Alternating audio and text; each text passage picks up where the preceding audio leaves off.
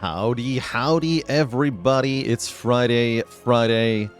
Gotta get a new beta patch on Friday. We've been waiting a long time for this one, as it seems like our patches are going to be every 2 weeks from here on out. But there is new stuff. As I say, bi-weekly patching. What's up, Boston Samurai, Woody in the Hoodie, Asian Invasion, Ludwig, here for the Doormaker's Funeral, Ace Peacecraft, Sea Molds, Centenier,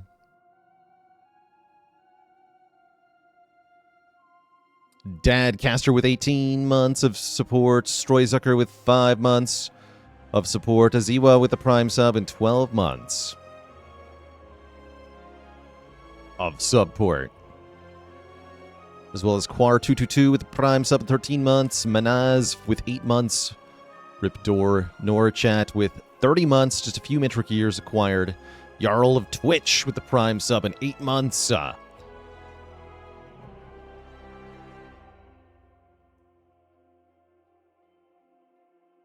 you hear about the Necrobinder who raised a dog from the dead using fruit? It was a melancholy. And Bingo Bajingo with the Prime sub and 20 months of support. Pilgrim as well with the Prime sub. Redshift with 49 months. Fake Pablo with 37 months.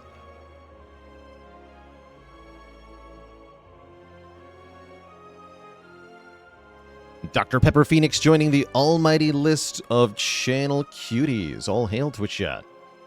Got a new cutie on the list.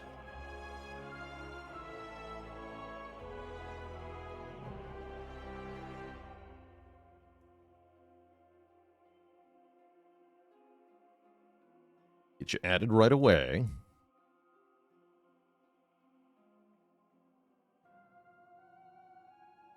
Mercury03 with 51 months. Morning to ya. Good morning to ya.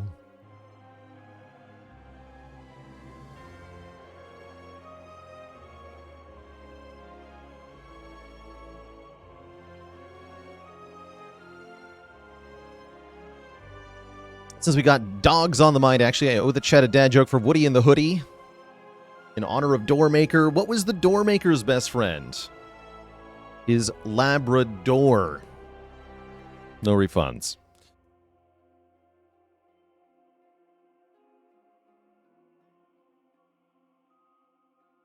Yeah, he was shown the door. All right, so let's talk about what's new in our patch today. How's it going, person 240? I do usually play on the beta branch, yeah. It's fun to have the hottest and latest changes. I also do want to help the devs figure out what to do with their video game by providing my beta branch run data to them.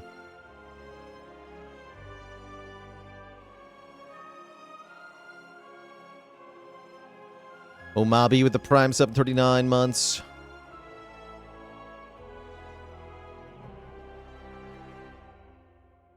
Karimura with the Prime sub in 2 months.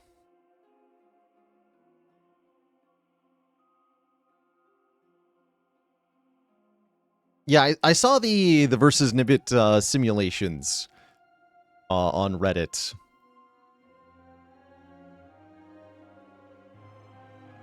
Kind of curious as to the methodology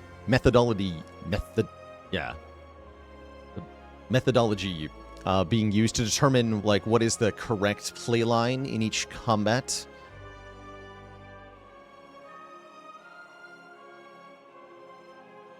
Like, how does the simulation decide whether to play a strike or defend? That's my question.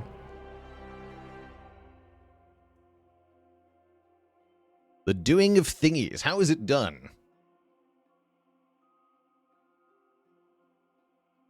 Anyway, let's read some patch notes. It's beta patch time. For those new to Slay the Spire 2, keep in mind that these changes are pushed to our beta branch to ensure stability, then eventually merged into the beta main branch.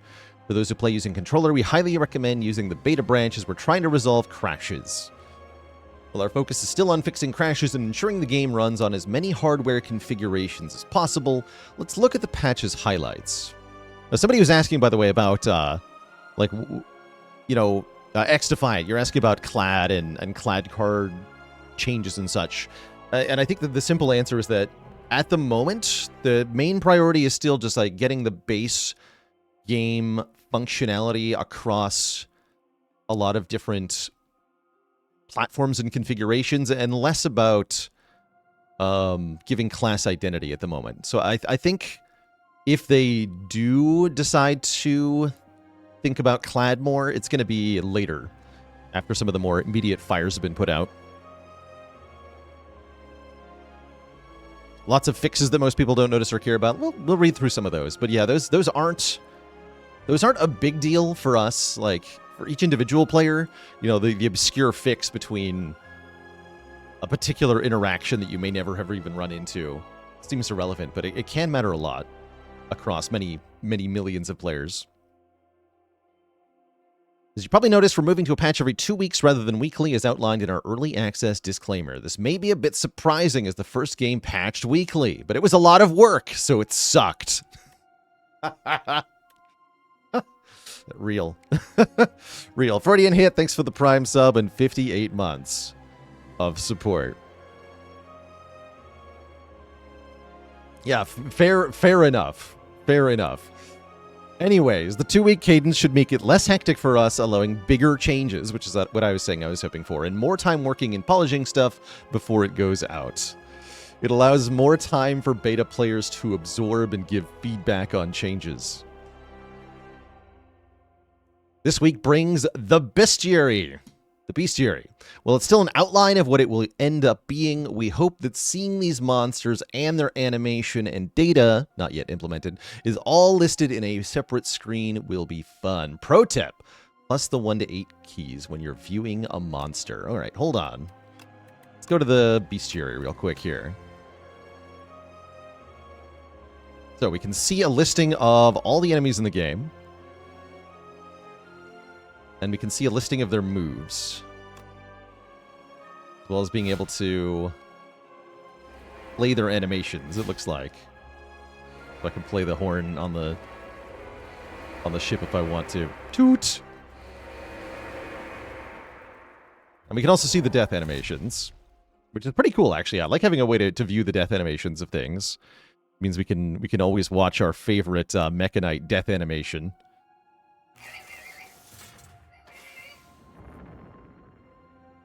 You'd love to see him go, but you hate to see him leave. And yeah, you can't currently see details on their moves. They say that's still a work in progress with the under construction here, but right now looks like we can just play the animations and see a listing of what their moves are called. And my favorite thing about this is that we can officially get confirmation that the Entomancer's attack is just called Bees, which yeah, that seems correct. That seems correct. And Spire is also with an exclamation point, apparently. Not the bees! So yeah, good addition. I can't wait to see the actual, like, listing of what their attacks actually do. But it's very cool to be able to play their animations. I love that. Okay, we get a caca. Oh yeah, we definitely get a caca. Wait, can we get the Giga Caca? Hold on, this is very important.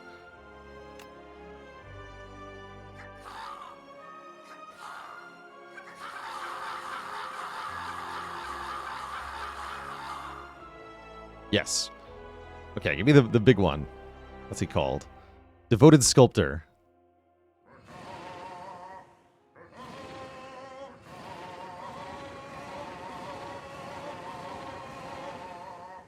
Yes. Best addition to the game yet.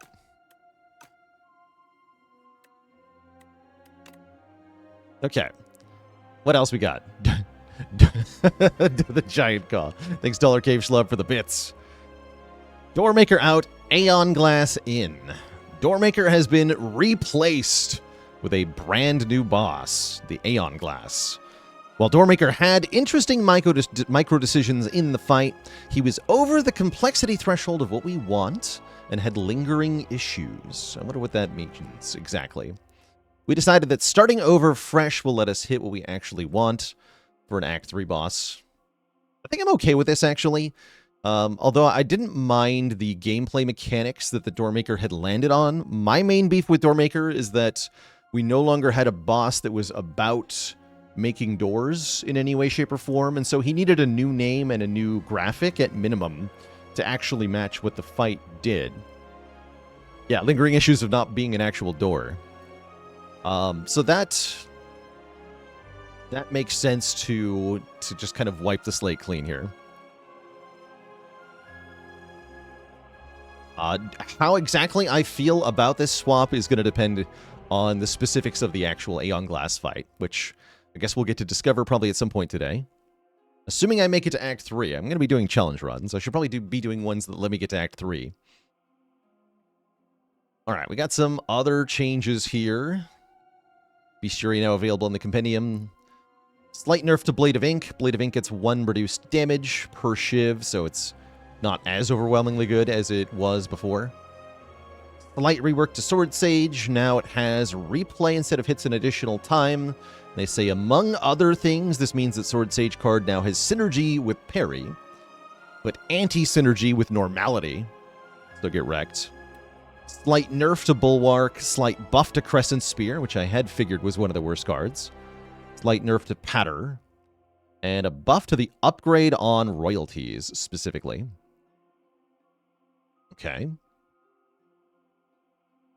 Defect buffed the Infused Core Relic. See if we can see that in the compendium here.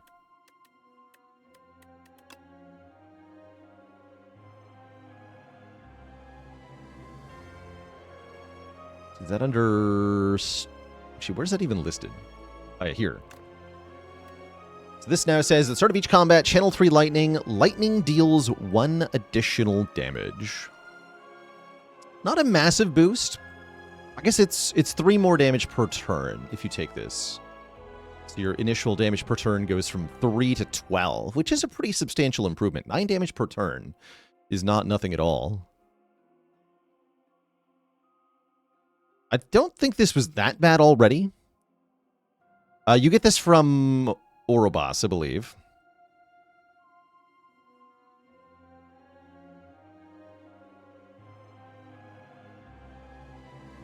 Yeah, dual cast would then be 9x2. That's right, and Tesla Coil also got a change. Let's talk about that. Because on its own, not that exciting, but when you start to look at something else that changed, it starts to get kind of interesting. And the thing that changed here is Tesla Coil, which is an uncommon card, question mark?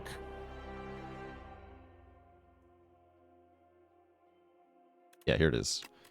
Oh, they were by type, not by alphabetical.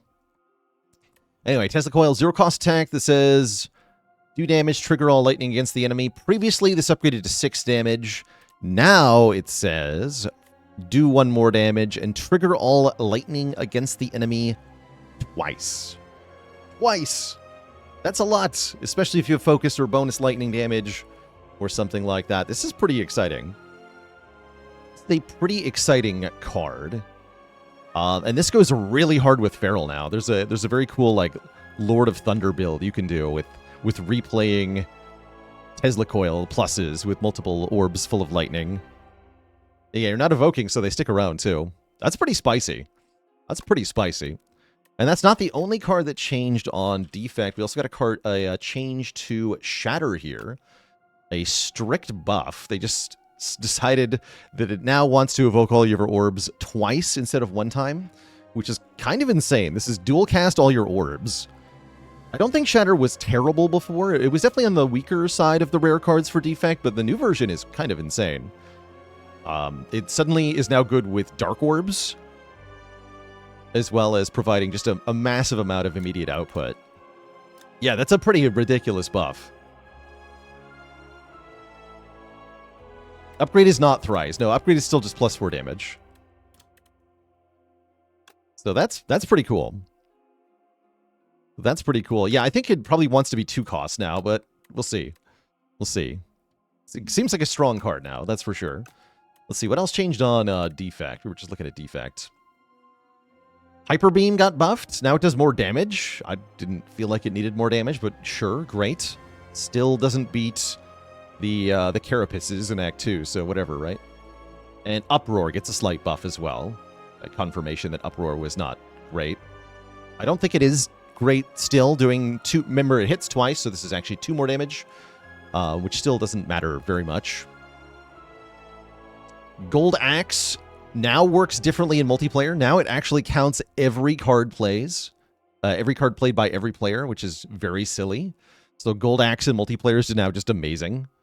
Just an overpowered card in multiplayer for no reason. Seems good. Doormaker is replaced by Aeon Glass, we already talked about. Change the Fossil Stalker in multiplayer. Specifically, now it just gets a set amount of strength if it hits any player, instead of gaining strength for each player hit. This still makes it more dangerous in multiplayer than it is in single player, because it is more likely to gain strength every single turn, but now it's not, like, completely broken. So that's nice. Haunted Ship got changed. Now applies 3 weak on turn 1 instead of when it attacks. So this fight got harder because you are just doing less damage. This is more of a turn 1 damage check now. And Soulfish does more damage when it screams at you. 2 more damage. Actually, 3 more damage on A10. So a slight buff to Soulfish is kind of annoying. It was already a little bit tough. Got some ancient relics here. Reworked Tezcatara's Pumpkin Candle and added new Niao relics. And I see the new Niao relics. I bet I can't. Actually, I bet I can.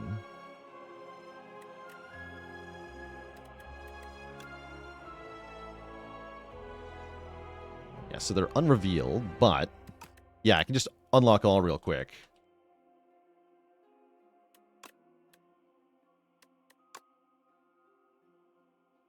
Ta-da! All right, great. Let's look at Tezcatara's first.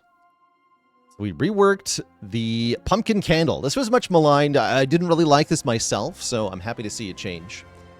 This is now gain energy at the start of each turn, goes away after 5 combats, but you can use a rest site to rekindle it. So it's like... yeah, another tent... yeah, tent stocks going up. Wait a second. This just makes tent good. Oh, no. Oh, no. The tent. The freaking tent.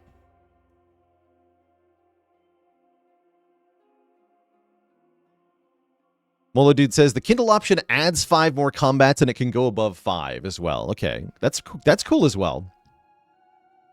That's very cool. Now it's also a Dark Souls reference. Is you get 5 Estus by kindling your bonfire. I don't think that was intentional, but it is now.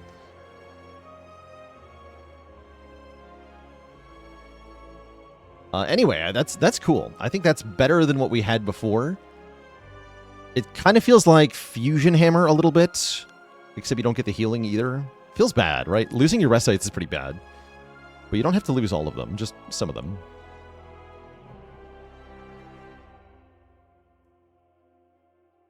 Yeah, certainly more interesting than before. Doesn't feel as bad going into Act 3, that's for sure. So I like it. I do like that as a change overall. We got 3 new relics from Niao. So new starting options. Silken Tress. Maybe a lock of No-News hair. Enchant all of your cards in the first card reward with Glam. I don't think there's any way to make this... wait.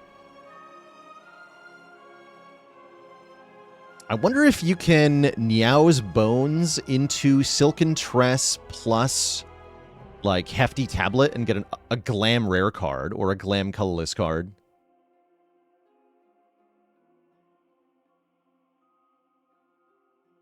Chat is saying yes.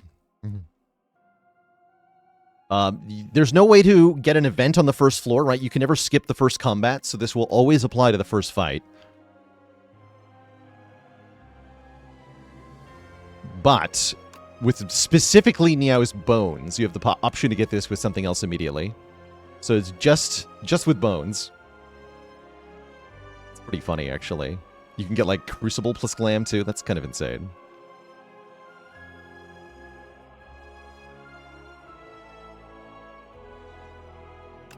So also added is Kaleidoscope. Obtain 2 card rewards from other characters. upon pickup. So you get to start your run with 1 or 2 off-class cards. That's kind of cool. I'm sure we'll be clicking on that a little bit. 2 card rewards at the start of the run is pretty strong. And then this one I think is going to get nerfed, probably. This one seems a little silly, but we'll have to try it. The Fishing Rod. Every 3 normal combats, permanently upgrade a random card in your deck. That's a lot.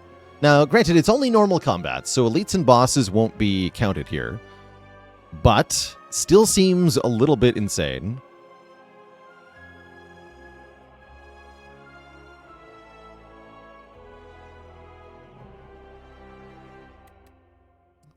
So for your average run, it's like 3 upgrades, maybe 4. Thing is, though, if you have the fishing rod, you are not playing an average run. You are playing a run where you have a fishing rod, and you're pathing around that.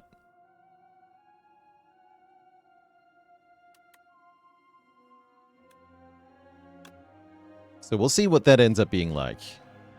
I think it's going to be pretty good.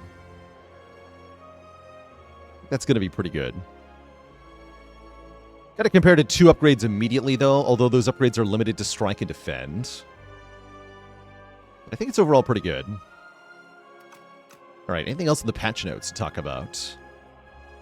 Yeah, Teskatara's Relic, Kaleidoscope, Fishing Rod, Silken Tress. Moved Tez's Seal of Gold to option 3 so that it's in the same pool as Pumpkin Candle. Something special now happens if you have multiple Lantern Key cards. That's kind of cool.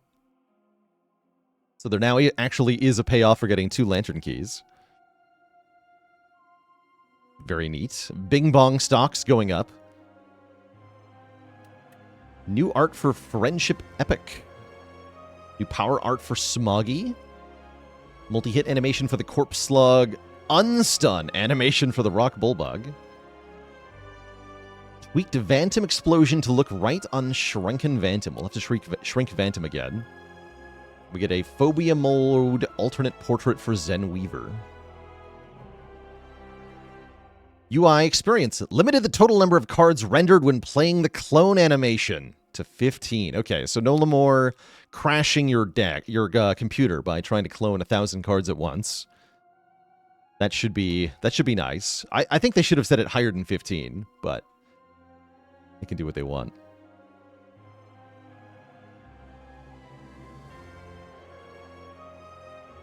Adjusted Gremlin Mercenary combat enemy hitboxes. Wait, I'm supposed to have been using hitboxes this whole time? Oh no. Just a Skulking Colony's health bar to indicate that it cannot take any more damage. Okay, cool. I like the color change. When hovering over stale dialogues at Ancients, all the dialogues will become opaque instead of just the one being hovered over. Interesting.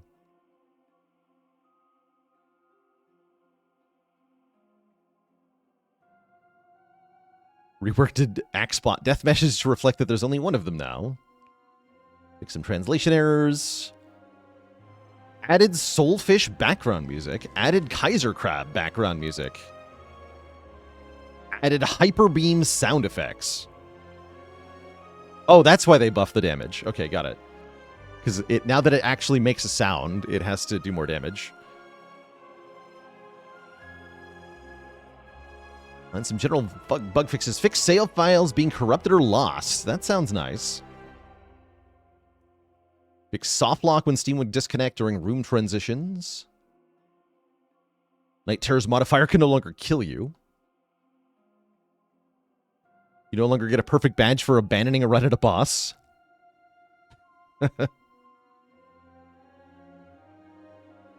Fix some stuff with controllers. Fix more stuff with controllers. Fix rare problem where the feedback screen is stuck open on game launch. That's a fun problem.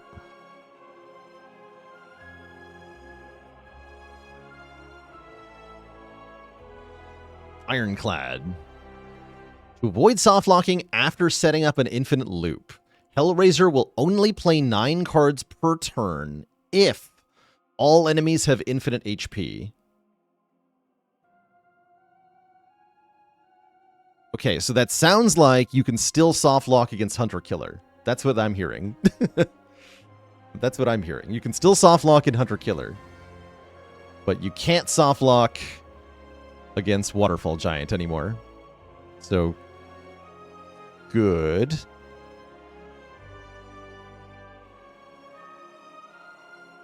I guess. Fixed fetch not going glowing gold if it's drawn by gambling chip. Fixed enfeebling touch causing ceremonial beast to gain strength after you stun it. Oh, there was a... we had that problem happening. It, like, does Coral... The Skulking Colony doesn't have infinite health, though, right? So, like, does that even work on Skulking Colony? Using Foul Potion on the Merchant no longer freezes the game on controller.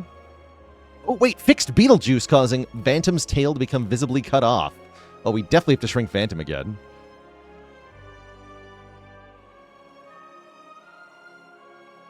Kind of sad they changed that, actually. If the player has the Boot Relic and deals Skulking Colony between 1 and 4 damage, they now properly take 5. Wait, does that mean this bypasses Skulking Colony's damage cap? Slightly?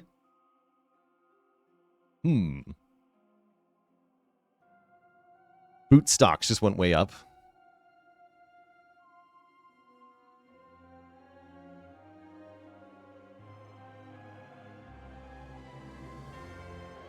Fixed Kaiser Crab appearing if you load into an already completed boss room. It's a weird one. And some multiplayer fixes. Okay, not too many changes here. I think Defect stonks are going up based on what we saw. It seems like some big buffs to Defect cards. Not too much changing for the other characters. And we'll have to see what the new boss looks like. Definitely excited about Tezkatara's new candle and the new Niao options, but not too big of a patch, all told. They made solo Axbot back off a bit. Is he, like, just further away from you? Good. Good. Alright, so I wanted to play some... Oh yeah, I've actually got to set up this profile. I wanted to play some challenge runs today.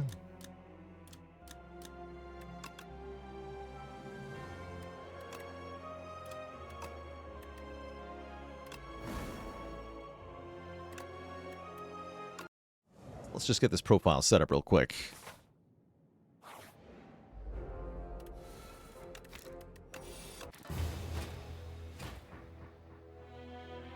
We just have to abandon a run with the Clad, get the first run done.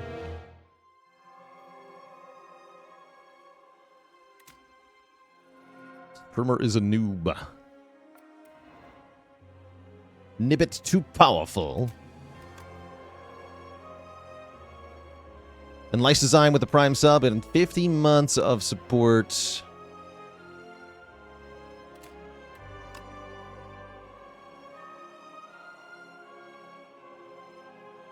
Yeah, now that we've done that, now we can type unlock all. And now we can play on presumably every character. On Ascension 10. So it doesn't actually properly unlock the random character button yet. We'll worry about that later. Dukes with Prime sub and 8 months of support. Finally beat A10 with your last remaining character, so now you can stop playing, right? Well, that's up to you, right? You can wait until later in early access, or you can keep suffering by trying increasingly difficult challenges for yourself, which is what I like to do. We're going to consult the challenge checklist. Let's see, okay. Update the title. Rip Doormaker. And challenge runs.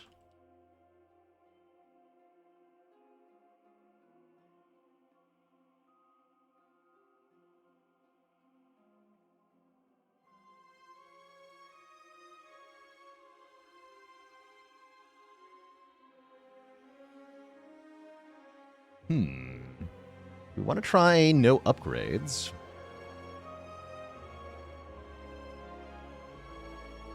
Actually, no, I want to try some STS-1 challenge runs.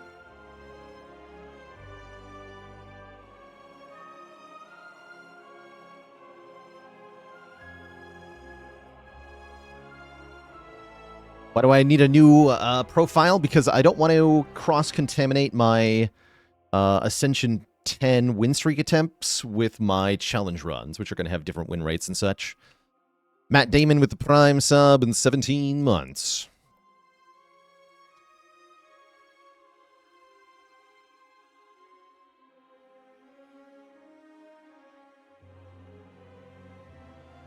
Okay, I just need to update my challenge command.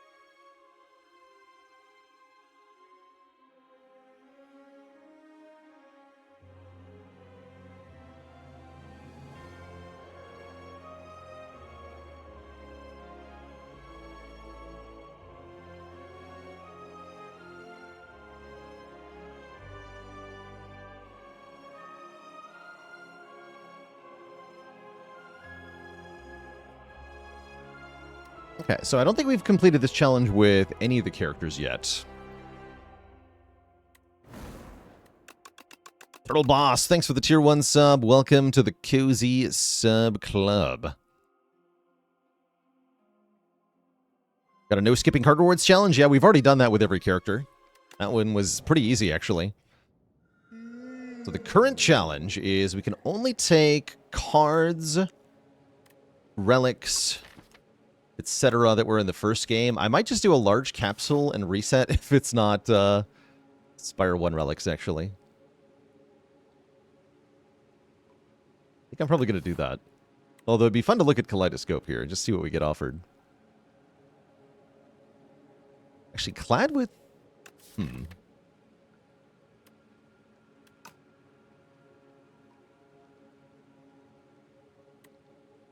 Alright, let's actually just look at what this gives us.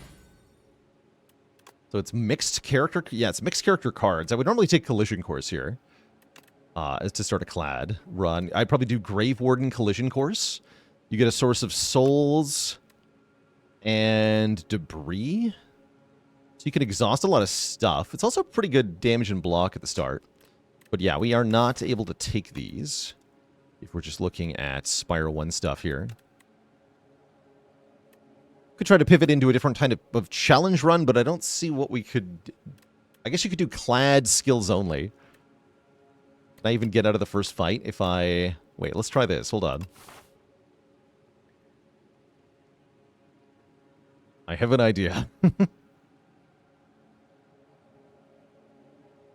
a very funny way to get clad skills only. Alright, can I win without playing attack cards on Ironclad? Is the current question. I'm going to guess the answer is absolutely not, but let's just see how far this goes.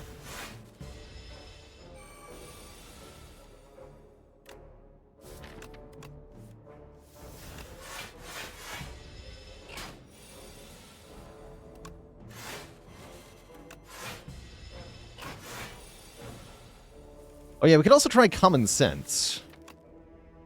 That's true.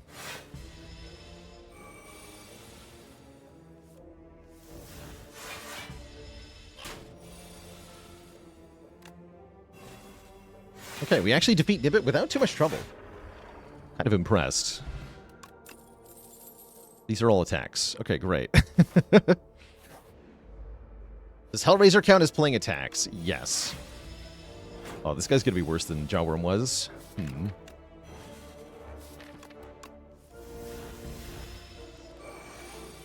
to play it 5 times, right? Ouch.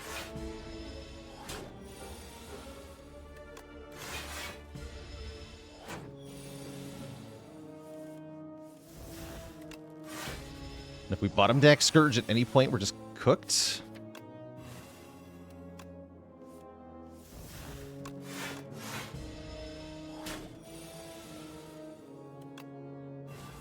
Okay, Okay, one more time. Hopefully we get it next turn. Otherwise, we're in for a really bad time. We're in for a really bad time. 27 damage. Okay, Fuzzy Worm Crawler was horrifying. Rug is at least decent. It's playable, if nothing else. Unfortunately, there's very few skills we can get that do damage with Clad here.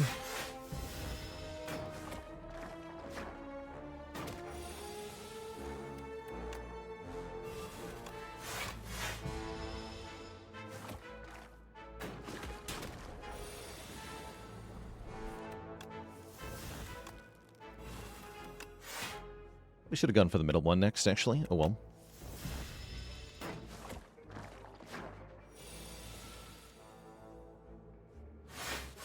We'll add powers? I would say yes. Yeah, I think the formatting of this one would be no attacks. Ironclad. Didn't have played both slime there. Foolish.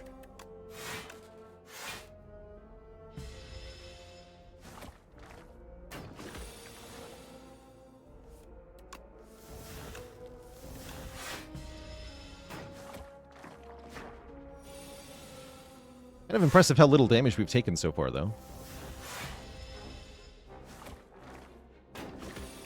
In this fight, that is.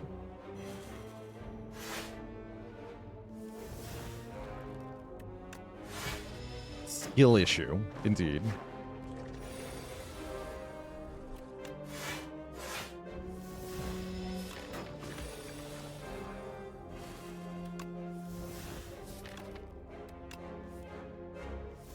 We shouldn't have shuffled without all of those blocks.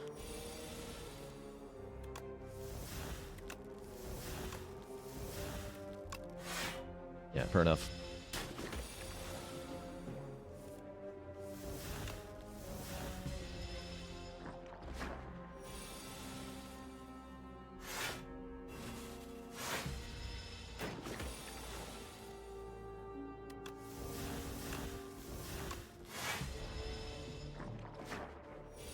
Seems kind of impossible to do this on Clad without Juggernaut.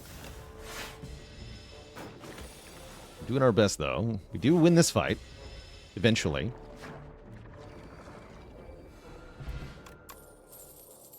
Get another shrug.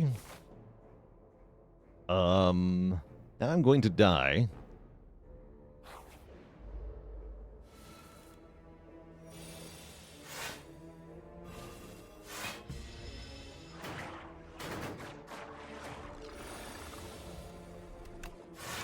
At least these jerks are reasonable to defeat here.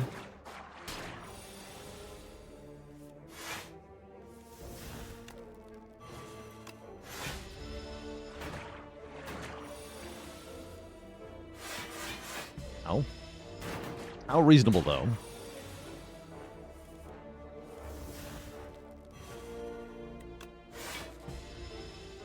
Does Clad have any damage dealing skills? There is Flame Barrier.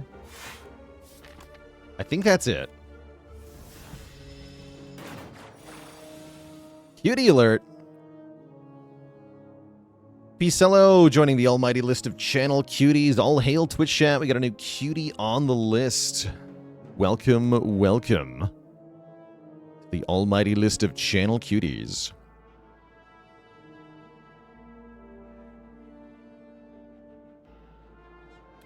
And showing off the waffles at the same time. The power. Oops, take one here. Whatever. Okay, we defeated our first hardpool fight. Burning Pact or True Grit. Both are huge here. I think I need the True Grit, actually. But yeah, we're cooked here, right? Guess I'm gorging. Take Armaments Shrug. Sure, sure.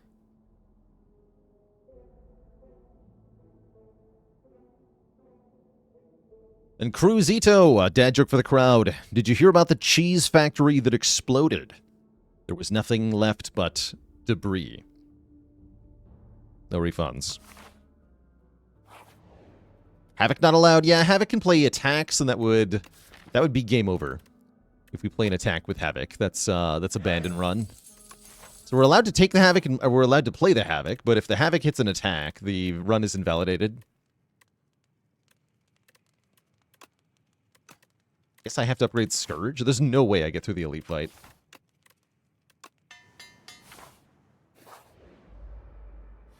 Yeah, we're extremely cooked.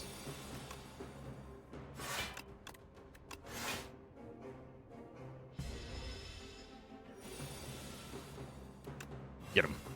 All right, just have to do that, like 8 more times. I'm sure it's fine. He only does 25, right? Easy. Block 25 damage in my sleep.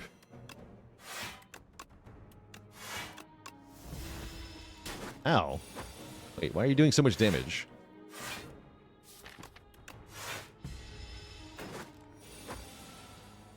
Flame Barrier and? No, I think you have them all there. Yeah, Flame Barrier and.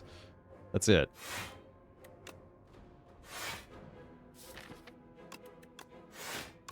You're not going to play Scourge there. Oh, he's going to get us. To perfect block every turn from now on? That's not going to happen.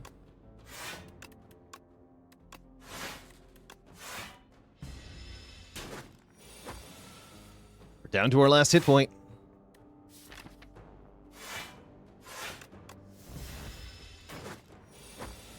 I don't think it's possible to win now, right? Like, I can't play Scourge and block 25. So it's no longer possible. But I can survive for an arbitrary amount of time? Spicy.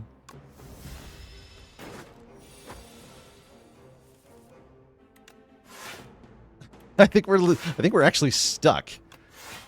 I can't kill him, he can't kill me. Let's call it a tie. Let's call it a tie.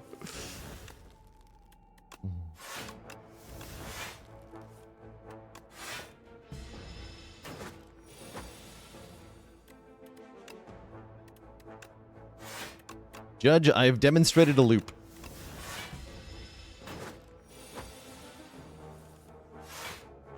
But yeah, I just cannot make enough block, no matter what I ever do.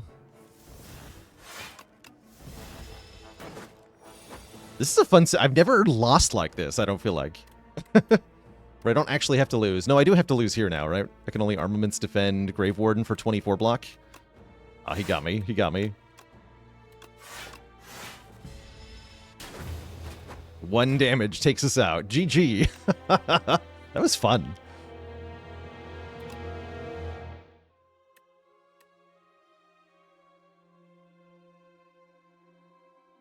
That was fun.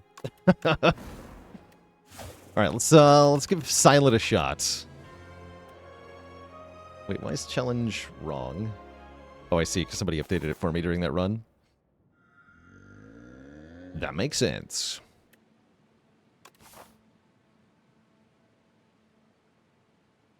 So we are in the docks. So, going back to Spire 1 as the challenge. Thumbs on it. Perfect. Can only use things that were in the first game. Oh yeah, and potions too. Relics, cards, and potions that were in the first game. We are allowed to take ancient relics though, because there weren't ancient relics in the first game, and more importantly, you're not allowed to skip them. Let's take a conch. It means we draw 9 cards on turn 1. This challenge, quite frankly, has to get lucky with the things you're offered. If you don't get offered things from the first game, then guess what? You can't take any cards. And you'll lose. We should have struck twice, actually. Taken 1 damage there. I'll do it now. Did the conch always give you 1 energy? No, that's a recent change on the beta patch. From the previous patch, not this one.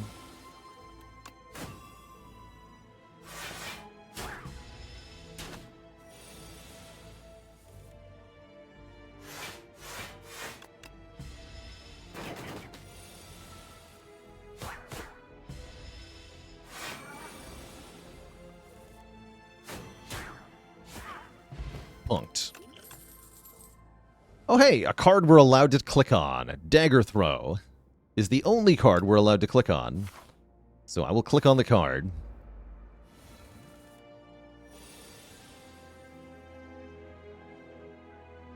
The Freaking Corpse Slugs. Double attacking turn 1. I think I'd better take a little bit of damage here. You down to 18 health.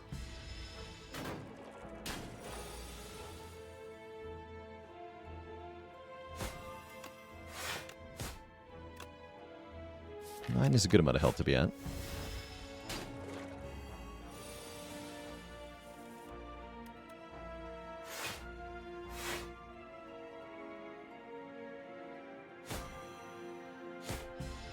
So this one with Dagger Throw.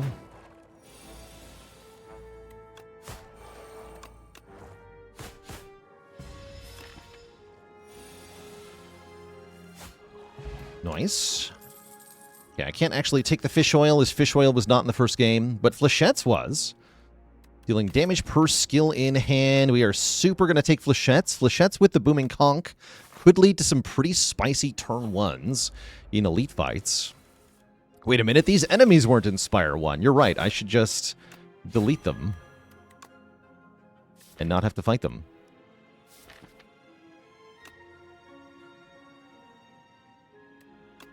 Take 1 here. Might have been meant to perfect this fight, though.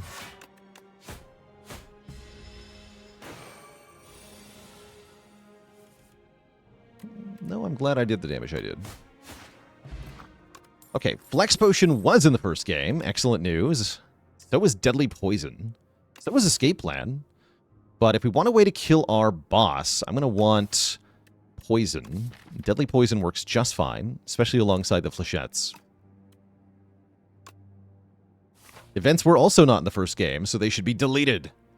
True. Delete every event. Yeah, we might get forced to add a card that was not in the first game. For example, from this event, if I don't see 2 commons that I can take, then we'll be in a bit of a weird spot.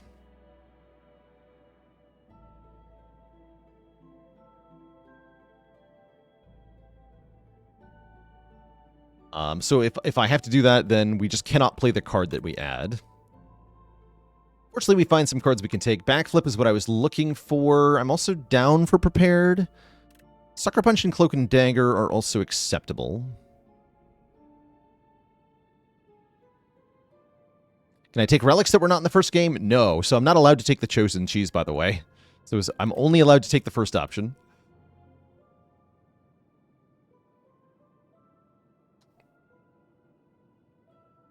So with regards to things that have changed their name, if a card has a different name and a different effect from the first game, even if it's kind of similar, then it's not allowed. So, for example, Bulk Up is not Reprogram, and Signal Boost is not Amplify.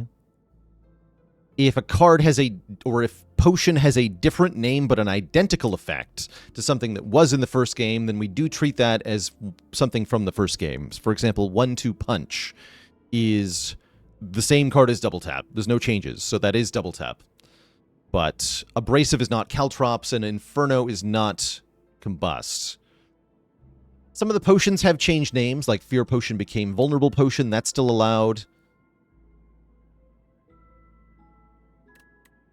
If the name and art are the same, but the card is slightly different, that is also allowed. So, for example, Darkness has a different effect, but it still has the same art and the same name. So that's considered something from the first game. There's nothing with the same name, but a completely different effect. It's usually just like something that was buffed or nerfed. Like Blade Dance is allowed. Who made up these rules? I did. I did. I can also take Slice here.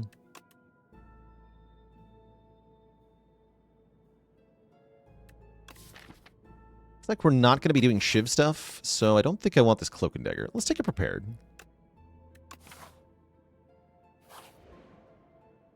Oh, hello.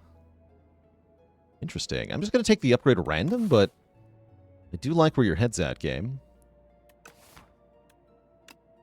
Defend plus get. Okay, cool. And we're going to upgrade Fletchettis. Can we beat an elite? Oh, not this one. It's a pretty good turn 1, though. Nope, Fletchetti's on turn 1 anyway. That's actually probably for the best.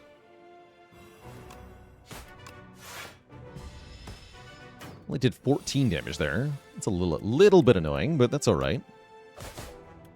Just have to make sure we consistently keep doing damage.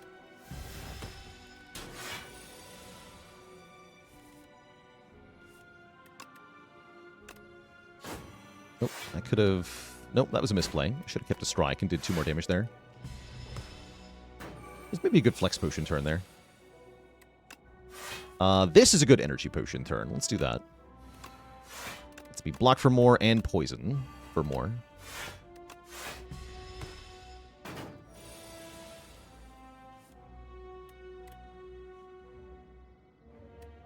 Better to dagger throw than flechettes. The flechettes does more damage, but the dagger throw caps with the poison, so I'd rather look at another card. Try to get either the upgraded defend or neutralize to full block this hit.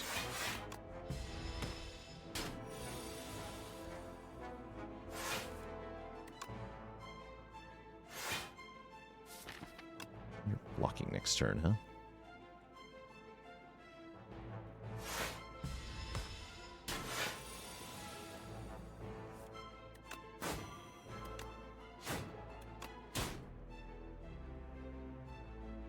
Kill. Flex Potion would have saved 5 there, but I'd rather have the potion.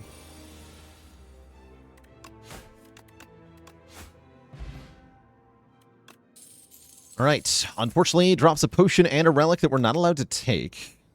We can take Poison Stab. I don't really want to, though. We're hoping for something we could use. But that's alright.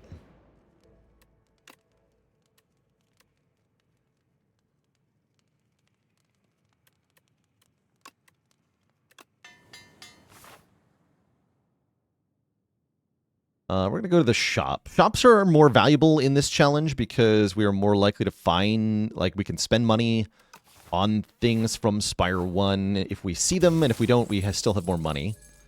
Another relic that wasn't in Spire 1, unfortunate. Might end up leaving Act 1 with no relics, which means we're probably doomed here, but we'll see. Winning this challenge run is going to require some luck in getting rewards we're allowed to take relic-wise. It's just how it is. Are Reflex and Tactician allowed? Yes. Good question. Yes, they are.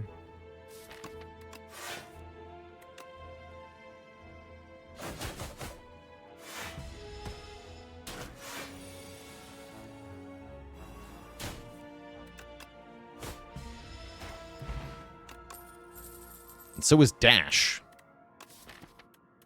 Dash we take. Actually, maybe Tactician we take. Actually, that's a pretty good Tactician.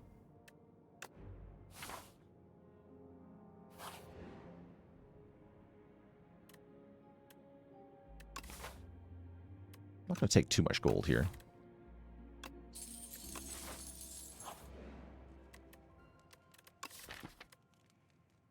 And then, do I upgrade Tactician? No, we should upgrade Prepared first. Or even Backflip or something. Neutralize looks good. Neutralize looks good. Let's upgrade Neutralize. Might be that we're forced to take a curse that wasn't in the first game. That can happen sometimes. Red Mask we can take. Venerable T-Set we can take. Second copy of Tactician. Not much else here that we can get, so probably just buy the Red Mask. Mostly for a lack of anything else. Alternately, striker moves are pretty strong.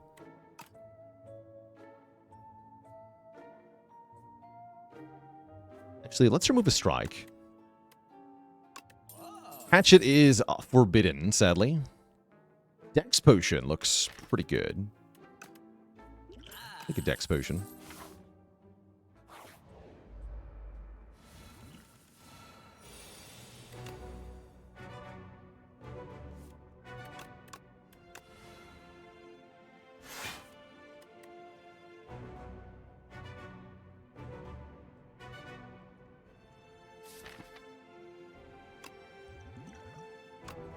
Yeah.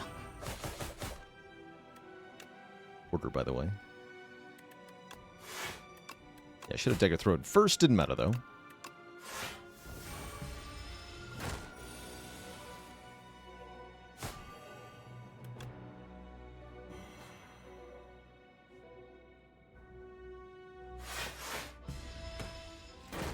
Didn't want to give it bigger. Worked out, though.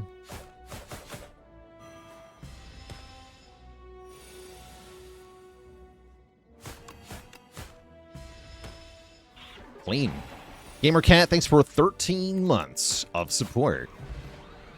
Hey, look what was in the first game. The Mango, our first relic that we're allowed to click on. Giving us a bunch of health.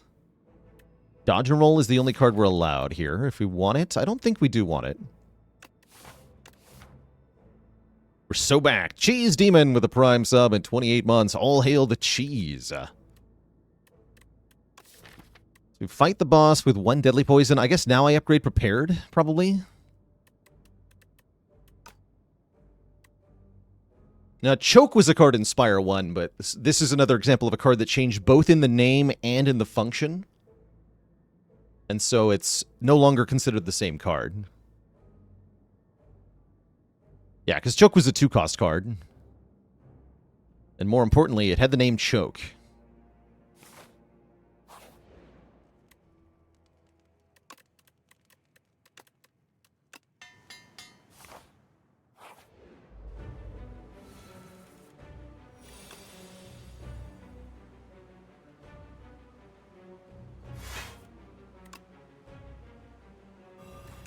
So good silent archetypes. I think Shivs are still very valid because you can do Blade Dance with accuracy. You can do Footwork with Will Aid plans for defense.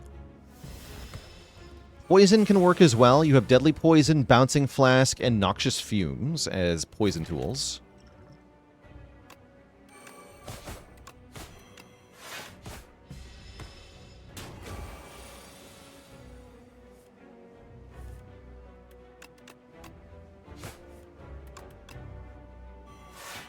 Yeah, no Catalyst is kind of tough. You can't use Accelerant.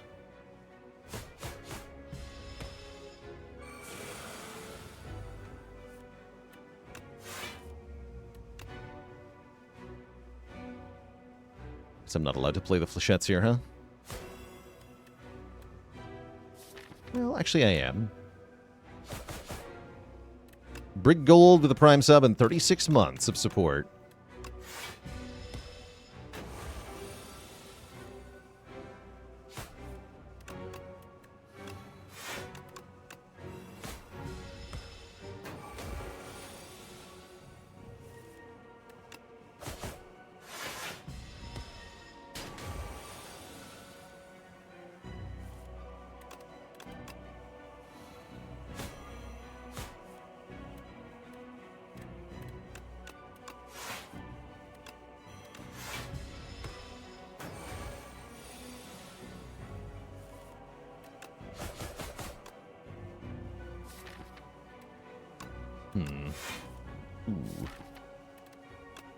Wait one more turn.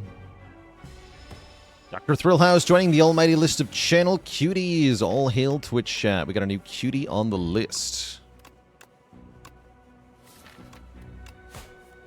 Yeah, we're fine. Never die here.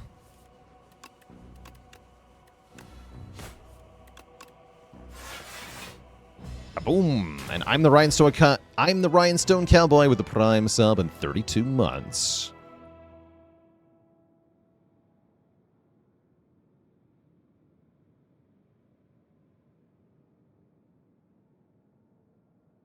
All right, you're on the list, Dr. Thrillhouse. How's it going, Nina? You found a Baylor Lord in the wild. Good stuff. Good stuff. Yeah, the misspelled version with 2 A's specifically comes from Neverwinter Nights, a early 2000s computer RPG by BioWare, who happens to have been founded in the same city I was born in, Edmonton, Alberta. Stamza with the 25 months of support, liquidated damages with Prime sub, and 17 months of support.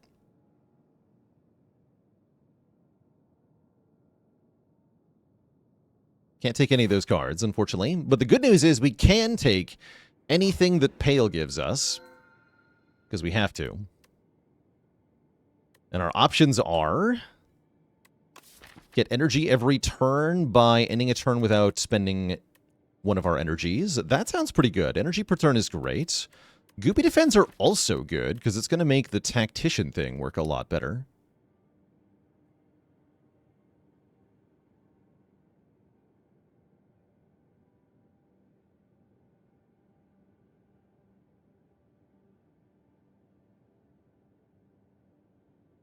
Doing this on A10 seems hard. It does seem hard. It would be too easy on Ascension 0, though, as we've already shown that you can defeat Ascension 0 by just not taking any cards.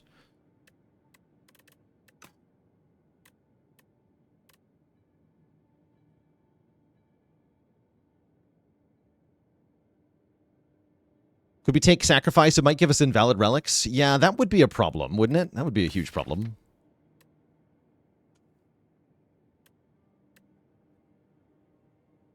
Pet's not too bad either. Merlin with the Prime sub in 15 months.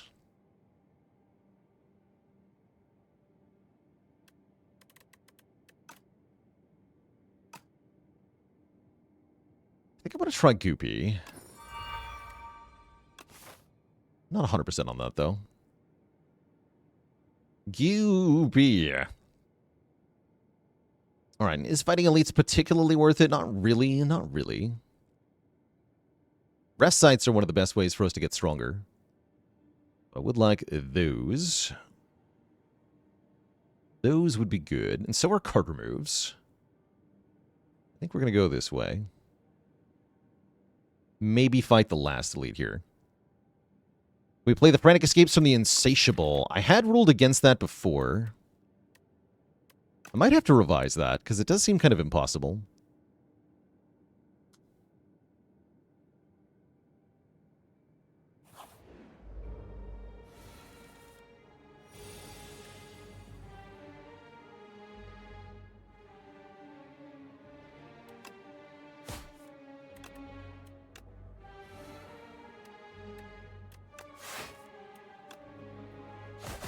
The damage.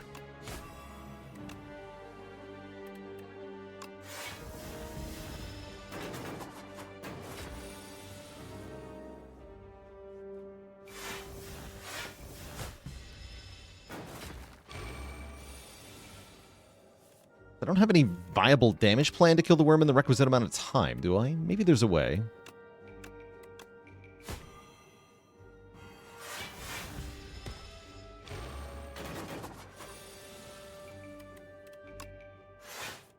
You can always get something like Gigantification Potion, Flex Potion, Flechettes for like 200 damage. You never know.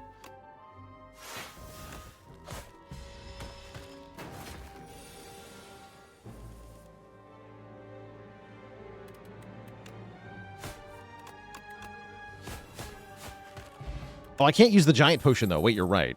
But I can use Bouncing Flask. Uh-oh. Give me a random power, and let's hope it's good. Hooray! Okay, somebody said take shivs. We're taking shivs.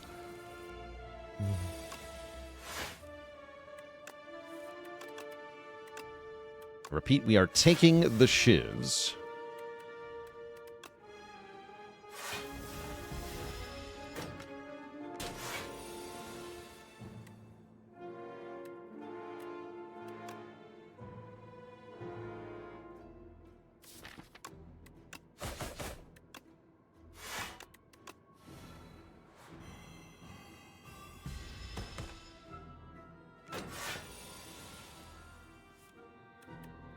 Let's edit this one, whatever.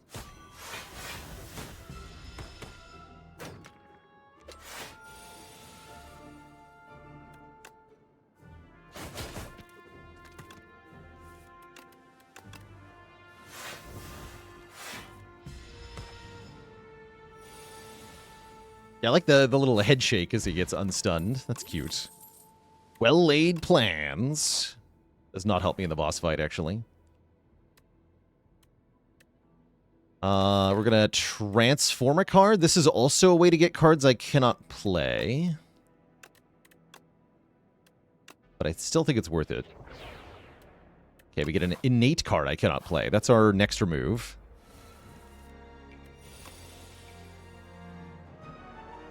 Could have corrupted flechettes. Maybe I should have done that, actually. I didn't think I had any good corrupt enchant targets, but you're right, I did.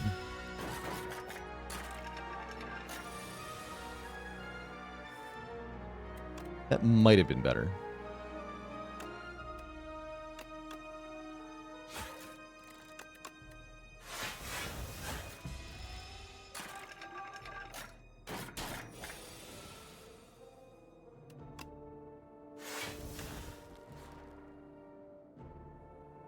No artifact for you. Now, all this is dependent on actually just surviving this fight, which might not be happening.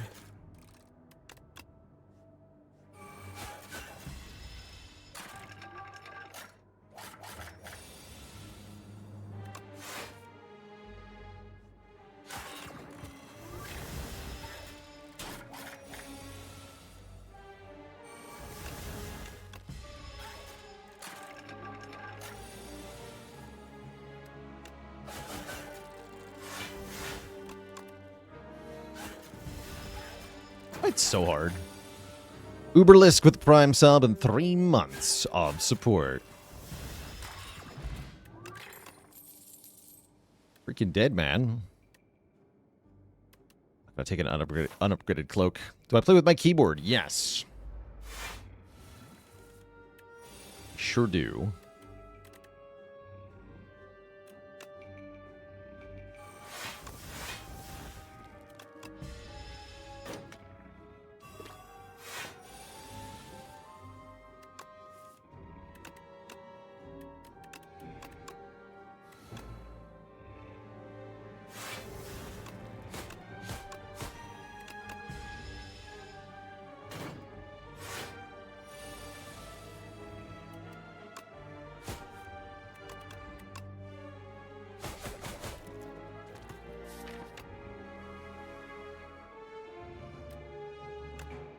Now what?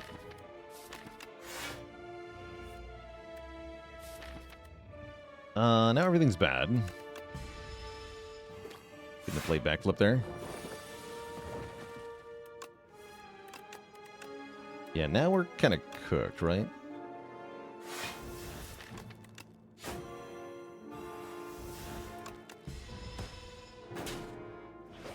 Yeah, just die. Kind of expected.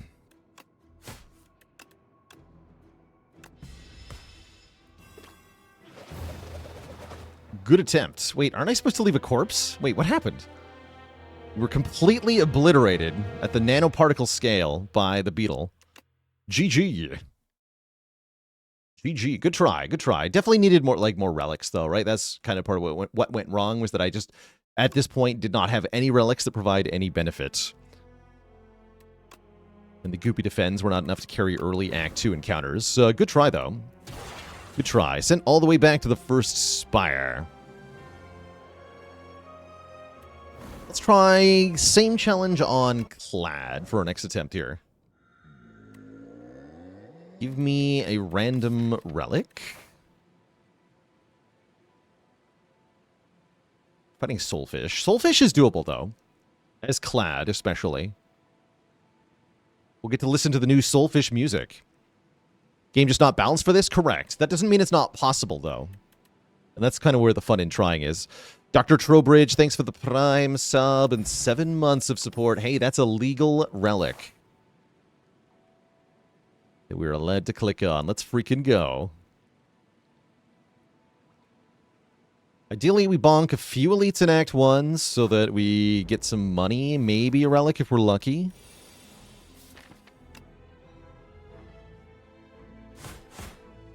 Yeah, bring that into 17 range. Perfect.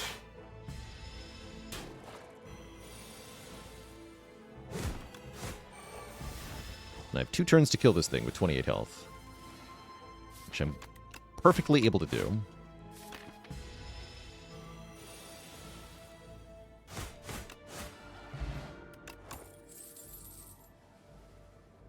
Body Slam. Not an Act 1 card. However, this is a card that can be a part of a winning strategy here.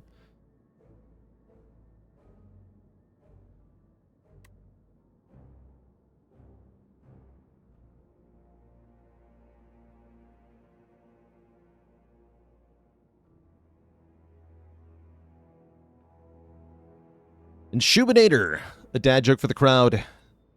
Did you hear that the Ironclad was keeping his neighbors up with loud music? He was throwing a block party. No refunds.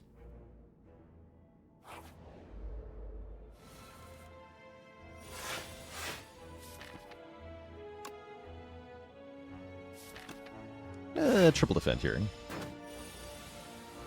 Block cards are mostly Spire 1. We've got True Grit, we've got Shrug It Off, we've got Flame Barrier. There's a bunch of block cards we can't take as well, like Evil Eye.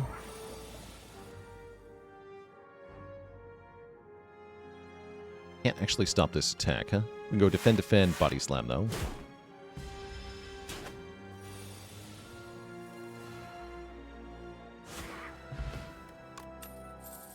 We can take Iron Wave. We can take Anger. Anger's a good card. Rupture's good, too. Anger Body Slam's not really a thing, but that's a problem for future us.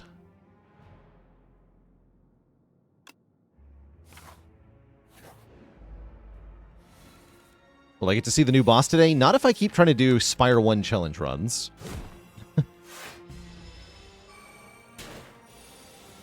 Might have to change the content up.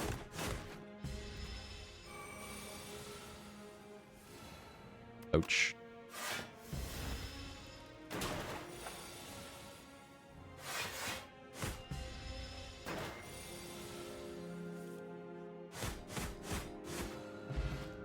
Okay, a potion we can use.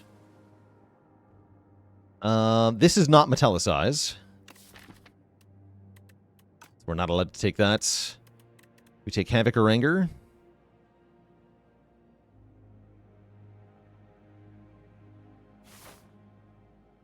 No. Okay, let's hit the shop then. Almost out of time. Nathus with the Prime sub and 14 months of support.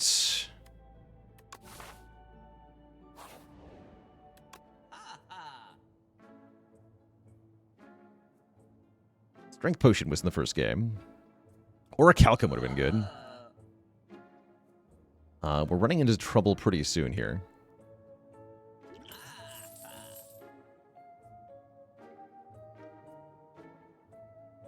Jack of all trades was in the first game, but most of the cards that it creates weren't. So mostly this will be a bad card.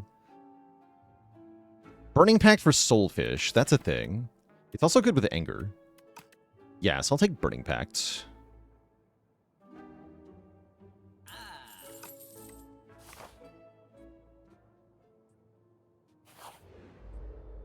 Uh-oh.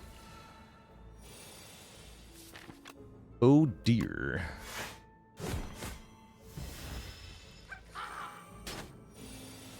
Would Shockwave be viable? Yeah, although Shockwave's color has changed, it was still a card in the first game, so we're allowed to take it. Same with Alchemize and Scroll.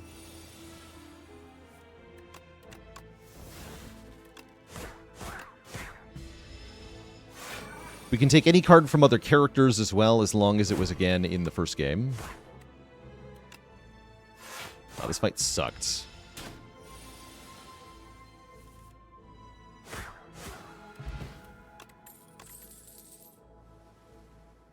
Do I think Anger is better in this game? Yes.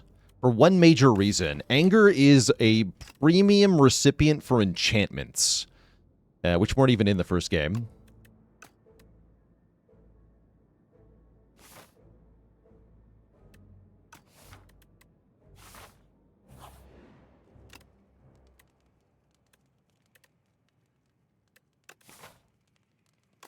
I'm going to upgrade Body Slam?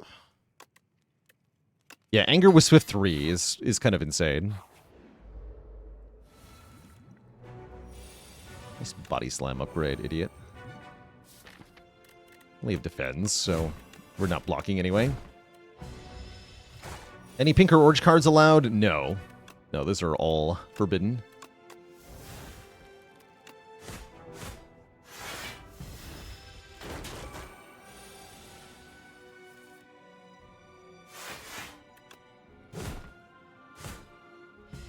We stun it next turn and then kill it before it can hurt us again. Not bad, actually.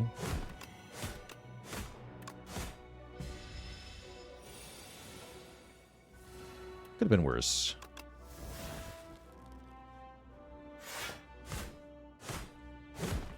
Oops.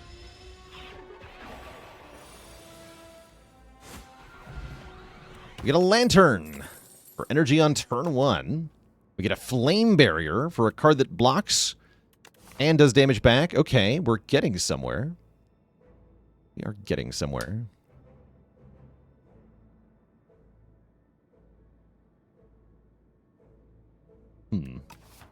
Battle Trance is also pretty good, but I really need this Flame Barrier.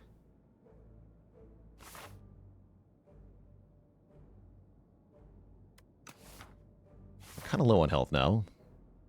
At least we got stuff we're allowed to use. Oh, Bronze Scales. Okay, here we go. This is what we want. I'd love to take another fight, but I don't think I can handle it. We have to rest first.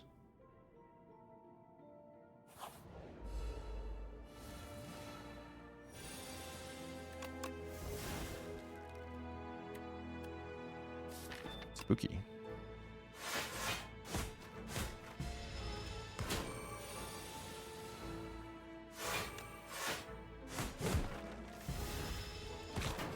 Double retaliation damage. Get him. We want Happy Flower on 1 in most combats. Oh, another Flame Barrier. Let's freaking go. Okay, now Body Slam's actually good. Okay, we have like a deck that can actually work. This is exciting. And then we rest. I almost want to upgrade Flame Barrier. Rest, though. We should be able to fight another elite now.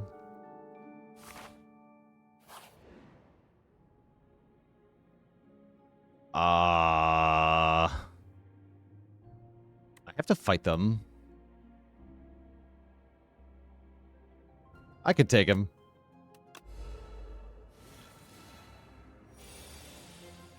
Not take them. Could not take them. This is quite scary. Yeah, famous last words.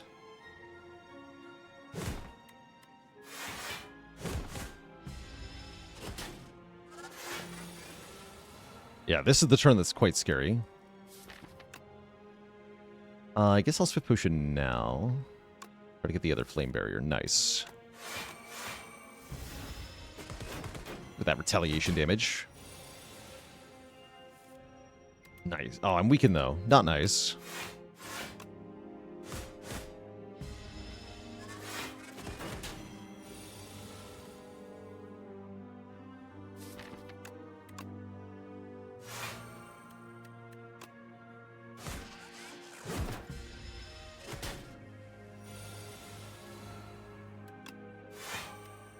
Should they add more common relics? Seems like most runs get the same ones. Yeah, that's the point. They're doing that on purpose. I don't know if I like it, but it is on purpose. Bag of Preparation, and a Gambler's Brew. And a Barricade! Holy. There's a chance, chat. There's a very solid chance here. I'm going into this elite fight. We have a run. Turn 1 Barricade against Coral Thing. Let's do it.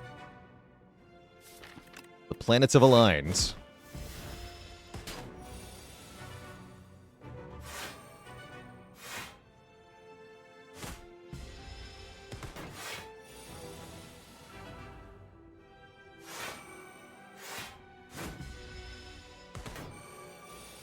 Lazrobina with the Prime sub and 7 months of support. Thank you, thank you. Can we win this fight entirely with Thorns damage? Is a good question.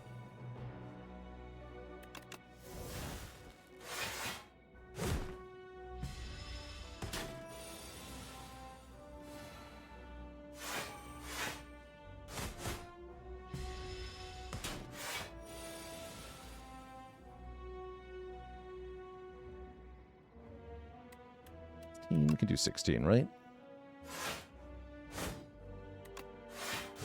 Nice. That went well. Guria! Another relic I can take. Allowing us to gain strength at rest sites. I probably won't do that very much, though. That said, Soulfish is still extremely dangerous here. Yeah, Headbutt's nice. We can headbutt things like the Burning Pact, maybe. I'm actually grateful for another fight. Gives me a chance to prep for Soulfish some more.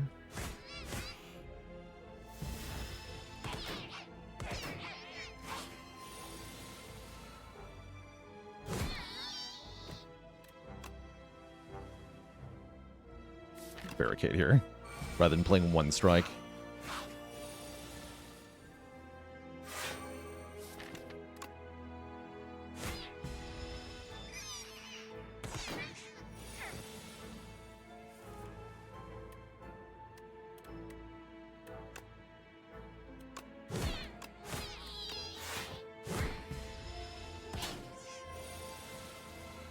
Good enough, I suppose.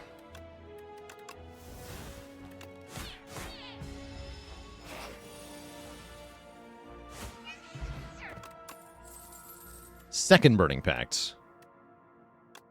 Okay, that might be able to answer Soulfish. I'm still not sure.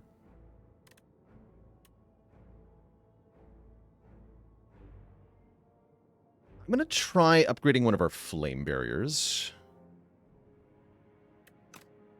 This deck really needs upgraded blocks to work out properly. And I'm going to plan on using both potions here, but we still could end up just dead. We do get turn 1 barricade. Like that a lot. And we get ominous new music. Dun dun dun.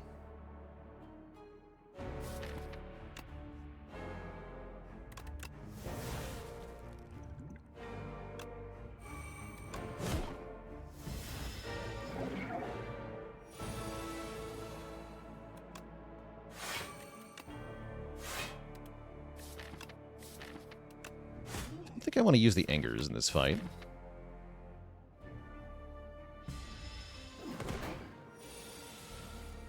Yeah, the big problem here is that we're not allowed to play the Beckons. So I'm going to do this.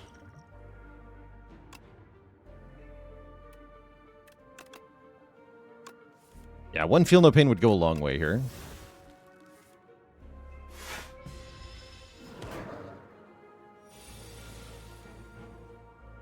Okay, 2 Beckons down. That's great news.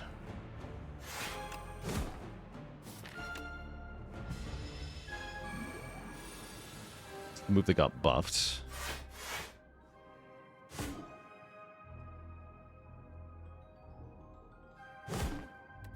Not attacking me next turn, so we can Burning Pact again.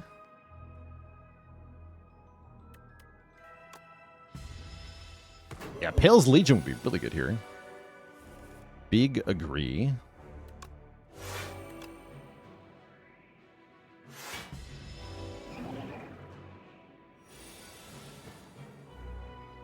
Nice.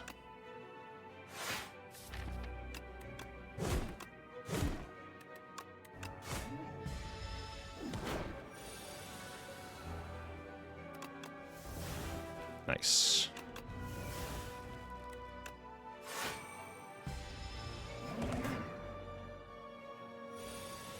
It's actually impressive we haven't gotten hit by a single Beacon yet.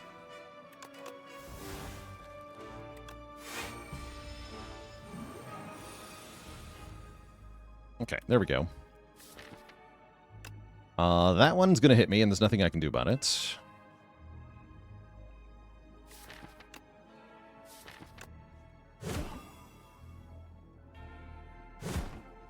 Headbutt my body slam.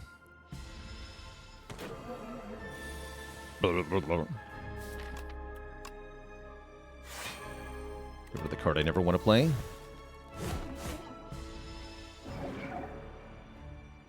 Notably, the Soulfish never directly scales its strength or anything. It only scales by giving you more copies of Beacon, which I can just keep deleting. Seems good.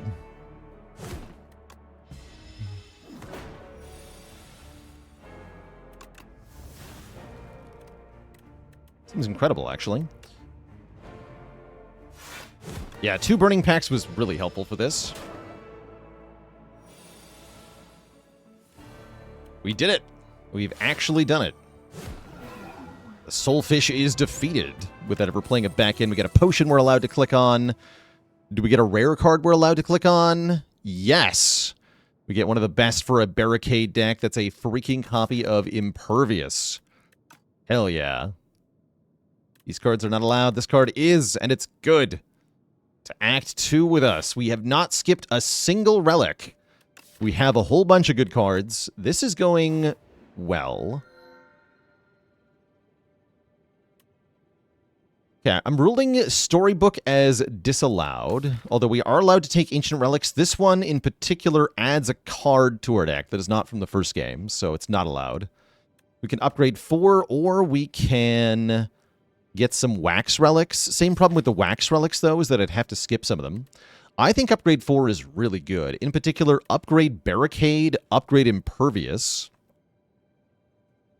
upgrade second Flame Barrier, and probably upgrade one of the Burning Pacts.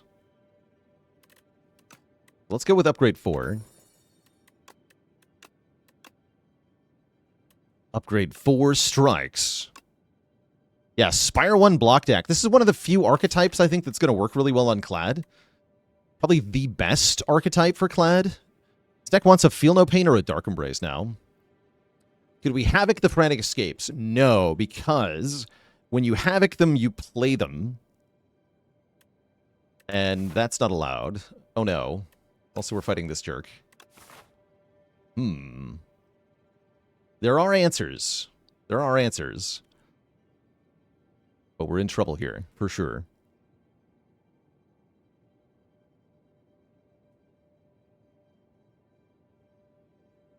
Is that just GG? Not necessarily. Not with this deck. We can make some stuff work. We're gonna want help though.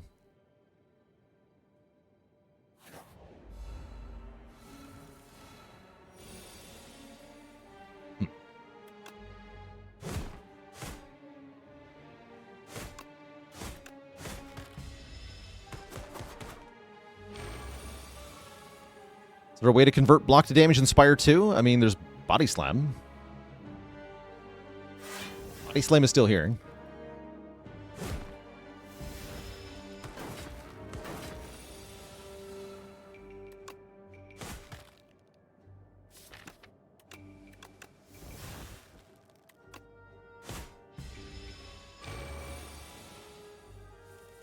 Yes, get roasted.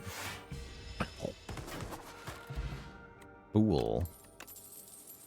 Whirlwind we're allowed to take. Is it any good, though? Kind of. If I want any chance of beating Decimillipede, it seems like a good card to have. Yeah, Xlam 100 was the YouTube copy pasta. Decided I don't want that much bot spam in my chat room, so I've given it the boot. Taunt's Vulnerable is kind of good, but Taunt was not a card in Spire 1, and so it's not allowed on this challenge run of Spire 2 stuff only, unfortunately.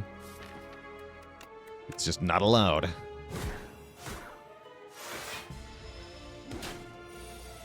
This is why we can't have nice things. That's right, because they weren't in the first game. Why weren't nice things in the first game?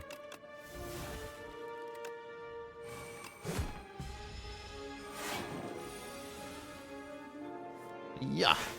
Headbutt the Impervious.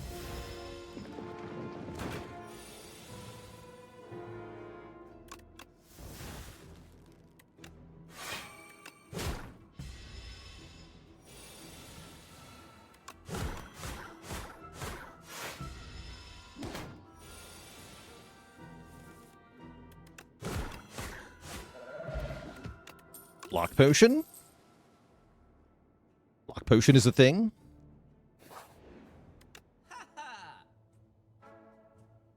Iron Wave is allowed. Card Remove is allowed. We like Card Remove a lot. Is Entrench in the garbage event? Yes. Yes, it is.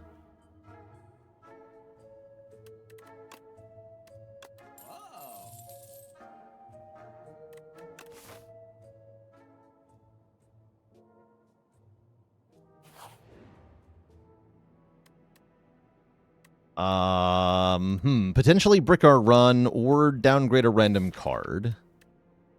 I don't love those options very much. I guess we've never seen the text for refusing a Wongo, so let's find it out now. Excuse me, you can't just leave without buying something at Wongo's, says the clerk in an irritated tone. You have a heated debate over customer choice, and it leaves you mentally drained. I see.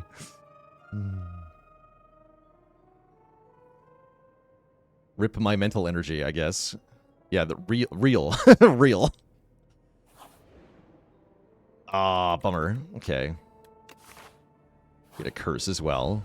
It was all going so well. It's all going so well.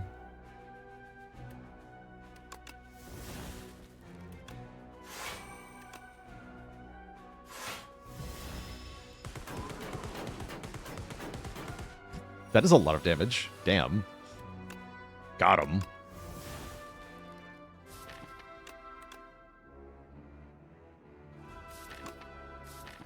I'm not actually going to play Barricade yet. Barely doing any damage anyway.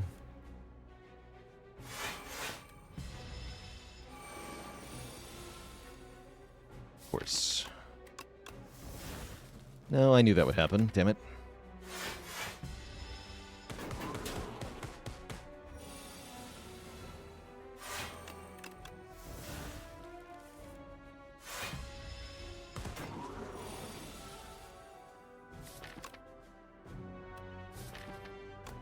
Just hose now.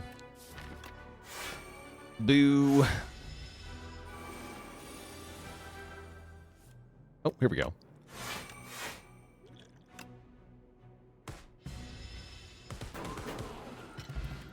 Nice. Another relic I can take, the Bag of Marbles. Could take Inflame here. I don't think Inflame is going to help us kill the Sandworm, though.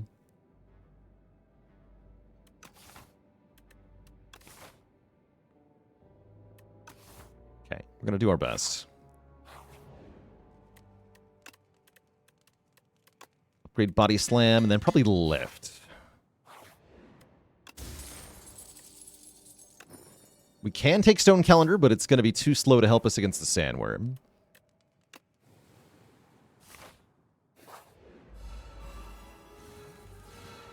Holy.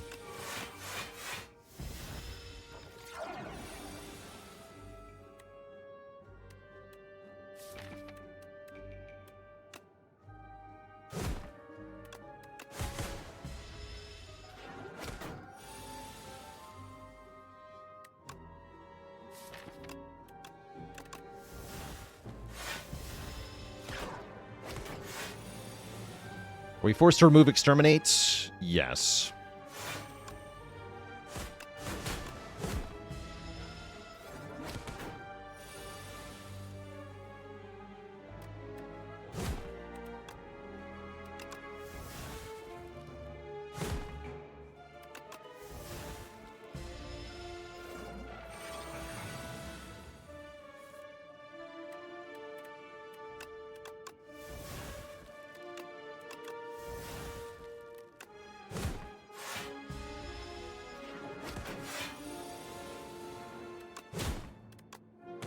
Stone Calendar for the win.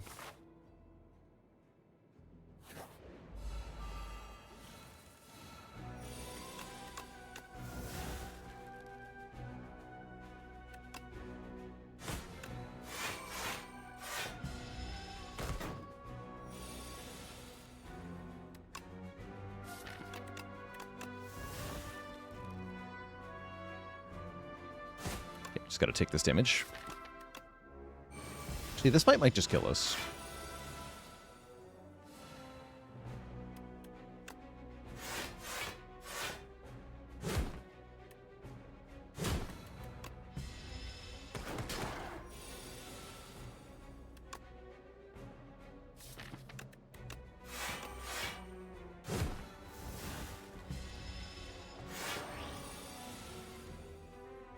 Yeah, this fight might just kill me.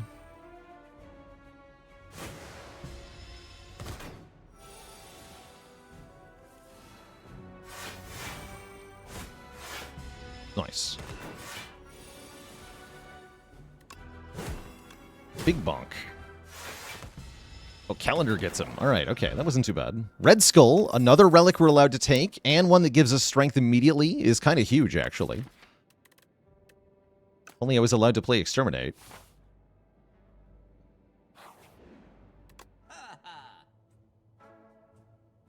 Master of Strategy is allowed.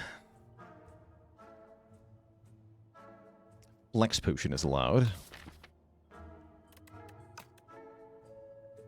Looks like we're dead to the boss. Do our best, though. Art of War would have been so good, right? Art of War would have been pretty sweet.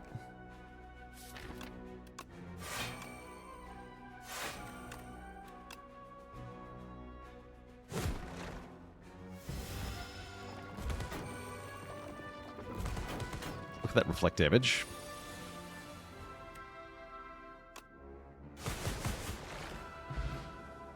Ice cream. Huh. I'll take an Anger Plus.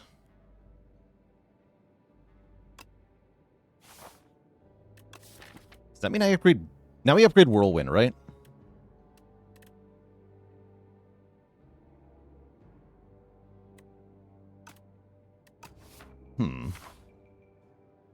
Are we allowed to take potions from Spire 2? Nope.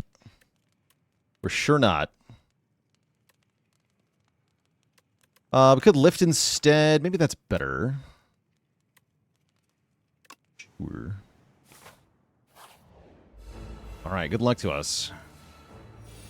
Yeah, I really wish we were allowed to use Exterminate here. We do, what, Bash Anger turn 1? That's it? It's going to be tough. The Oratog, thanks for the Prime sub in 6 months. I will take your Prime. We got a Burning Pact here. Lose energy. It seems iffy.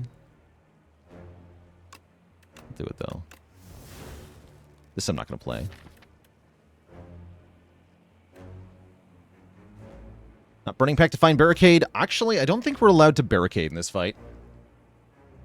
I think now that we have Ice Cream, we cannot spend 2 energy on Barricade. We have to spend it all on damage.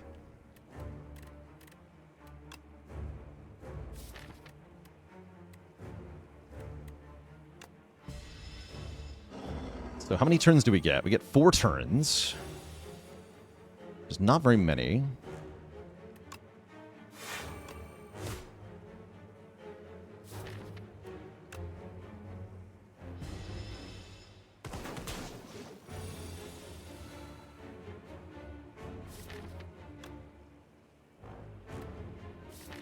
Here's our chance to Body Slam. I've got a Headbutt, Master Strat, Burning Pact, Frantic Escape, Master Strategy, bottom deck the Impervious. I think we're dead.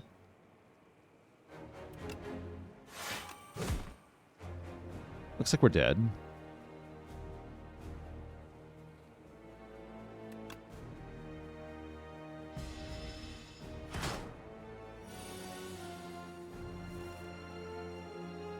Yeah, we're dead.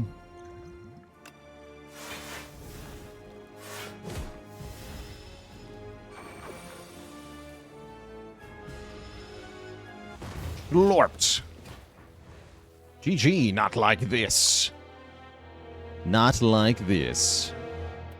Down we go to the Insatiable. Does seem like a hard wall with the Spire 1 challenge. Adding cards that we are not allowed to play under our own challenge rules means it's a pretty tough fight. But yeah, that run had some serious legs. Make a different ruling for the Frantics? Why?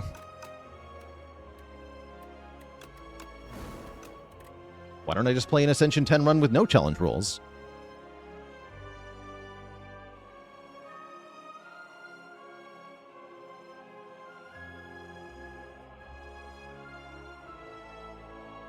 Let's see. Let's try a different challenge, though. Because I do want to see the end of Act 3.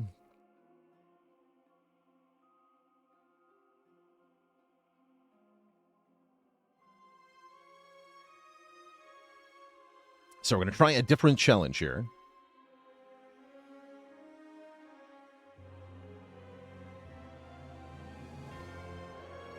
Yeah, what's the point of a challenge if you don't do what it says? Indeed.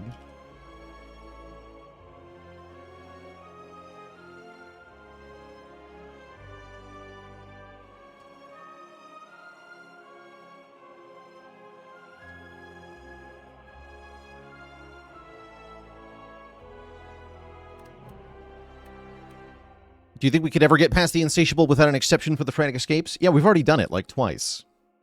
We've killed that boss before on that challenge. And we'll do it again. You can kill the enemy on turn 1.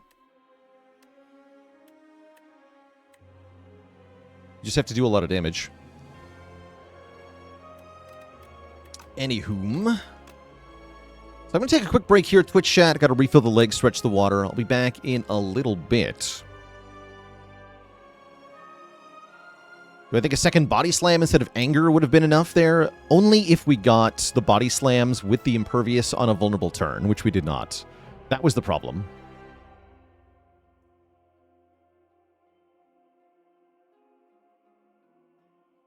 When we return, we're going to try a new challenge run. This one will be no upgrades. We cannot play any card that is upgraded. Back in a bit.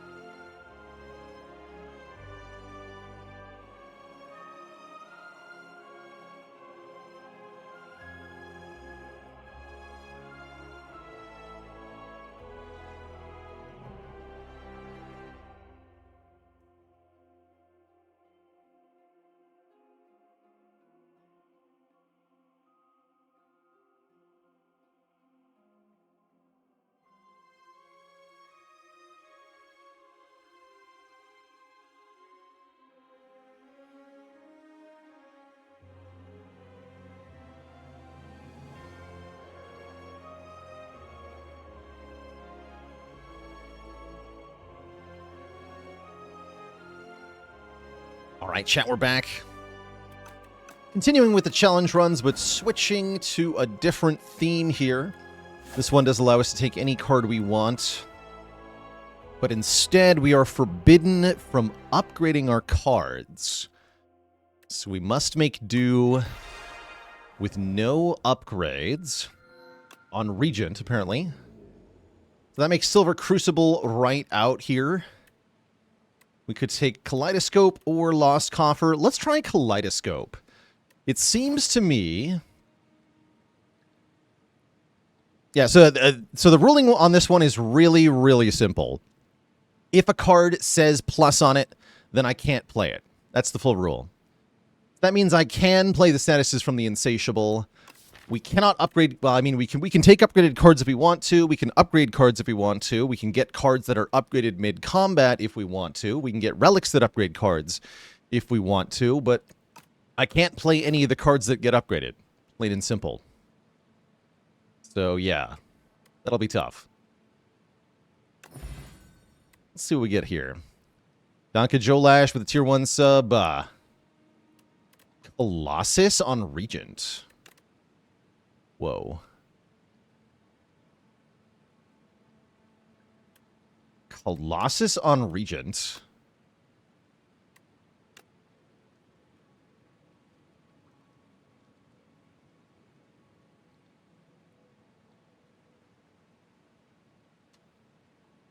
Would I be allowed to discard upgraded Reflex? No, because that's playing a card. Sly cards are card plays. I guess I just take Escape Plan, too.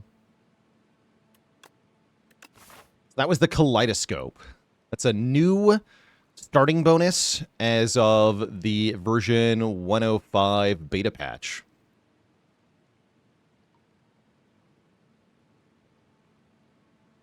We're in Underdogs. Having Colossus on this character is cool. That means we want Cosmic Gamma Blast pretty hard. Gamma Blast would be good here.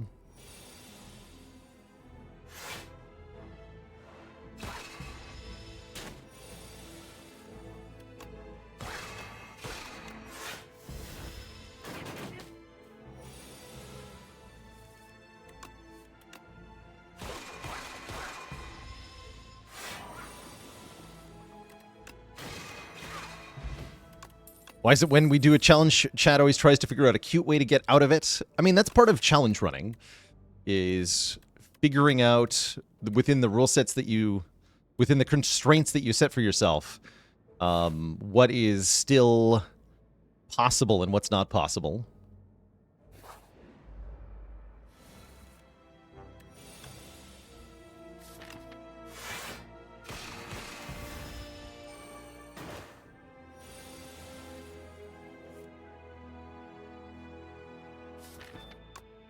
One of Vener... I'm just going to go Defend, Strike. No, Venerate was questionable, though. Yeah, it was a bad idea. Should have just taken 4.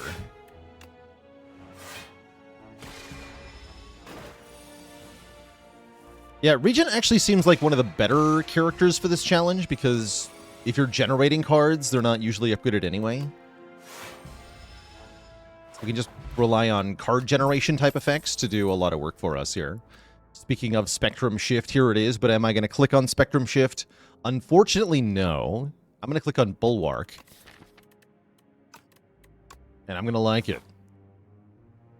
Oh yeah, Bulwark did get nerfed. It's 1 less block than before. Still a lot of block.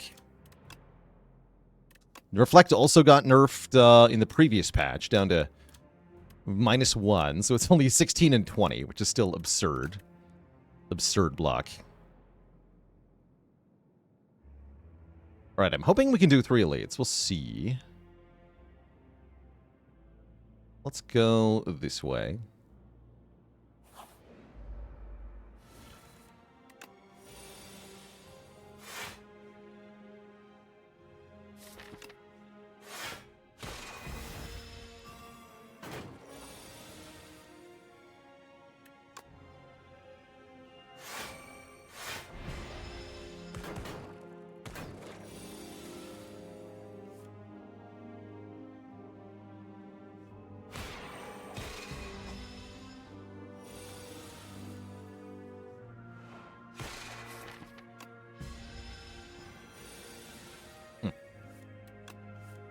Perfect.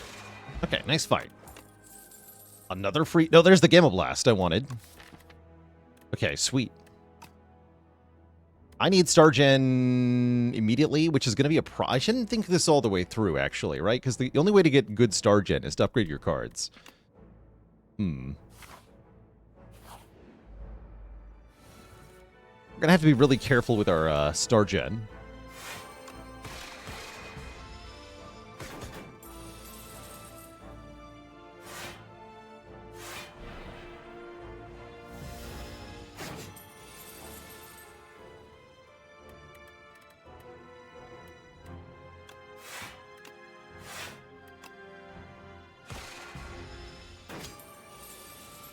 And sure, a dad joke for the crowd. Why did the Regent get into acting? He wanted to be the star of the show.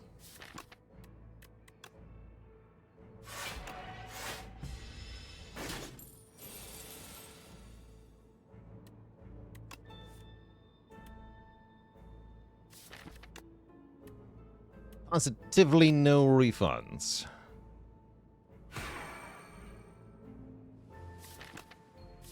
Taking my money back.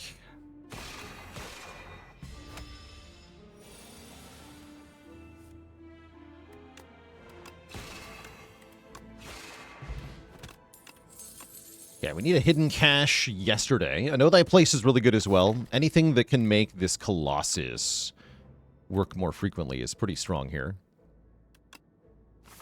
Who's our act boss? Lagavulin? That's fine.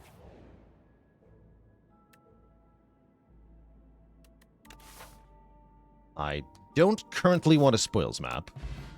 I'll take it to Still Chaos. We're resting here anyway. We sort of have to. So if I upgrade a card, I'm no longer allowed to play it as part of this no upgrade challenge run.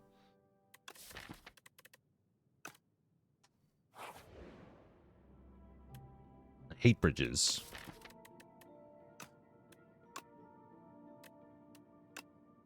Okay, we can lose a defense.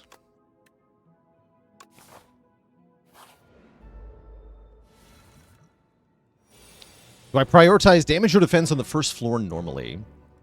In Underdogs, defense. In Overgrowth, offense. It's my usual line of thinking at the moment. Let's go Distilled here. Nice, hit the Reflect.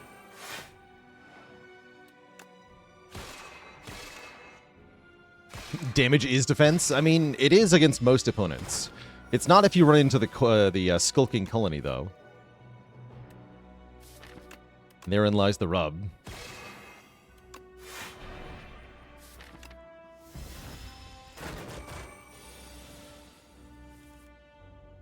So I can just make you do no damage. This is normally 24 damage. 9 damage.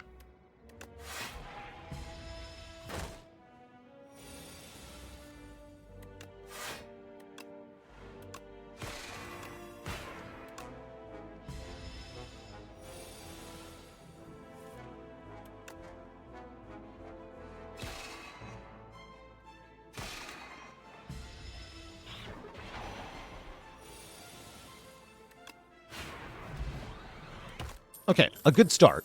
We're going to want to fight a lot of elites in Act 1, because in Act 1, it's not going to be that noticeable that we don't have any upgrades, but the further we get into the run, the more it's going to be apparent that not having any upgrades is going to be a bad time. Alright, I don't want any more star spenders, but you know, this spectrum shift might just be okay. Let's take it. Let's take it. And then I'm going to go this way. Happy Flower. Nice. Nice. This challenge is easier on Ascension 10 because we get less upgraded cards. Wait, you're right. It's funny. It'd be a good time to Swift Potion, try to get our... Spectrum shift down, but I don't think I'm gonna do that. 4 damage.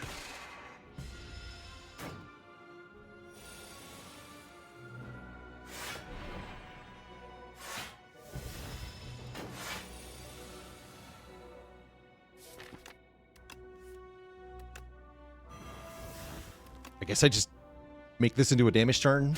That's fine.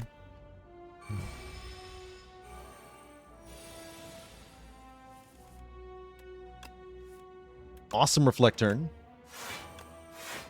Get him. Rumming Hatchet is cool.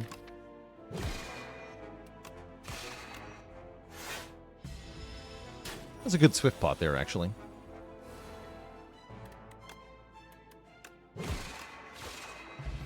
I won't be mad about that, however. We get a Lantern for energy on turn 1. More ways to block. Not unwelcome. With Smoothstone, Glitter Stream is pretty good. I'll take a Glitter Stream here.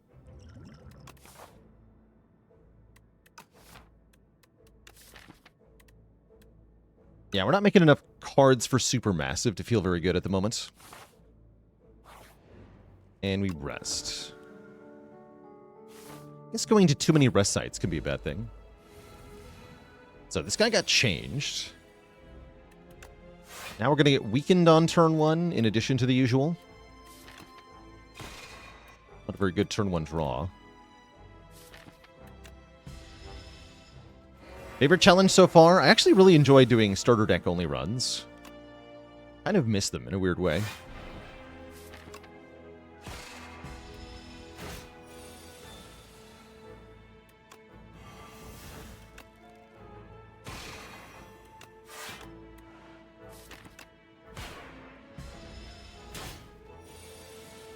Because we're simpler times. Yeah, exactly.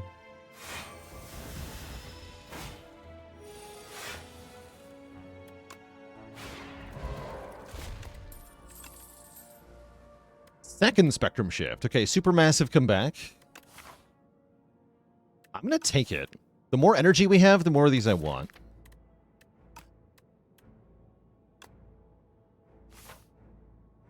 And we're going to be fighting the Gardener Eels. Phantasmal Gardeners, whatever you call these things. What do you call these things? I think we call them Swift Potion turn 1.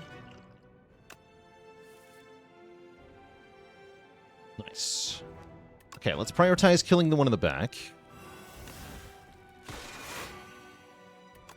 Spectrum Shift down. Just block.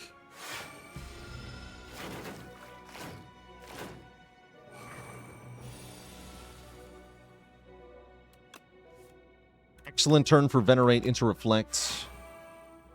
Probably should have played Nostalgia first. Let's play it now. Our first attacker skill each turn is put on top of the draw pile.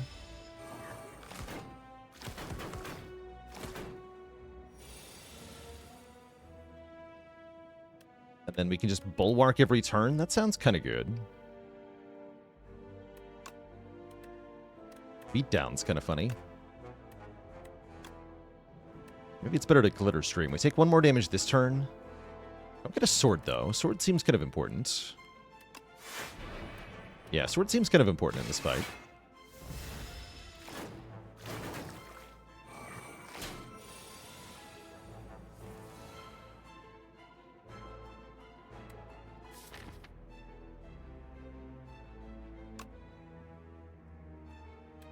Okay, I can Venerate into Secret Weapon on Falling Star, and that kills this one.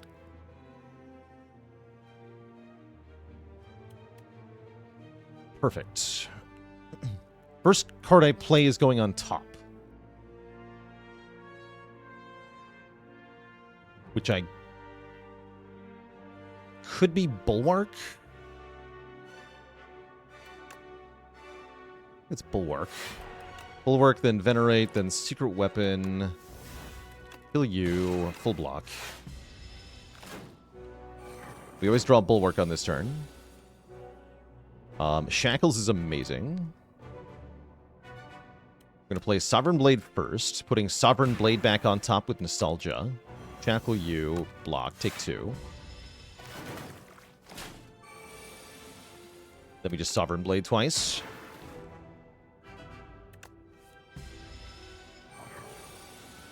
Not bad. Whenever you create a card, gain 2 block. Holy moly. Double spectrum shift, by the way. That's pretty good.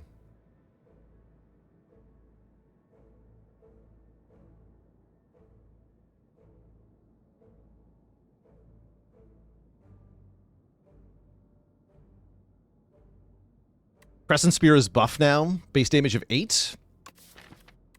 Which means if you add it to the starting deck, it does 12, which is not that bad. Verimo with the Prime sub in 5 months. It's pretty bad, though.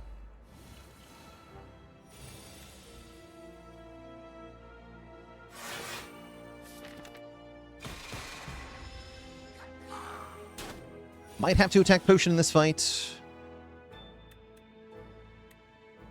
Looks like it'd be pretty good here. I'll do it. Freaking bonk.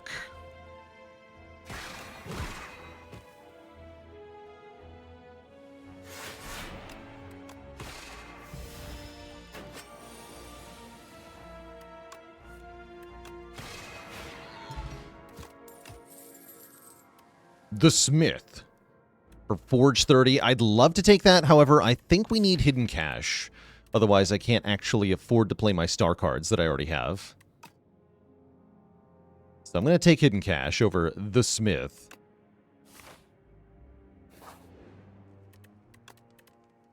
Don't upgrade a card. That's not a thing I'm allowed to do. I mean, I'm allowed to do it. I'm just not allowed to play the cards that are upgraded. Because again, this is a no upgrade challenge run.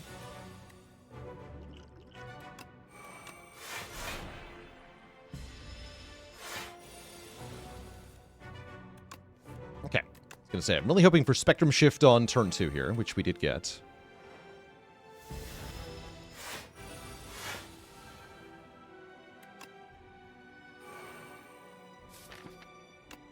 Know your place, Lagavulin Matriarch.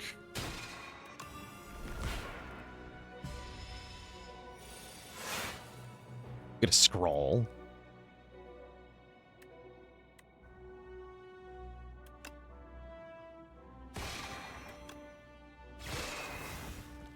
Guess I'm going to skip Reflect here. We do some less damage, but I can do other things better. I'm just going to play the Restlessness and then scroll, so I get more draws, and then we can Hidden Cash.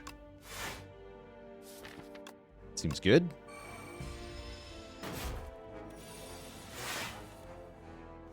The freaking bomb.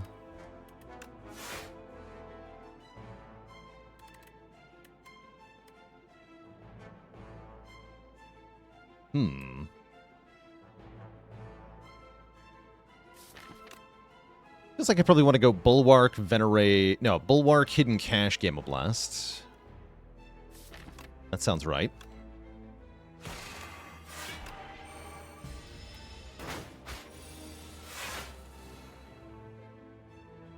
Prep time is fun.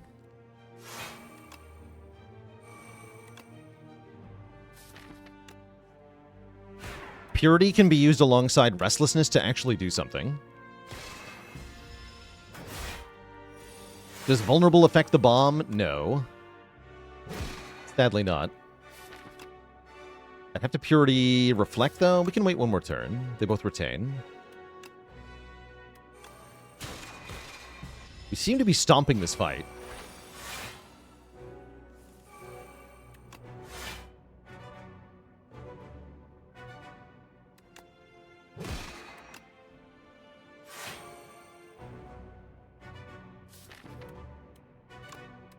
Give me my sword.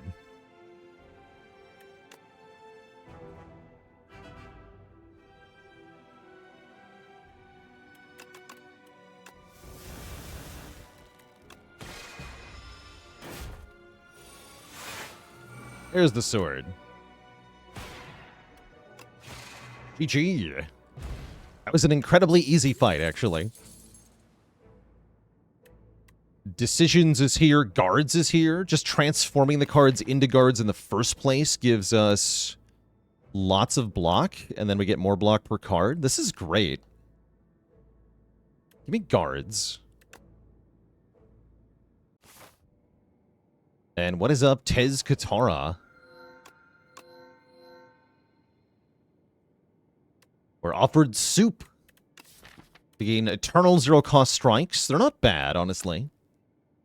Big hug to remove our strikes anyway, and then every time we shuffle the draw pile, add a soot, which I believe generates 2 block from Regalite. Or get a single special path. It gives me lots of rest sites that I won't even need, because I can't really upgrade. Enchantments are not upgrades, that's correct. I am allowed to enchant. But let's remove 4 strikes. Just remove all 4 strikes. Sounds pretty awesome, actually. Goodbye.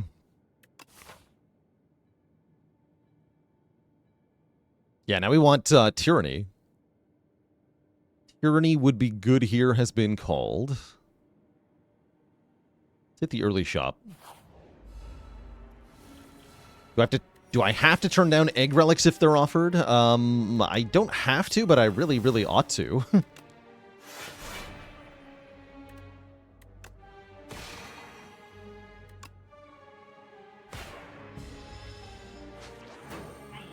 Hey! You give that back right now.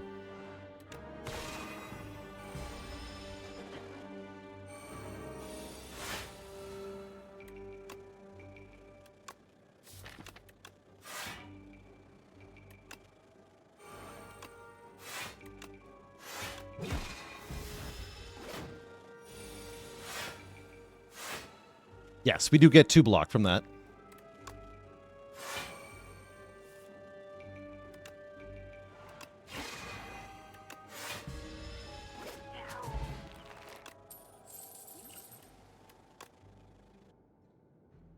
So, our first upgraded card offered. We could click on the glow here and add it to our deck, but then I can't play it. So we don't want it. It is forbidden.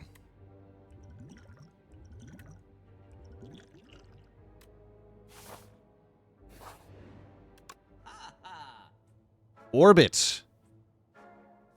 Orbit sure is a nice power, giving us more energy. I'm going to buy Orbit here. Galactic Dust gives us block every time we spend 10 stars. That's not bad either. The Abacus, kind of iffy. I guess that gives us 8 block whenever we shuffle the draw pile now. That's kind of fun.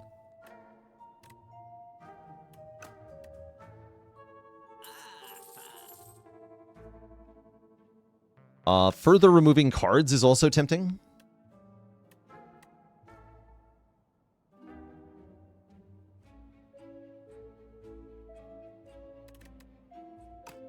Could add another hidden cache. Could just buy a blood vial.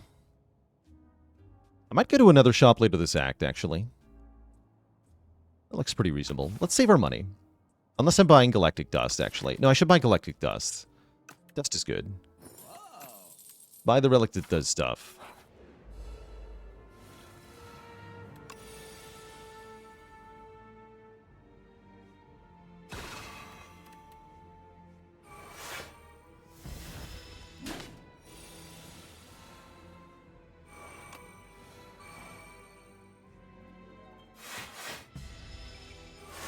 Gotta make sure we cycle Orbit when we get the chance.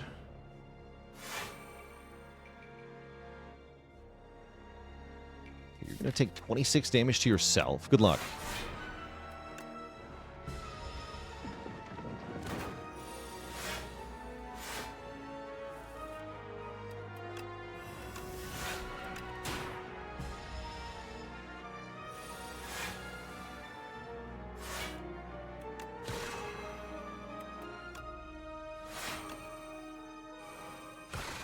Nice.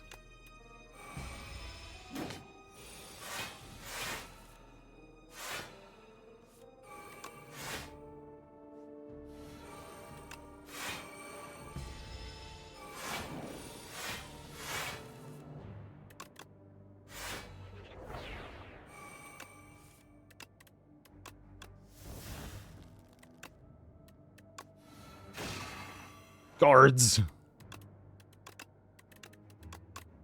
Get in there, guards.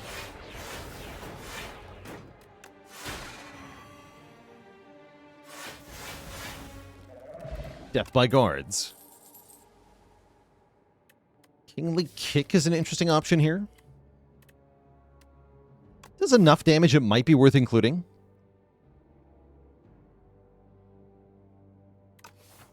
Let's add a Kingly Kick. And let's add the Chosen Cheese, giving us 1 max health per combat. I don't want 2 more commons. Well, maybe I do, but I don't think I do.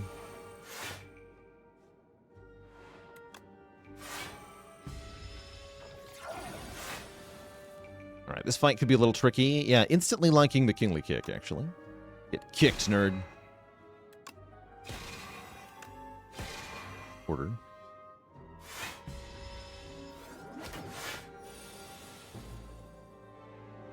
Hmm.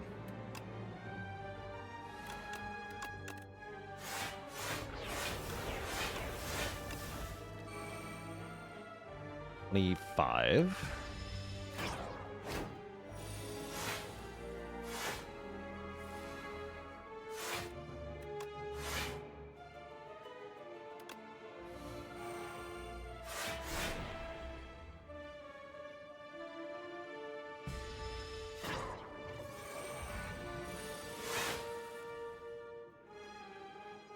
Shockwave Colossus is badass. 7 plus 5 damage. Easy. Rend is pretty good too here, actually.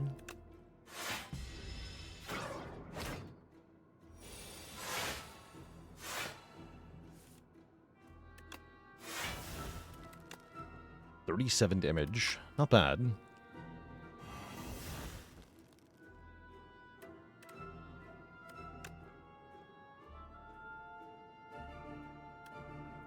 Yeah, get 1 energy back so we can go Kingly Kick, Glitter Stream. Let's do that.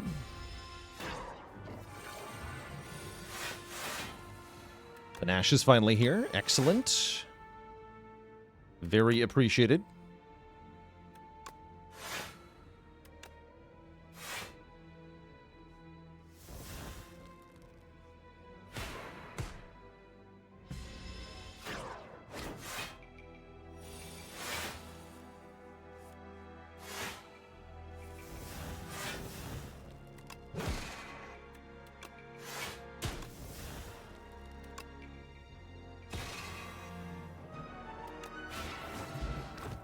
Jeez. Alright, second chance at another hidden cache. I'd have to remove Venerate if I had another one. Which, honestly, isn't a bad idea. Let's do it. Yeah, imagine somehow getting Barricade. Imagine somehow getting the Lost Wisp, meaning all of my powers do 8 area damage. Sounds pretty good. We get a curse along with it, but who cares? It's immediately relevant. Well, so is the curse. What do you got? Colorless Potion. Rolling Boulder seems extremely good in this fight. And I get blocked from Regalite for making a card. Cute.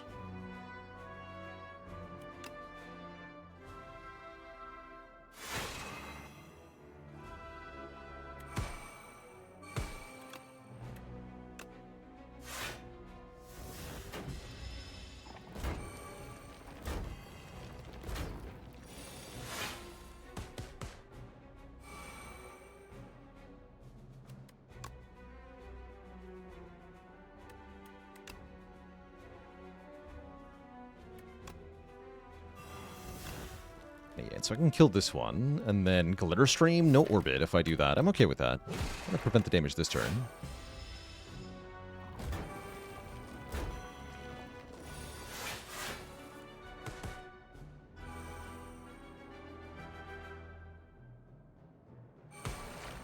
Ooh, I didn't think that all the way through. No, I should have kicked this guy.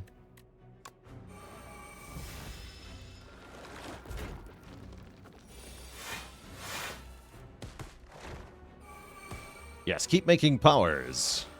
The power. Now we get Strengthened Dex on the 3rd turn. Charge is a card that makes cards. We definitely want that. Definitely want that. I'm going to go this way. Bag of prep for more cards on turn 1. Here we go. And we rest.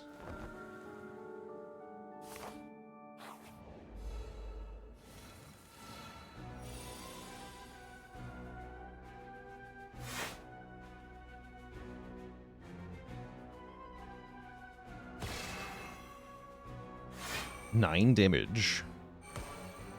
We go Venerate, Hidden Cache, Defend. Put Orbit on 1.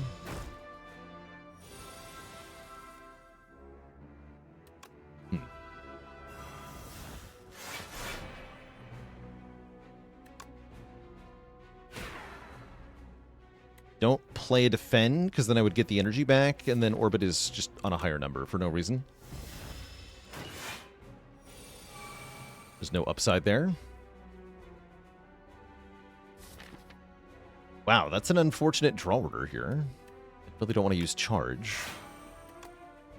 Thankfully, I can just basically full block. Charge would full block, but I need these cards.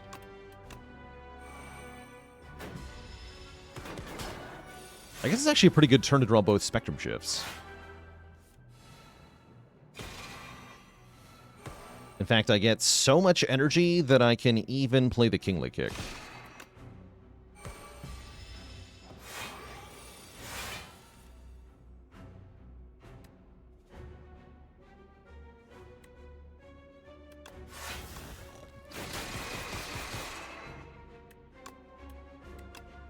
GG.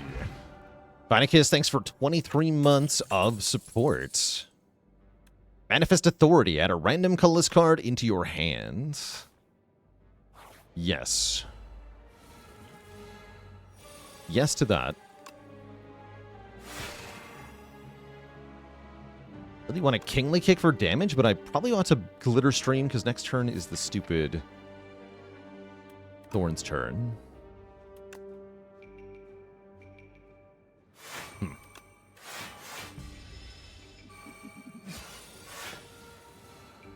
Yeah, that was worth it.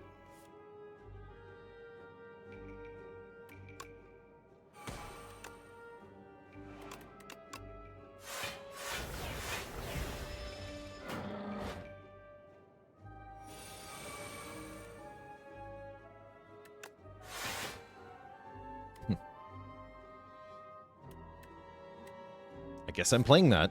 Sure.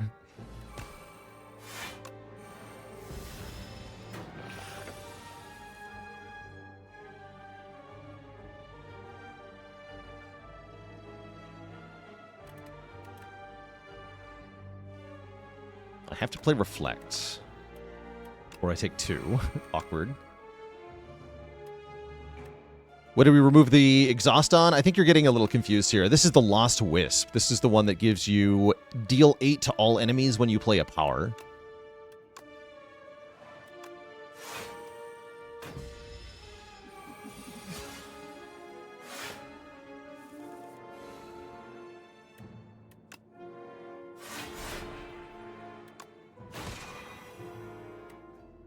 Okay, do take a little damage here. Acceptable.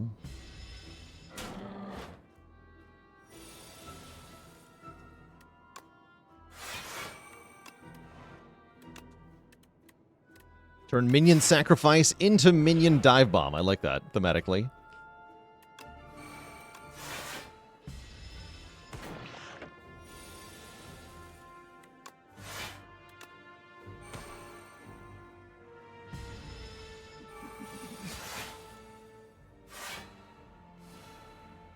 Splash makes block.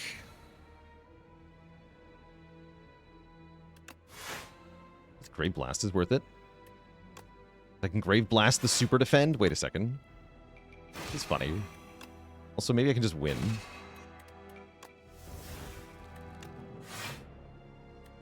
Yeah, we can just win.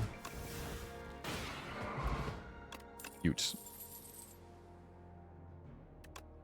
Shining Strike is not a bad way to get stars, but We took 2 hidden caches, so I don't think I need this card.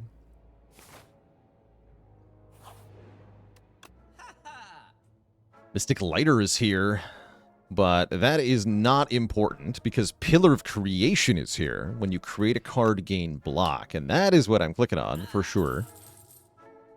And I'm probably going to remove our Curse as well, although I could buy potions instead. Let's remove Decay.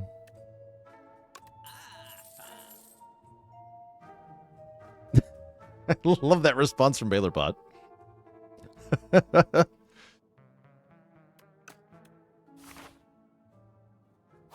It's not even modded. What are you on, BailerBot? Hello? Could have had lighter soup strikes. True. Instead, I simply have no strikes. Don't upgrade a card, by the way.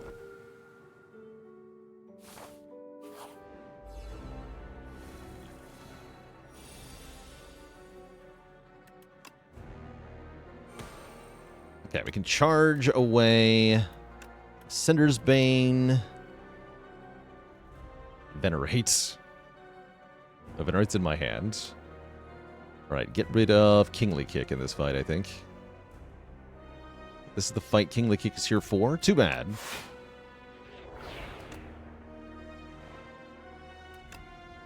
Too bad. I think I'm going to take the drawdown, because I'm just going to make cards with Spectrum Shift. Let's take draw 1 fewer card.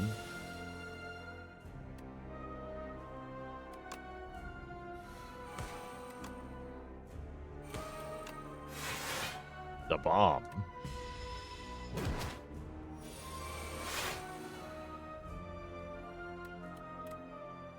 Stars would be good here.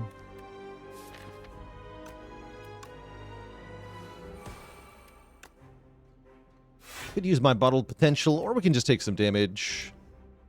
I'm cool taking a bit of damage. It's not that bad.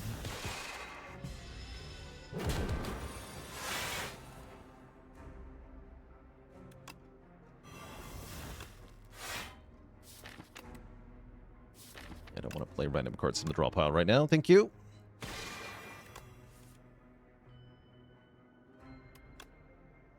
I'm going to Guards, Glitterstream, and Catastrophe.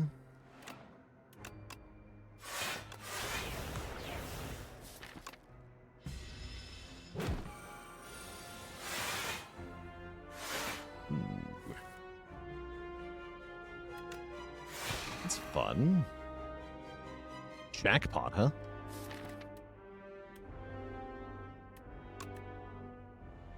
I get energy back? Let's go jackpotting. Get Alignment, Collision Course, Astral Pulse. I need more stars. Now we'll take Disintegration. I don't want to be limited by Sloth.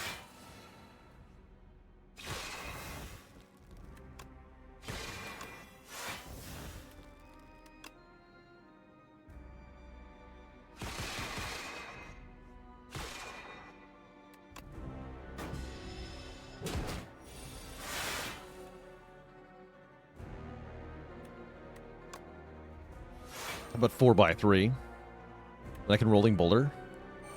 Oh, quaint. Bonk. Have a meteor to the face.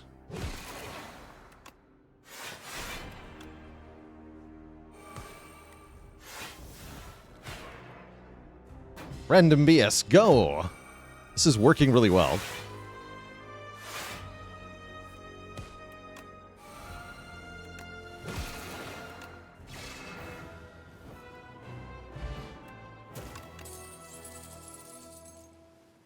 And Big Bang is here. I like Big Bang just fine. Free card draw, free energy. We appreciate it. Could take the Smith maybe as well, but I think we're doing just fine. Queen and the Aeon Glass. Okay, so we will get to see the new boss.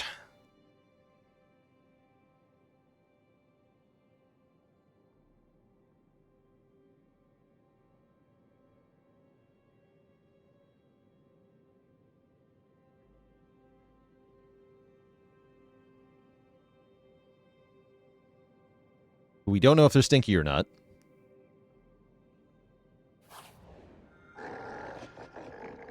You can get double damage attacks. Double damage Kingly Kick is kind of badass. Don't think that's a great choice, though. What else we got? Gain energy, but powers cost more, or when you kill an elite, upgrade cards. So double damage, you say?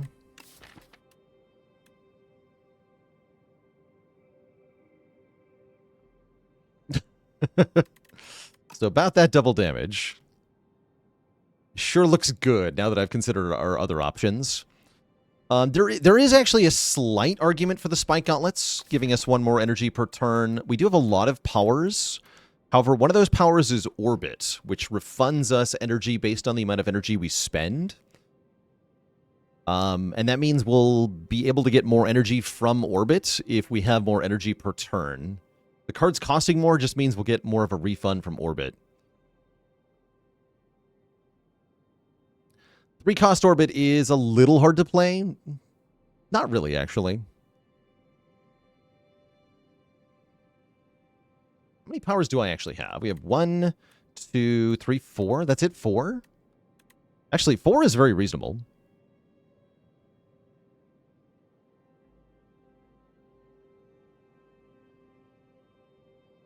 Yeah, 4 is very reasonable. Give me Spike Gauntlets. Oh, should we get more generated powers, though?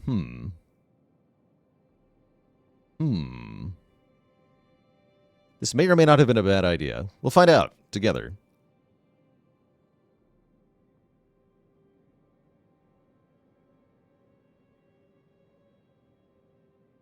Hooray.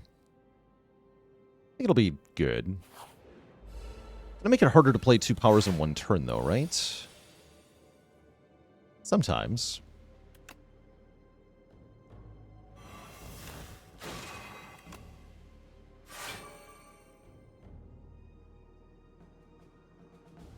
I do have to Glitter Stream. See, if I had a Super Kingly Kick, I could just kill this fool.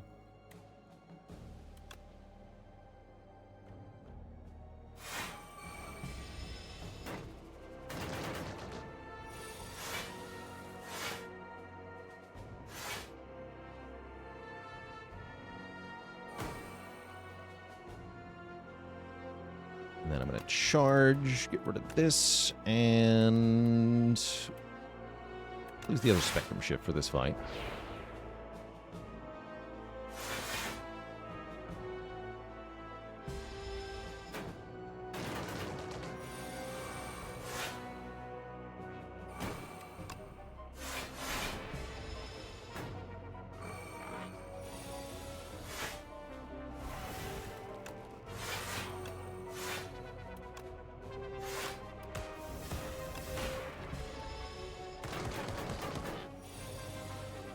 Simply reflect their bullets back at them. Easy peasy. Or make their bullets worthless.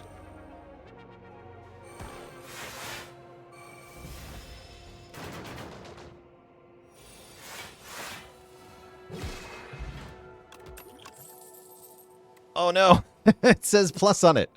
I would love to take another orbit, but I cannot take this one, nor can I take another Manifest Authority that says plus on it, as they are forbidden in our no upgrade challenge run here. Sad, but understandable. Have a nice day.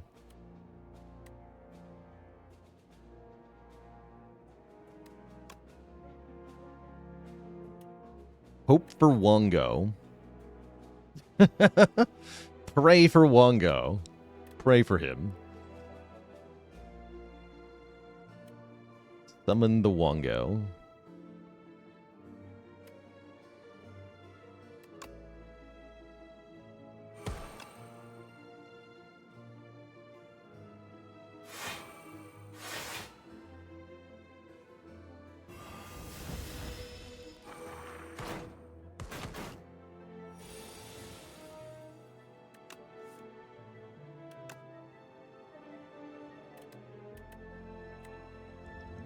Like Dex Potion here. Yeah.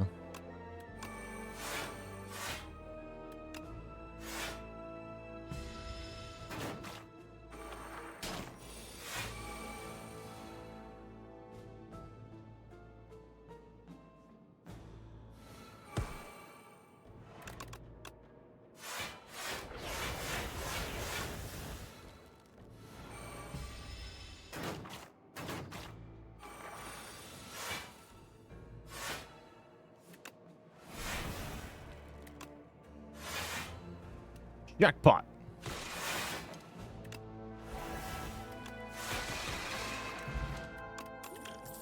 Not bad. Convergence is a thing we can use. Take one convergence.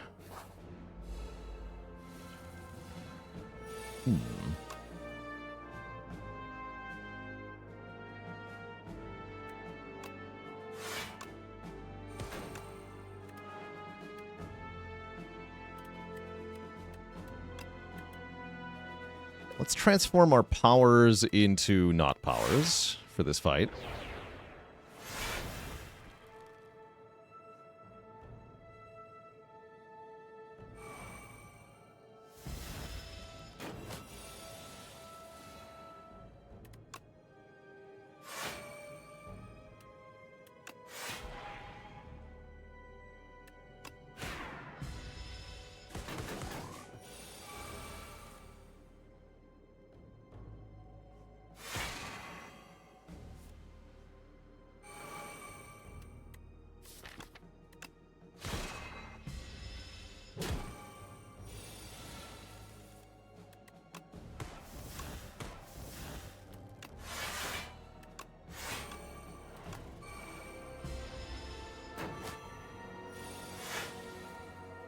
This guy's a lot easier if you don't have any powers. It's kind of nice.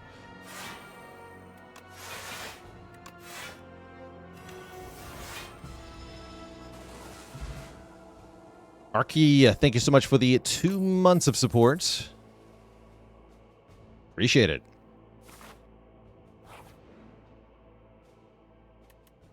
Get a clumsy and a relic. Sure. Get a meal ticket. Seems decent.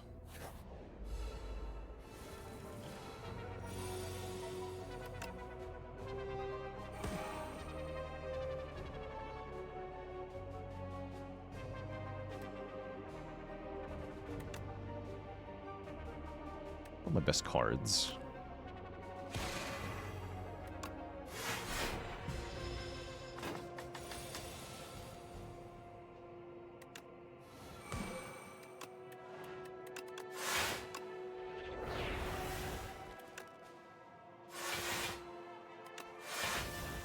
Forecast Calamity? Dang. Now there's a card for you.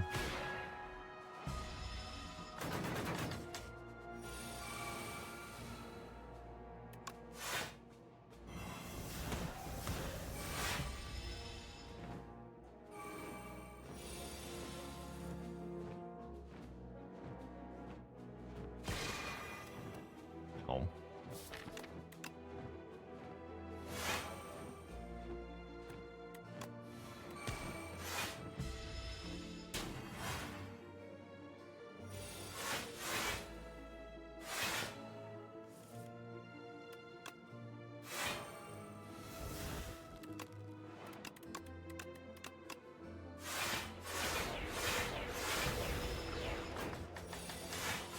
There's barricade when you need it.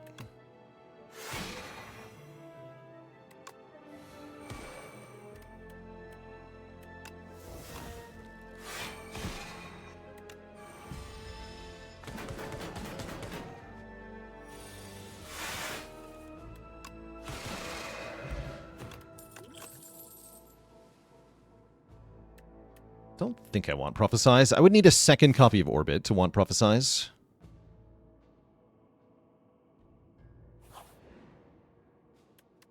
Exchange our meal ticket for a lizard tail, our happy flower for a nunchaku, or our vajra for a tiny mailbox. I will trade meal ticket for lizard tail. That's a nice trade.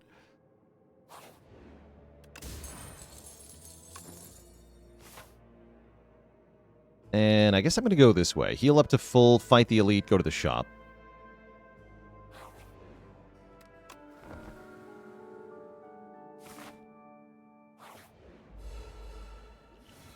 If only we were Wongo believers. Oh dear.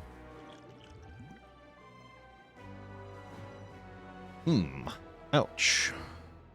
I guess I can break through his artifact with the Potion of Binding. Let's start with that.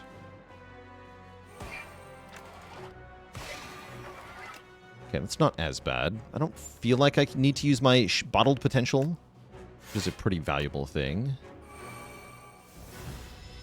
Oh, can you see Wonga with no upgraded cards? You know, that's a good question. Maybe you can't.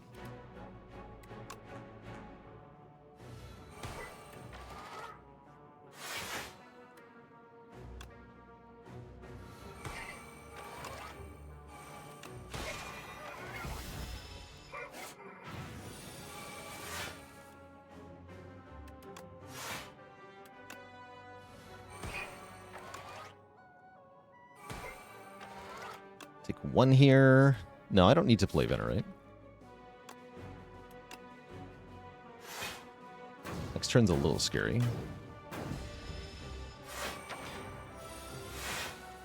Never mind. Next turn is easy.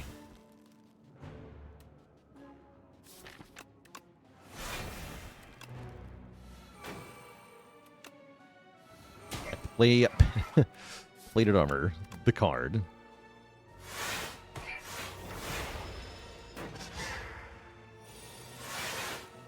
It worked way too well.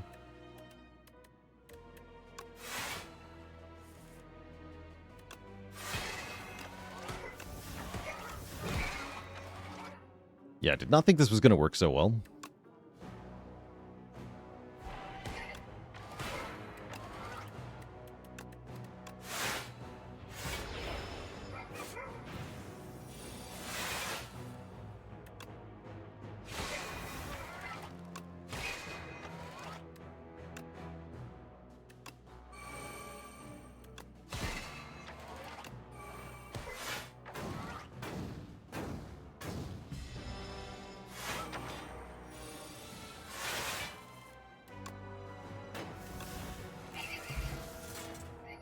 Spectrum Shift is a lot stronger than you thought. I also underestimated it initially. It is quite strong.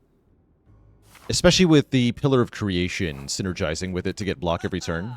But just getting colorless cards each turn turns out to be pretty powerful. Okay, we like card draw. Art of War would have been really good here. Shame I can't buy that. Duplication Potion and Touch of Insanity are also very strong. So I think buying some better potions for the end game is a good idea here. Let's lose the Vulnerable Potion, replace it with the Dupe Pot, lose the Spire Potion, replace it with the Touch of Insanity. And then I'm actually just going to do that. Don't think I'm going to be fighting the next elite, but maybe.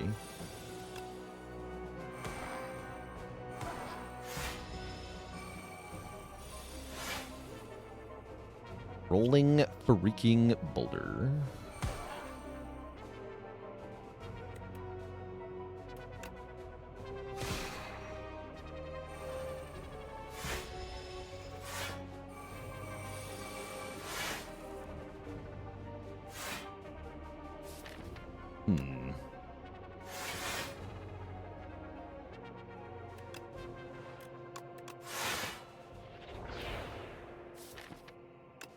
Play some random crap from the draw pile. Nice, we got Spectrum Shift down. Sweet. How's it going, Barney Smokes? Doing well today.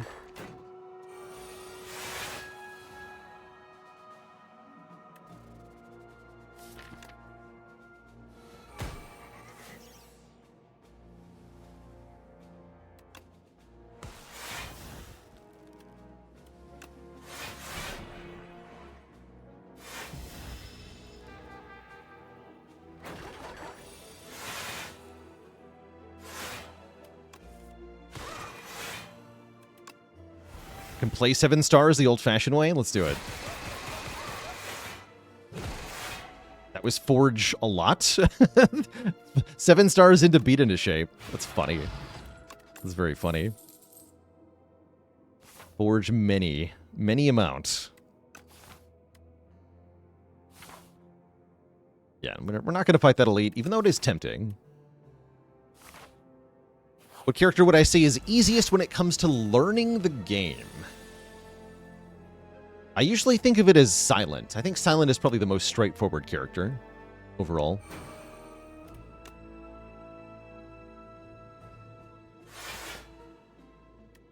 More so than Ironclad, because Ironclad has, like, exhaust interactions that are kind of unintuitive if you're just coming into the game for the first time.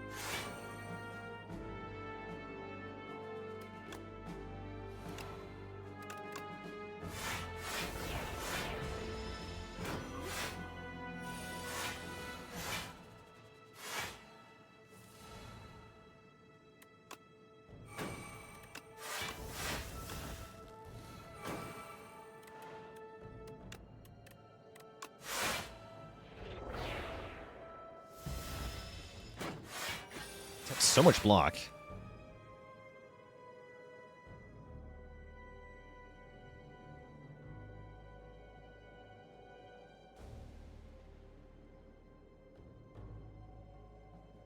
Discard is intuitive. I mean, compared to exhausting, I would say yes, it is. Although this is less true in Spire 2. I think Silent is more complicated a little bit than her Spire 1 incarnation.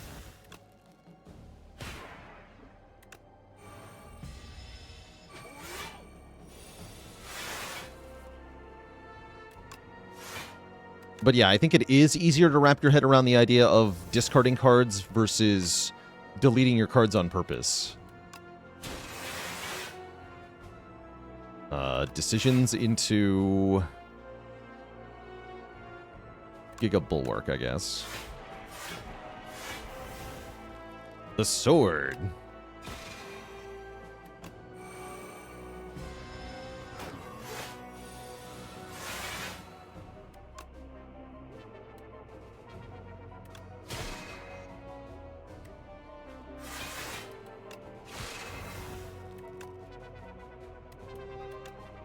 Mind Blast for 3 damage. Take another Reflect. I'm going to go with yes. Do take another Reflect. Okay, so we have no upgraded cards. I've never gotten to the end of an A10 run with a deck that looks like this, so this is kind of cool, actually.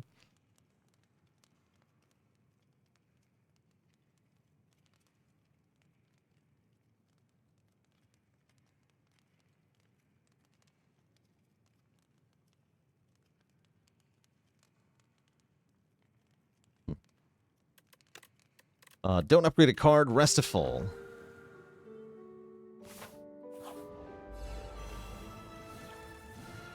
Alright, we got Queen first here.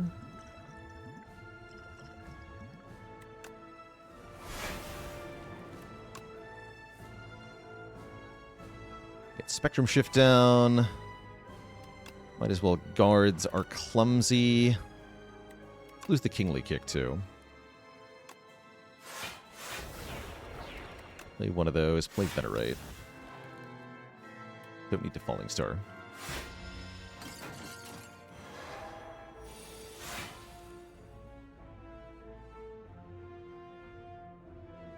Okay, this could be a... No, I actually can't play both powers anyway. So I think we go Pillar of Creation into Manifest Authority.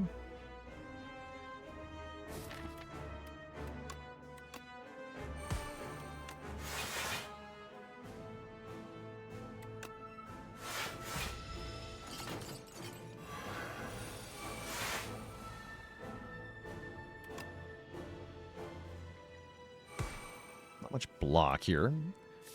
This could be Bottled Potential time. Kind of looks like it is.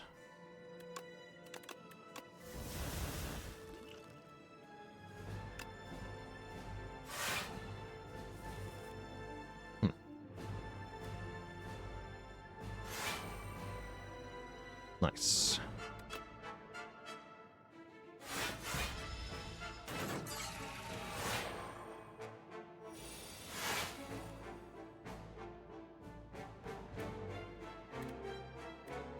Okay, having a gold axe is definitely welcome.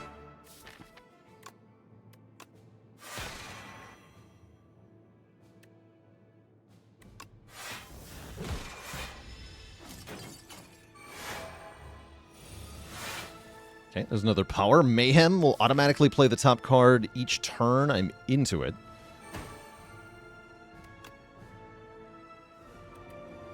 And we bulwark, then we can charge.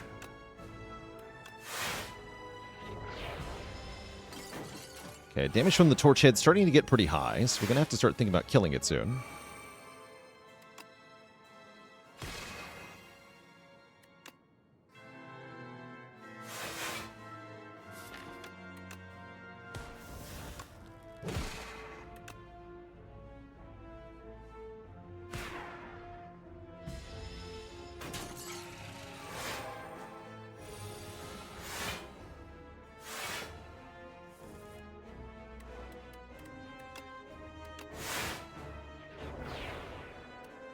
Old axe is back and a little bit better than before.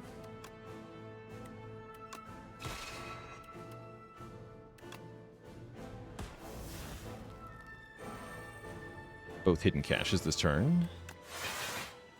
Secret technique can fetch what? Convergence.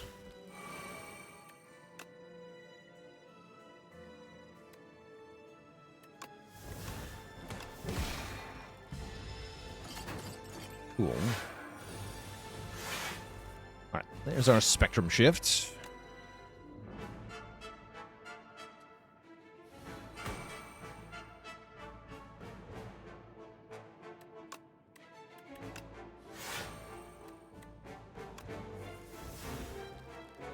Okay, we want to weaken the queen here. Let's go Falling Star Gamma Blast on queen. This is guaranteed to hit a block card. Nice.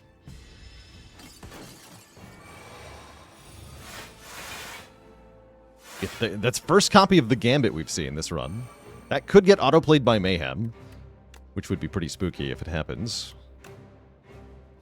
We'll be a little careful about nonsense like that happening to us.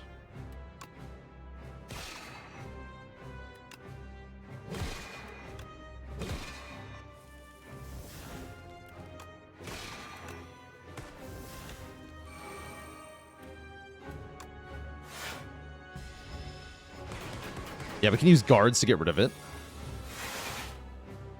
Or I could just play more copies of Mayhem. What's the worst that could happen?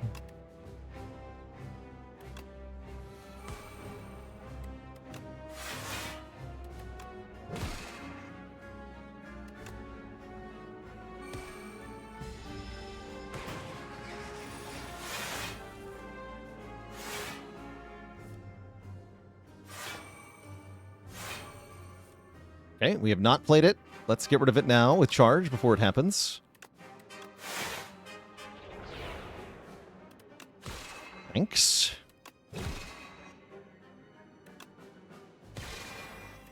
Old axe does massive damage.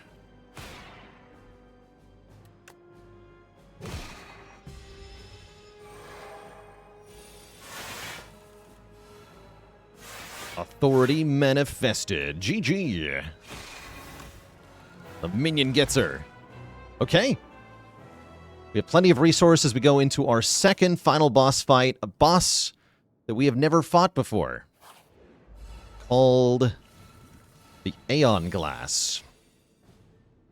Attacks us for 32 damage on turn 1, which is spooky already. 535 health. Has artifacts. So another source of artifacts. And it has the Withering Presence effect. Reusing the Curiosity icon from the other guy. Every 4 non-status cards you play, put a Wither into your hand. Withers have retain and say at the end of your turn, if this is in your hand, take 2. So it adds retaining statuses to your hand. Interesting. Very interesting.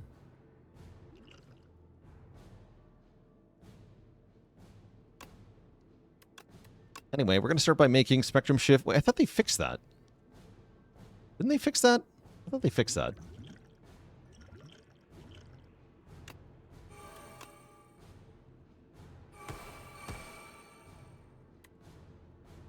Could have sworn that got fixed. We can go Pillar of Creation, Manifest Authority, and Guards? Yeah, I probably want to... No, I can't Guards now. Okay, just Reflect then. We will take some damage turn 1. Actually, no, we won't, because of the perfect amount of block. Oh, and this thing saps your strength and dex? Is that what just happened? We're at -2/-2. That must have been the boss.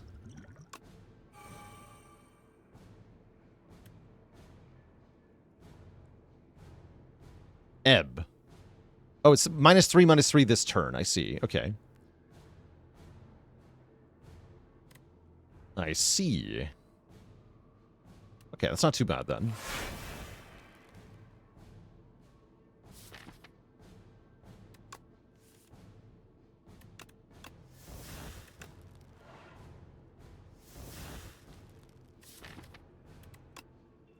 These weren't not going to leave my hand, huh? Interesting.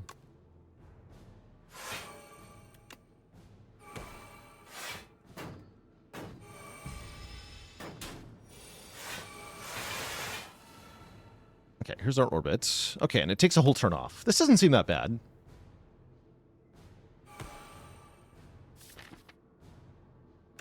If it occasionally does nothing, then it's not hard.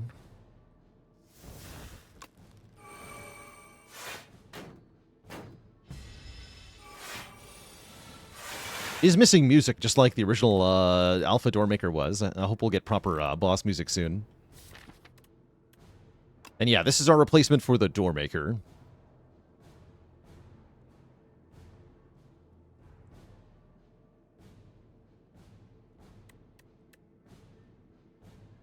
Let's just get some crap out of my hands.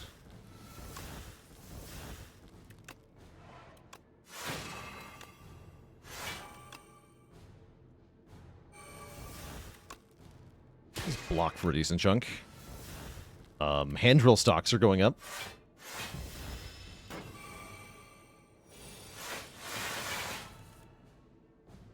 Hand drill stocks going up.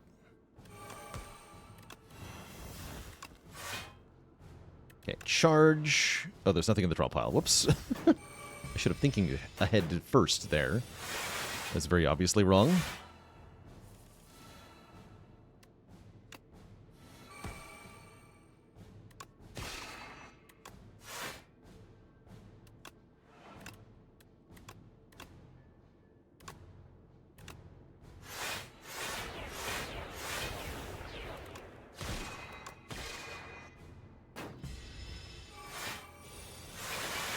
That's a lot of block. If I transform with her, I get another status. Maybe another orbit instead. That sounds great.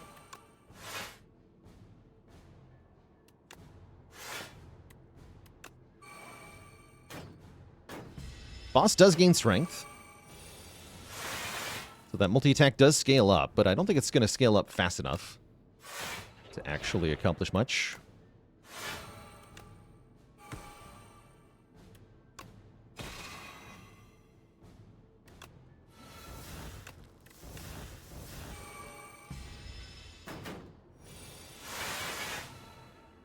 And now we just keep transforming until we get more copies of Orbit. That's right. If I transform this, do I get another Ironclad card? I do. Okay, wait, that's cool.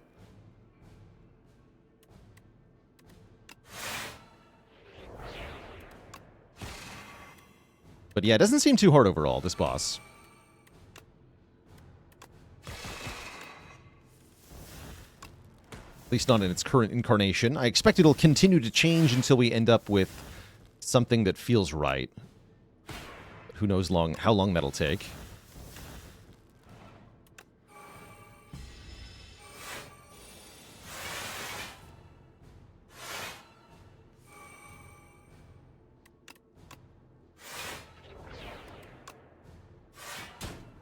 Bonk. GG. And there you go. That is missing boss victory music for some reason, and that is Slay the Spire 2 beaten with no upgraded cards on Ascension 10. That was kind of cool, actually, and surprisingly easy for this run. GG.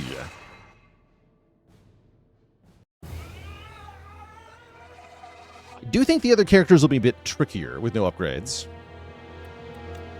We'll see.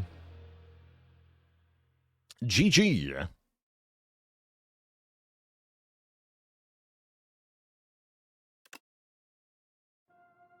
G freaking G.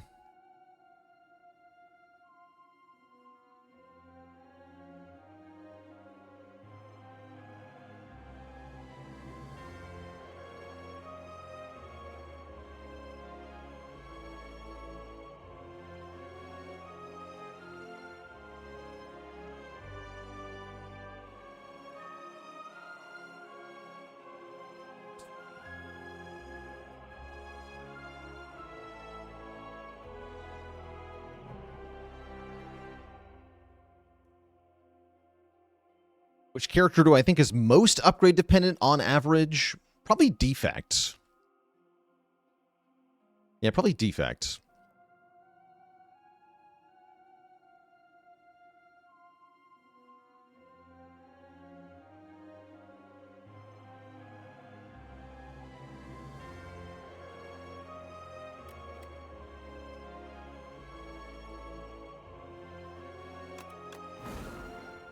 Speaking of, let's try Defect with no upgrades here. I want to try the same challenge run we just did this time as a robot.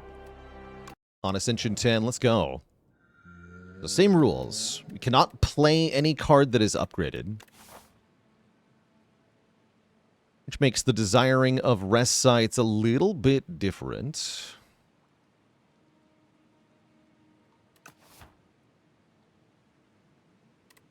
Probably don't want Crucible. I'll take Golden Pearl and be pretty happy. We can go to an early shop here. Yeah, new Tesla Coil slaps. Unfortunately, new Tesla Coil is not allowed on this challenge run. Neither is any other card that has an upgrade on it. Dr. Strange Pants, thanks for 8 months of support. Yeah, Stone Humidifier would be good here. True. I'm going to try not to take damage. We'll see if this works. Does not. Although 2 is less than 3, so actually this is fine.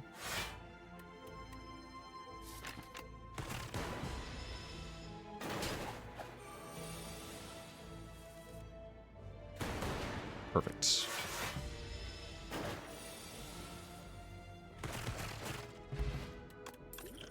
I'll take it. I guess I'll also take an early Ball Lightning. It does the damage. We like the damage. We see a relic that upgrades cards mid-combat, then yeah, we have to just skip that. Unfortunately. Rip the leech off. Discovery is awesome. Fisticuffs is also awesome. Ooh, that's actually a tough call.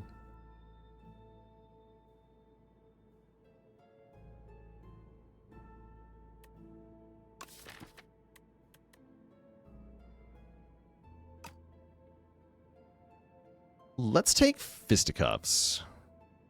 What happens if we get an egg? Then we don't want to get an egg. We don't want to do that. I want the clamp is what I want. Flash of Steel is very good on this character. Flash of Steel card remove looking okay.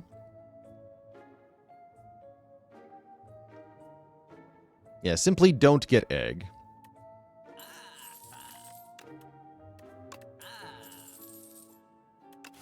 I feel about Skill Potion. I shouldn't need it. Could buy the Leap. I mean, Leap is an Underdogs card. It is.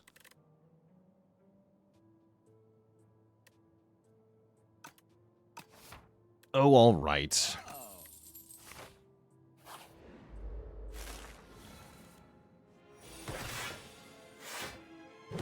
It's nice having block.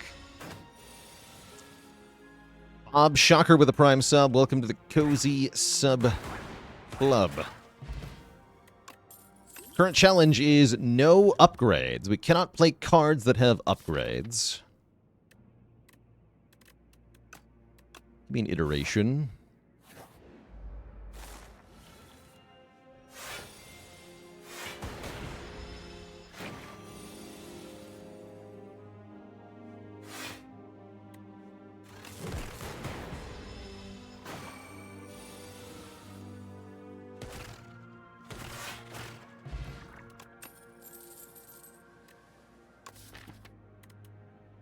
Shadow Shield versus Beam Cell. I think Shadow Shield.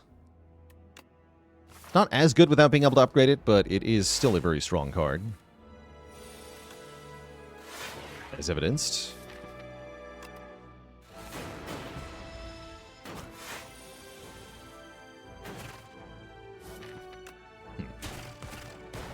Five next turn, huh? I want to take 5. Wait, do I have to? No, I don't have to. Just win. Snap Pick Hologram. Even unupgraded, holograms are spectacular. And I might as well rest before I fight 2 elites, right? I could take an event, but I'm not going to.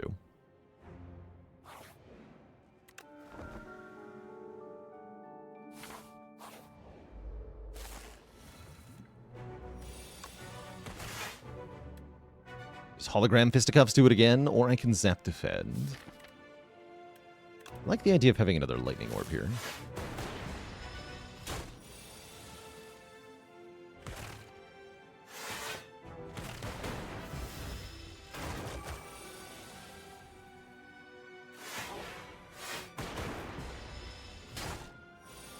I feel like I have to use a potion here. Feels like we're kicking butt.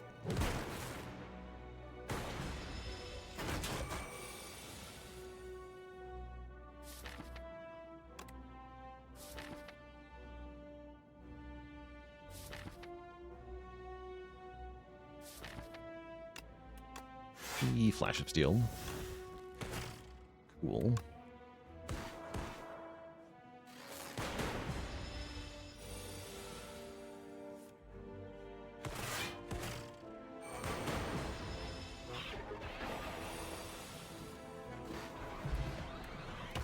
Splat. Creative Albert creates a random power every turn. That can be a end game solution. So I'm going to click on that, put it in the deck now. Actually, no, I should take Gunk Up. I should probably take Gunk Up, right? Nah, give me Albert. Give me the Albert. And then I don't think I need the Strength Potion.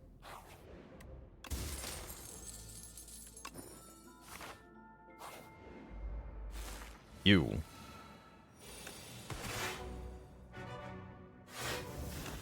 Punched.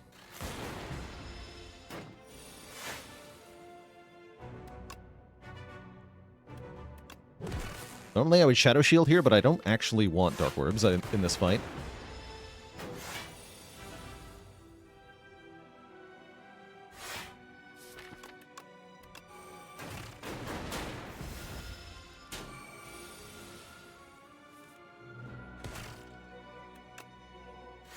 But I do want block.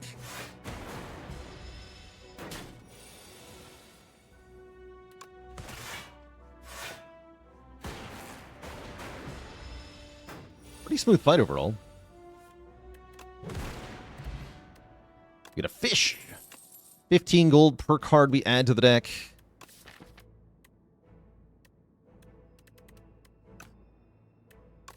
Could have taken Gunk Up. Is kind of how I'm feeling. We'll take a Rocket Punch.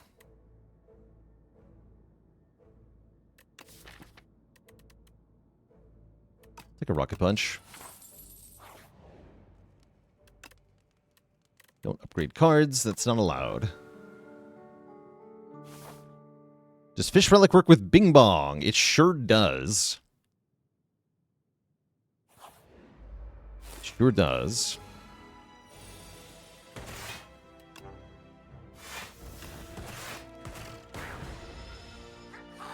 Fisticuffs has been quite nice so far. Been impressed.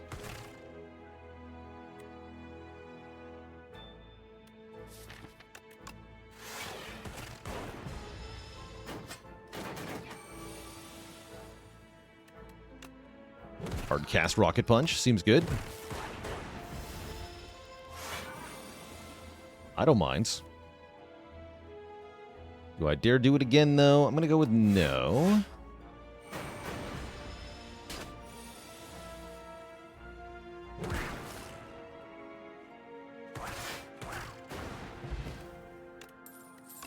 Strength per turn, huh? Boot sequence decent. Less so with Lantern, though, right? Nah. What does Iteration do? Currently, freaking nothing. Maybe someday.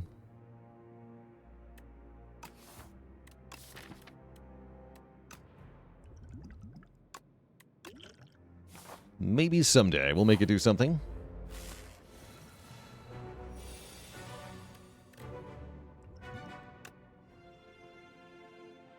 Evoke all of your orbs twice. Sounds pretty good.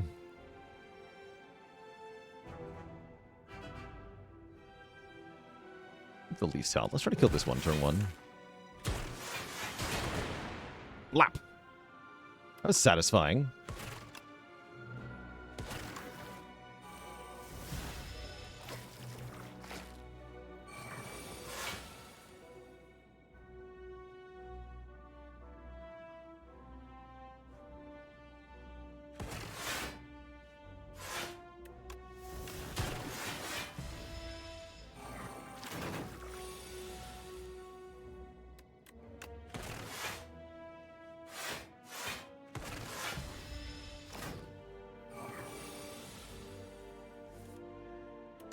Yeah, it's kind of crazy Shatter got buffed like that. I'm not complaining, mind you. Modded to gain an orb slot. How do we feel about gaining an orb slot at the moment? Not very excited, but it's a cool card. I will take it. Yeah, just being 0 cost for all 1 is kind of nice.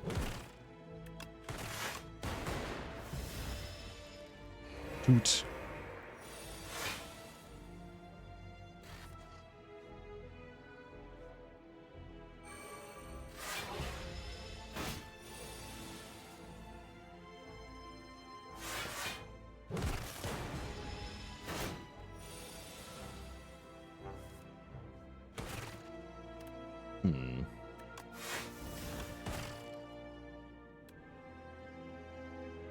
It's fine, right?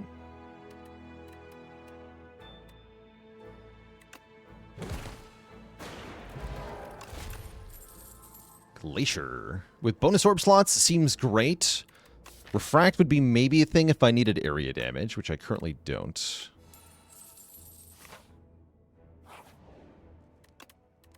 And then we rest.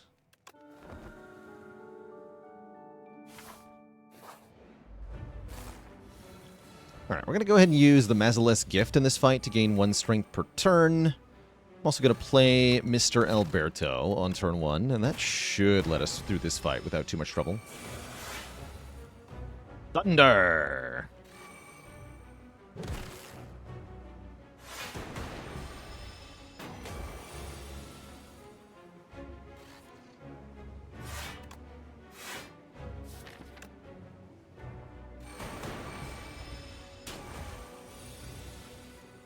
We can also buffer the final hit if we absolutely have to, but we shouldn't have to.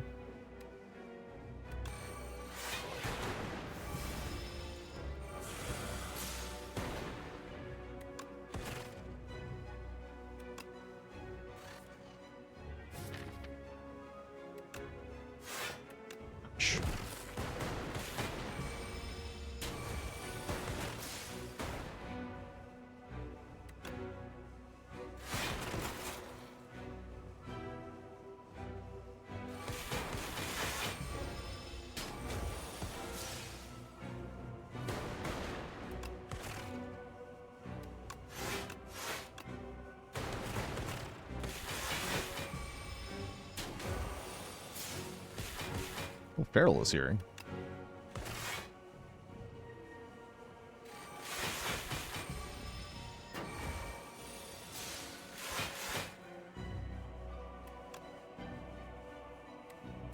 Just play our final attacks. A bit late for another creative AI.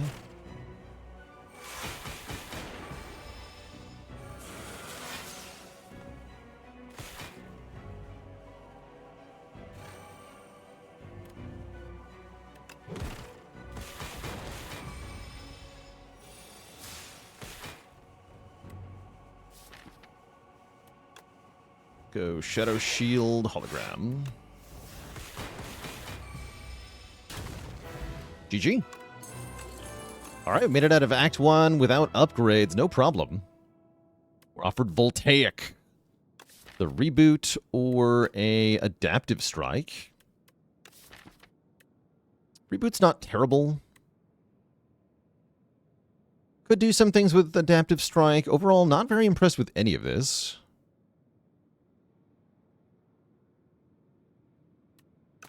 Yeah, we can't upgrade the Voltaic, so we can only ever play it one time. That doesn't seem very good. Clone reboot? What?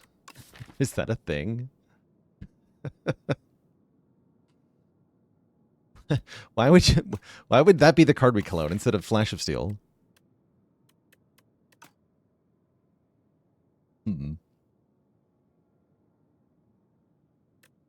It's either reboot or skip, in my opinion.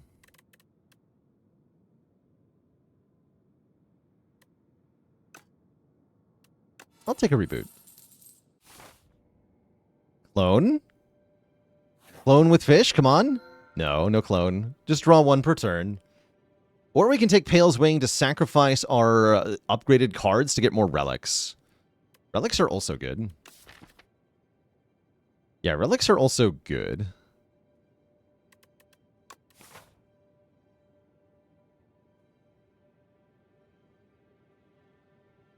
There it is. Thank you so much for the Prime sub and 3 months of support. Yeah, relics really help with the no upgrading. I might get relics that upgrade stuff.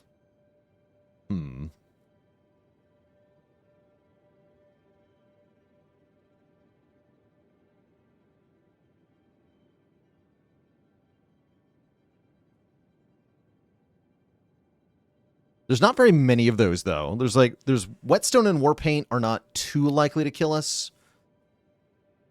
Eggs are fine, right? Because if I get eggs, I get upgraded card rewards, which I just sacrifice. Like, what's the problem? More relics is what that means. Kirator, thanks for the Prime sub and 3 months of support. Stonecracker is annoying. The Tooth is annoying.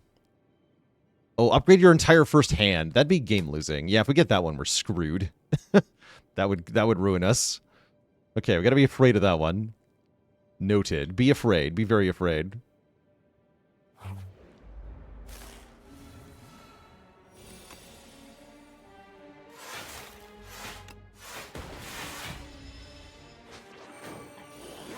Nope, I need that.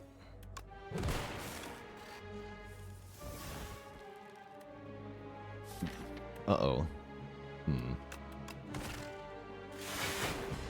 Might be losing fisticuffs here.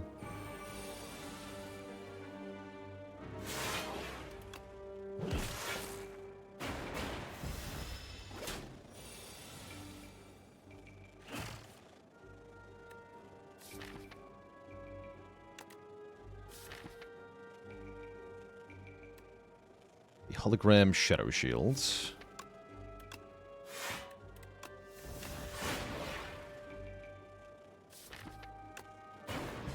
Don't play modded. Oh yeah, he's freaking leaving right now. It's not enough damage, huh? 6. I bust this to 18, it does 9. 9 plus 6 still does not work, right? Yeah, he's getting away. Maybe Hollow Flash of Steel would have done it? Maybe. Bye.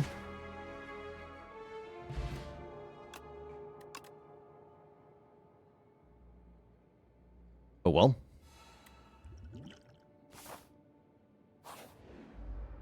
Smell you later, jerkwad.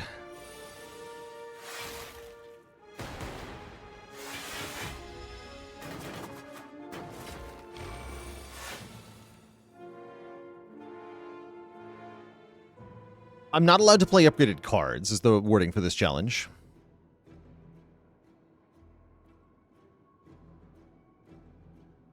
Do I find it easier to take speculative cards in this game? Easier.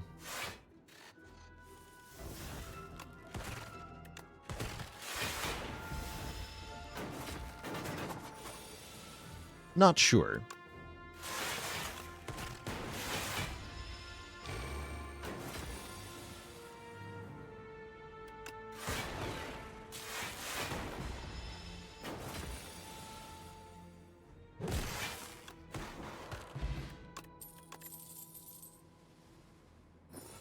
Bag of Prep does not upgrade cards. Okay, this is going well.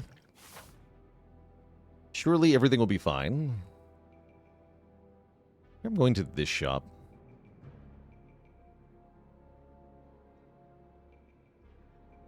Yeah, I am.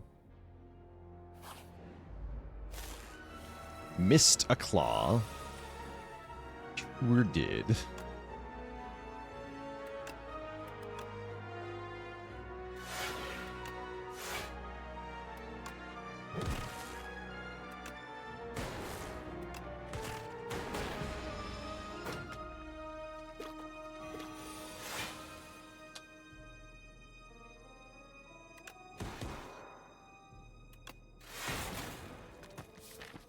Not bad.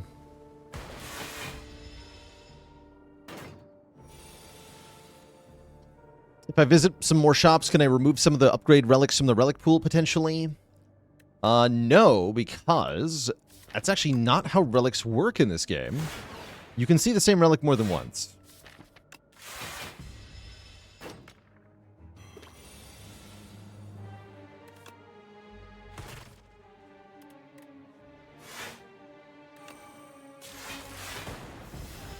Which I think they added because of multiplayer.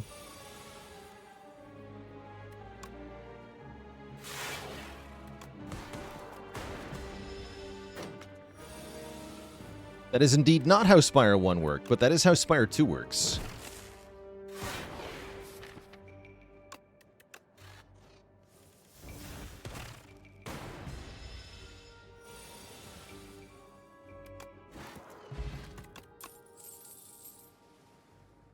Beryl is here.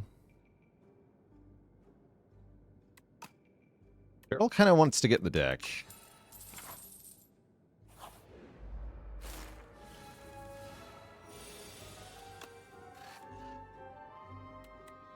Actually, draw statuses in this fight. Weird.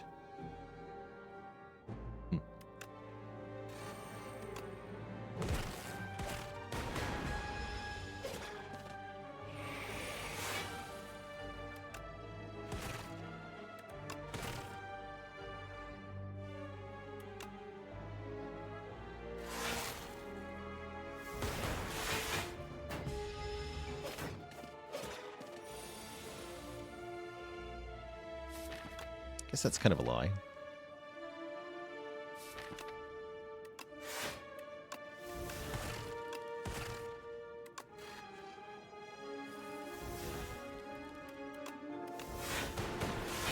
Ouch.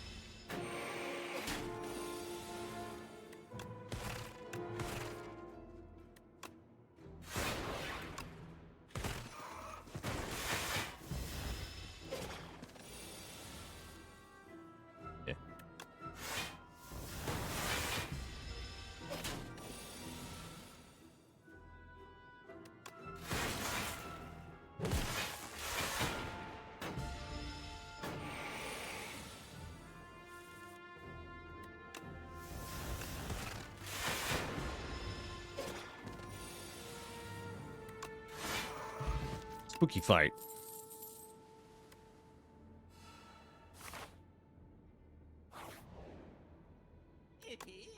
$50% off rug wide. Okay, I'm going to buy 4 block turn 1 and heal 10% of my current health so that I can fight this elite.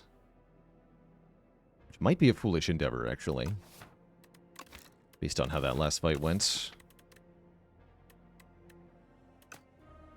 Maybe that is a foolish endeavor. No, I'm going to do it.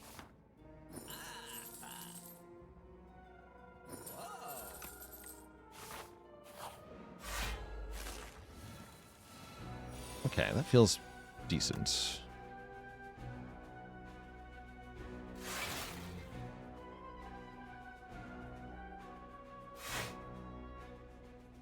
Just rotate our orb. Lots of block turn 2. Really want a Feral, though. We need to get Dark Orbs for this fight.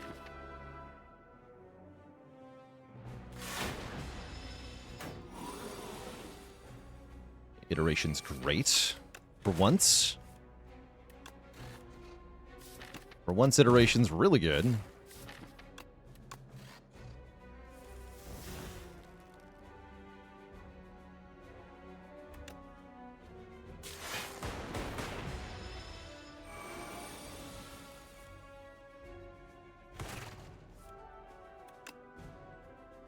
Still hurts, though.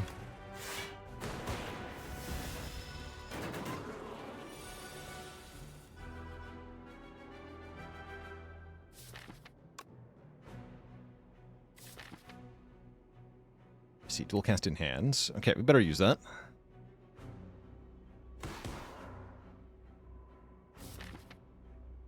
And then... Glacier's only 10 block. Leap Hologram is more than that. I guess Hologram Flash of Steel. We should be able to win before we get hit again, hopefully.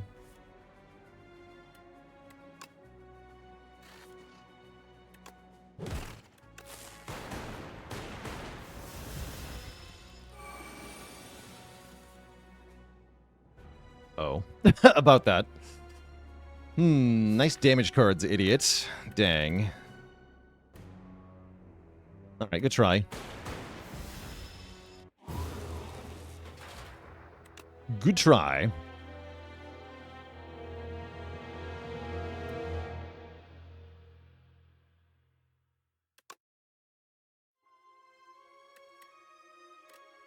Alright, we're going to be going again with a different character in a minute. I'll probably leave it to random character next. Before that happens, Twitch chat, I'm going to refill the leg, stretch the water. I'll be back in a few minutes for probably one more challenge run. Then we're going to be swapping over to some last spell. Finish up our playthrough of that a bit later in the stream. BRB.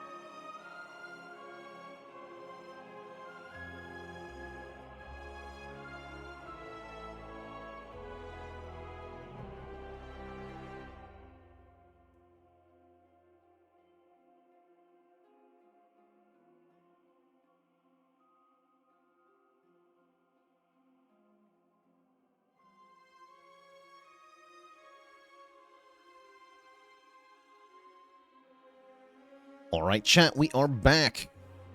I'm going to take one more crack at no upgrades here. This time with a random character, the Silent. Silent with no upgrades allowed. How will she do it? Will she do it by taking 2 random relics? Plus a strike and a defend. I don't know if that's smart, but I am tempted. Could also take Ye Old Conch.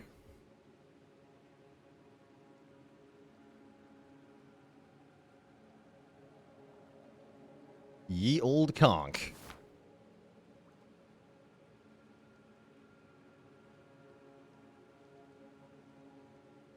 How's it going, Epsilon Delta?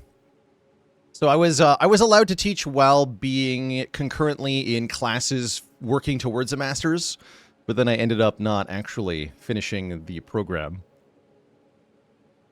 Because I decided to drop out of school and play video games for a living. Dimitri with the 23 months. Thank you, thank you. And young H2O boy with the prime sub and 3 months of support. Yeah, I failed the master's degree challenge for sure. I'm going to go with 2 relics here. Get Intimidating Helmet, Ripple Basin. Okay, 2 separate conditions to gain 4 block. I like that quite a bit. On Silent. So the usual allocation of rest sites doesn't make much sense. Probably want to go more elite heavy.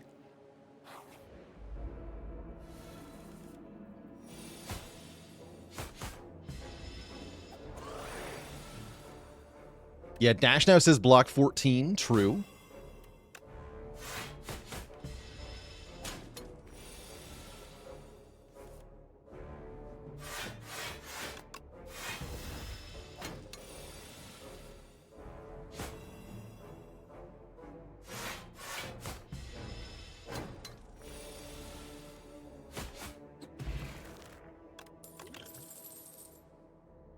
And I guess I'll take an early area damage card to help with the frog parasite if we run into that. Just start with some combats? No, an early event sounds good, actually. Let's take an event. What is No New's favorite genre of music? Glam rock. I like it. Thanks for those 100 bits, Lucas.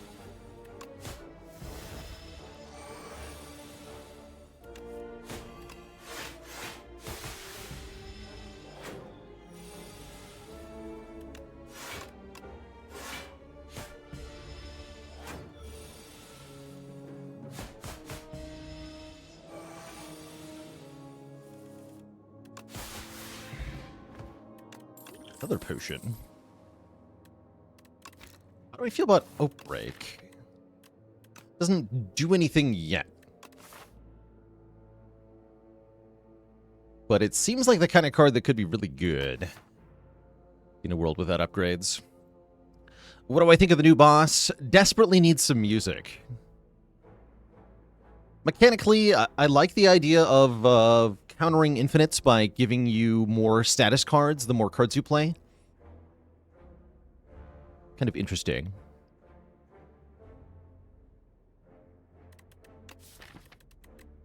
Curious to see how various decks are going to match up into it.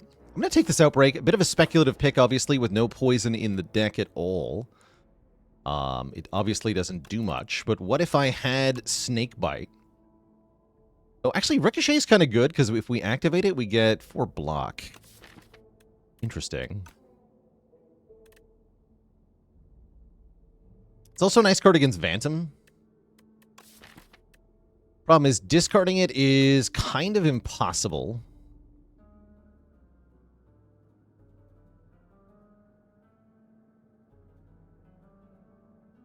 I'm going to take Poison Stab. Occurs to me that Snakebite that you could never upgrade. Wait, these relics are terrible? These relics are awful. Tent doesn't do anything. And neither does Toxic Egg? This is a funny challenge. Yeah, oh no, the tent. Not the tent that I can't even use.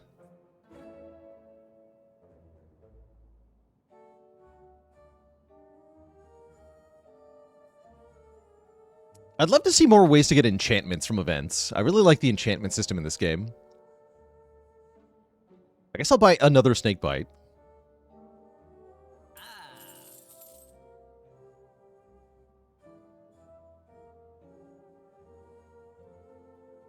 Okay, great. Wait, Mind Blast. Oh, you're right. I didn't dream about the Mind Blast run. I wasn't cooking hard enough.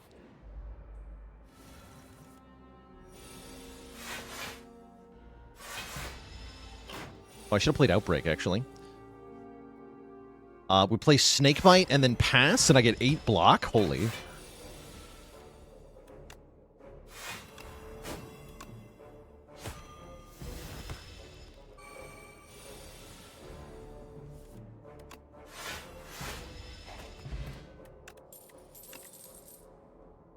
Flechettes with 2 Snakebites. Get in here. And I have an abundance of potions. I'm going to keep the current potions, I think. And I feel like we're strong enough I'm going to fight this elite. I feel strong. Yeah, 8 block Snakebite is kind of amazing. It's kind of schnice. Do you think you should be able to enchant a card twice? I think that would get really silly.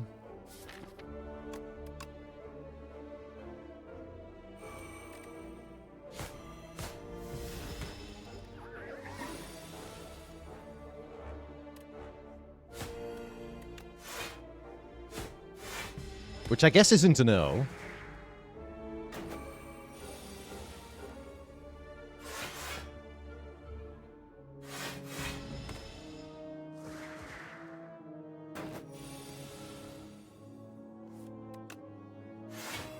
I did it, but at what cost?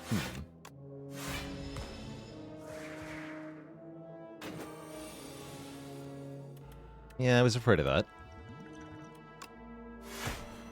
Block potion, then.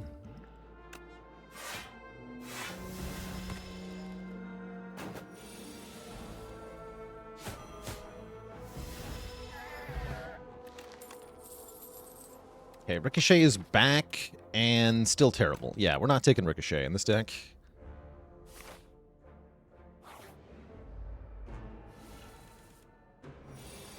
It's here. Okay, let's employ our Power Potion for additional help. Envenom makes Outbreak kind of insane. I like it.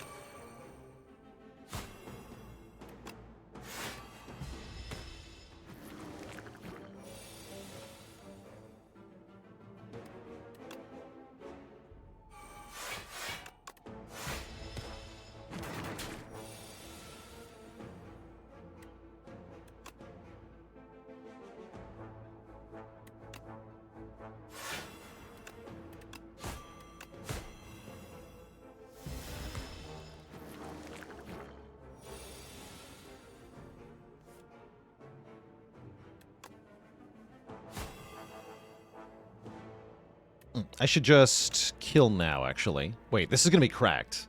Kill, and then that procs Outbreak? So, no, it doesn't work that way, huh? Interesting. Well, this does... Blap. Now we get even more healing from Res Sites, as well as potentially a Deflect here.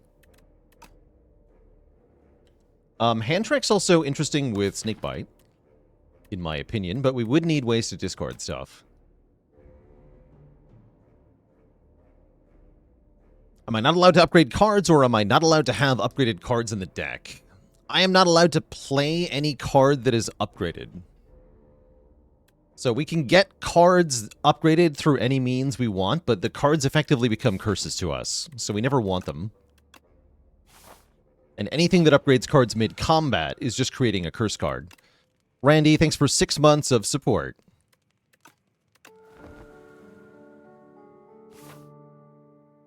If I play Apotheosis, then all my cards become unplayable and I lose.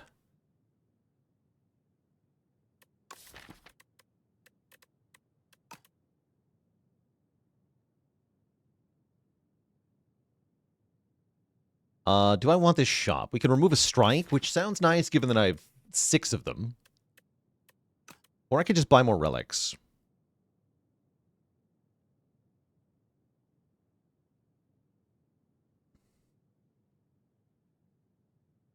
Honestly, I think I just go this way.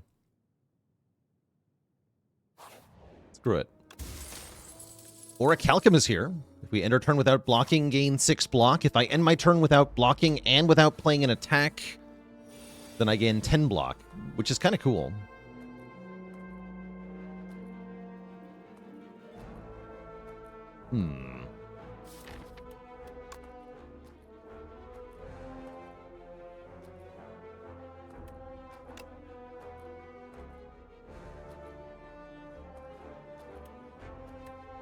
I think we just want a hand trick Snakebite here. Maybe Dagger Spray Snakebite? No, I don't think so. If anything, it would be Dagger Spray, Strike, Outbreak. Keep Snakebite. I don't think I'm playing Outbreak here, though. Hand trick does nothing. It blocks for 7. That's what it does. No, blocks for 5. Oof. Ouch.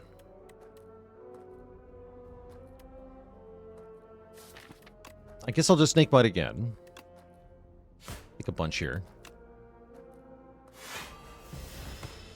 The helmet actually cost us 2 health there, but I needed to play the poison.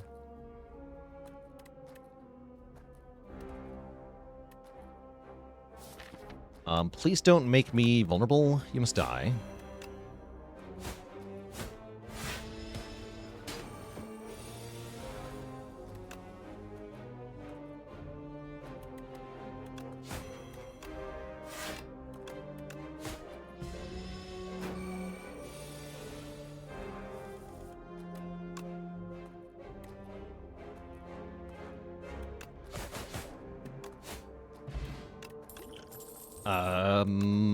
I'm going to keep this just in case I get like an event or something.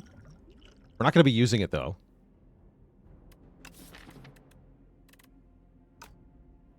Could take hidden daggers here. I could take one of these to help with Phantom. I've already got Flechettes and Dagger Spray. I don't think I need more help with Phantom. But maybe I do. I hope not.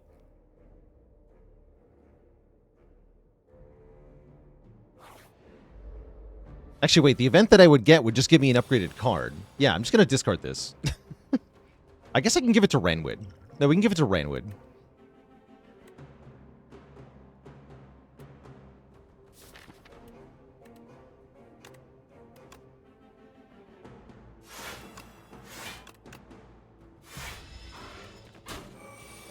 Bird.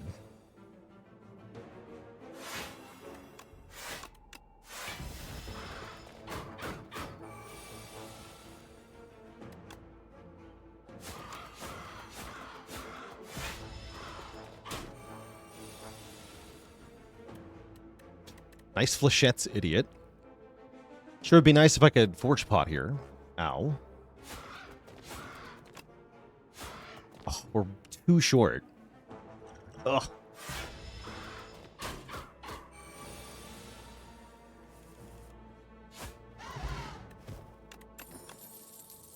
Bubble, bubble, more poison.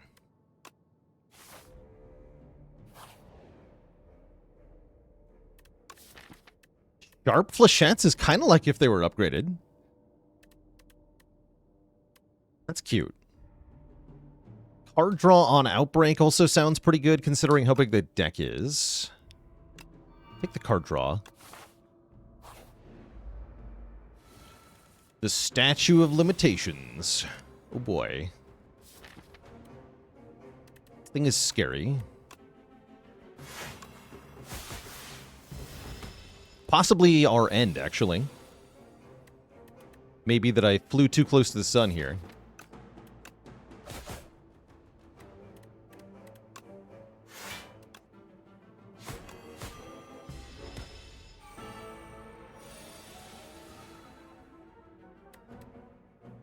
Spooky. I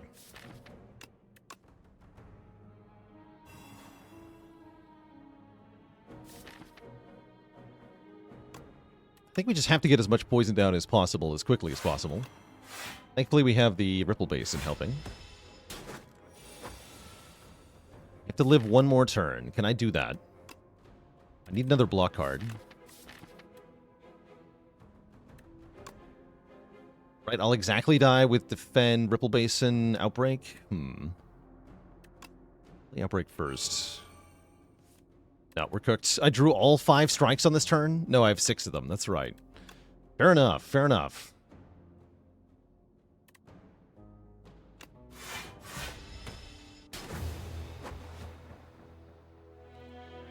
Good try, Silent. Good try. Oh, actually, if I let the Orichalcum... I could have lived on 1 there, right? Yes, Orichalcum Ripple Basin would have blocked 10. Actually, might have had a way to live 1 more turn there. Either way, we'll run it back with the Defect.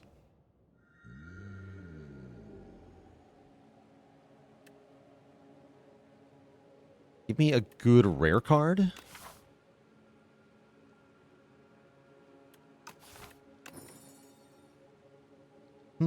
Floor 1 Flak Cannon. Spinner is maybe more obviously good.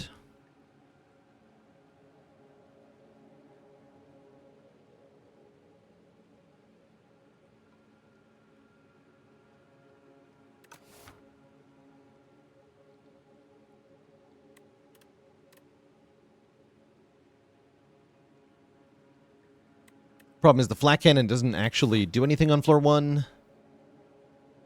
But I guess that's fine. Right, if we just don't get a status deck, we just die. That's fine. It's not like we're win streaking here. We're trying a challenge run, so it's okay to reset.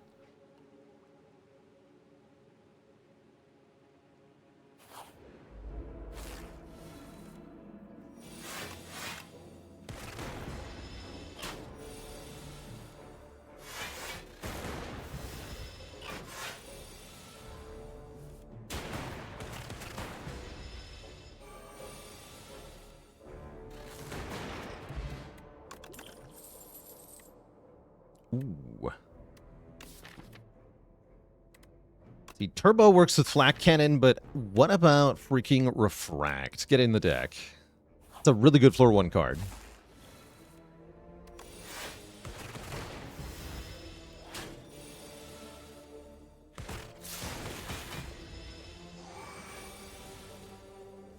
Could have had Spinner and Refract. That'd be awesome.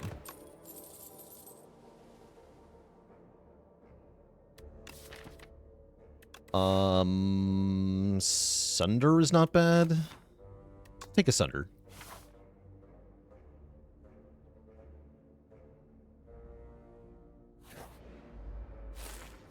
Oh, Sunder rocks in this fight.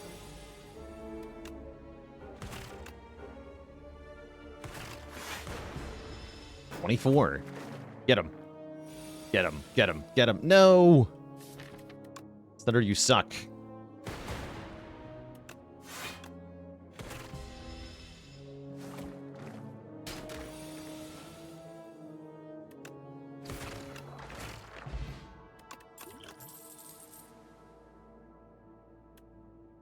Glacier's good, but Chill is better. Chill we can play alongside our big expensive stuff.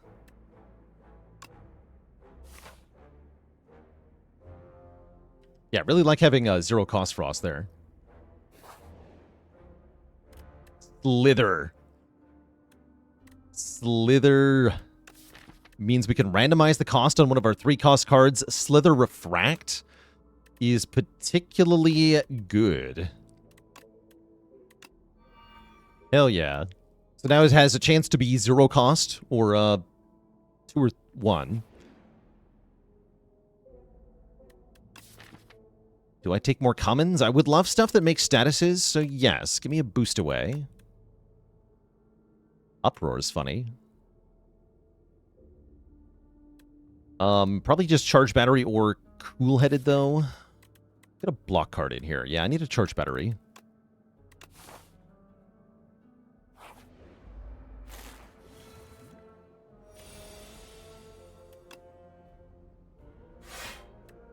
Get him.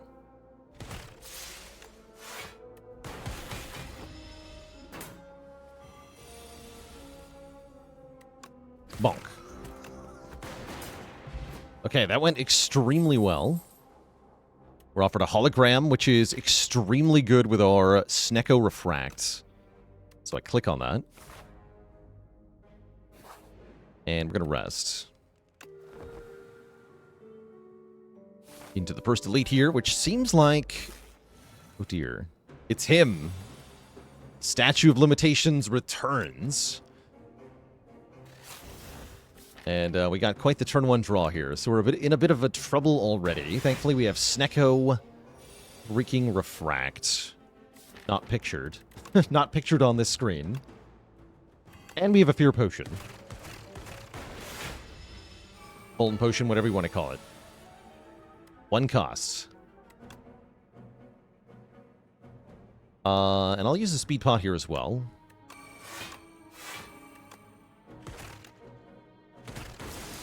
Nice.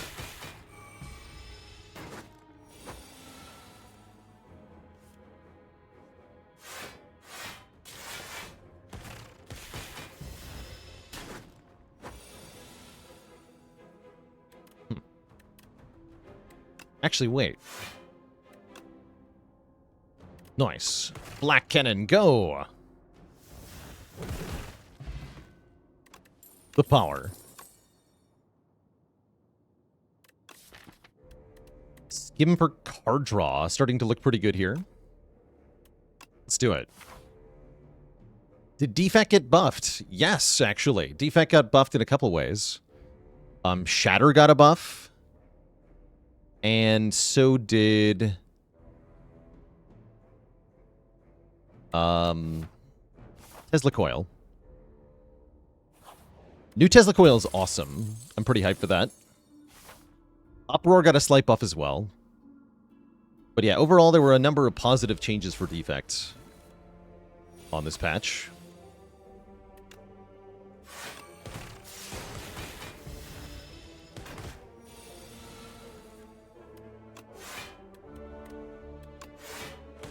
Black Cannon, go! Sure, it's only 1 hit, but hey, we'll take it. Stinky Blessing of the Forge. No thanks. And a difficult choice, Turbo or Hologram. We take Turbo this time. It's another status card for Flak Cannon. I like it.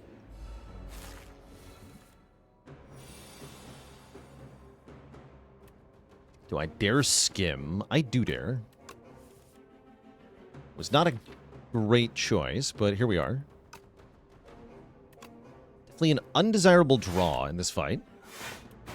It's gonna hurt. Oh no. Oh, we're in real trouble.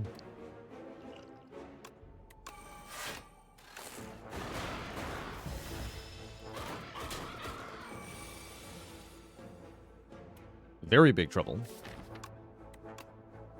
Ragamuffin with the Prime sub. Welcome to the Cozy Sub Club.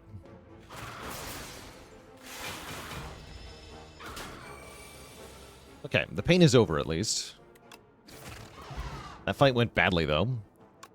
At least we get a good relic. Mercury Hourglass. I love when combining that with Bronze Scales. By the way, Phantom is going to be miserable with all this chip damage from relics.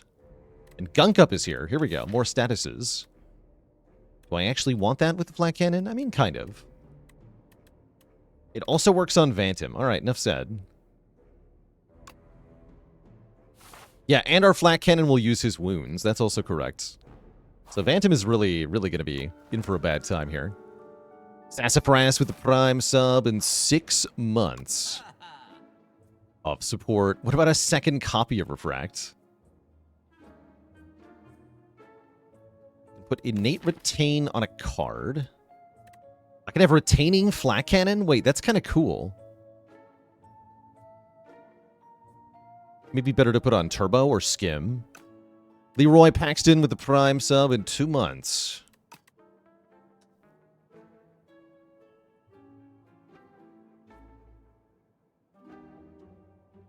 Yeah, it is a dead draw on turn 1 is the problem. Retaining Sunder is okay as well.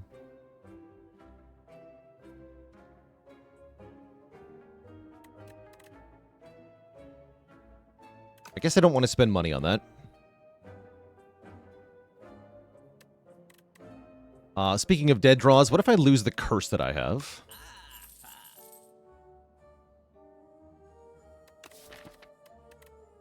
And then do buy second refract. Hell yeah. Double refract into this nerd? Let's do it.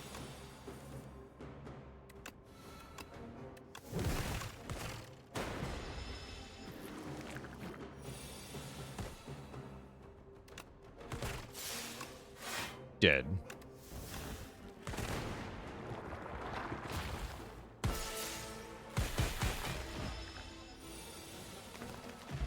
Easy. Compact? That doesn't work with Flak Cannon.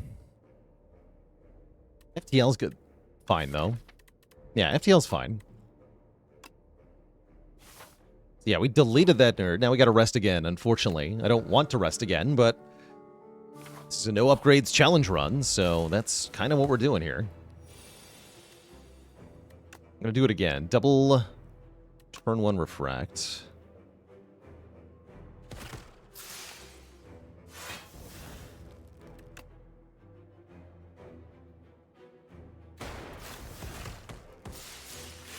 Okay, so we break through all of these slippery stacks on turn 1 without even using the bronze scales.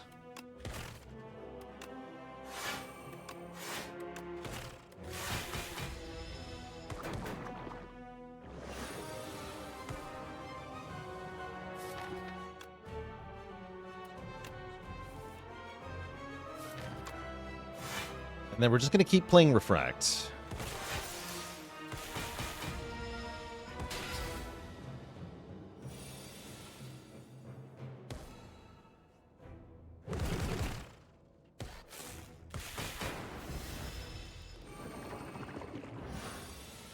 Flak Cannon would be good here. Yes, hit 5 times Flak Cannon.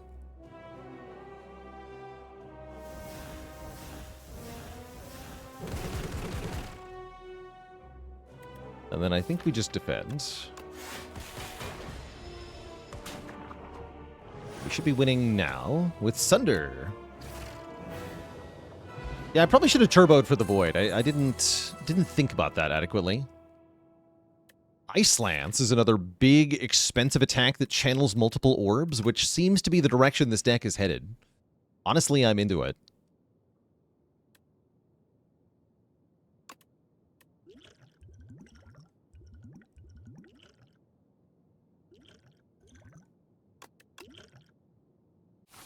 Darv?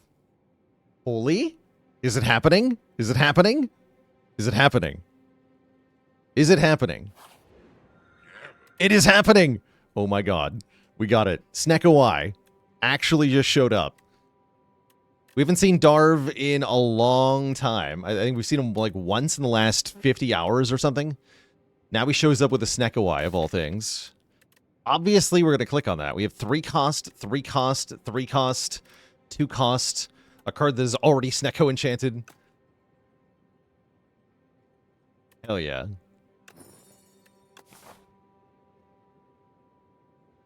Is Snekowai really rare in this game? Yes. This...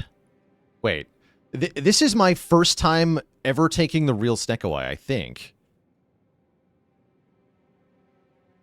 So yes, it's extremely rare.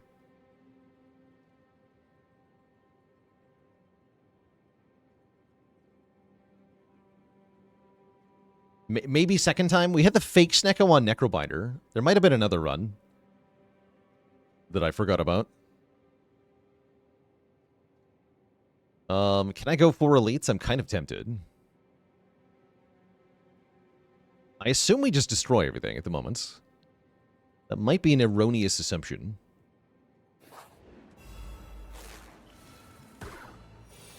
Ice Strike. Ice Lance. Whatever you want to call it. Pretty absurd.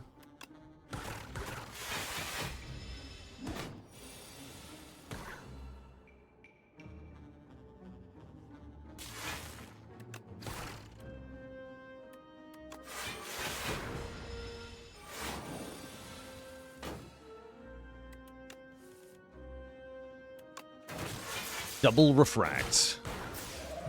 Seems good. Another copy of Sunder is here. I don't even know if I want Sunder, though, because it's not as good as cards like Ice Lance or Refract. That's saying something. I don't actually think I want it.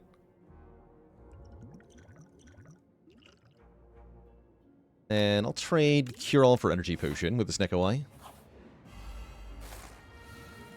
Thunder number big. We're fighting the enemy that says big numbers don't exist. The enemy that can't count past 9. Oh, they're dead already. Okay, well, good fight. Turbo seems kind of bad. Fight Through seems kind of good, though. Putting 2 wounds into the discard pile. This is exactly the card that's meant to go with Flak Cannon. I guess I will keep the Regen Potion. I should probably use it, though. Let's use it now.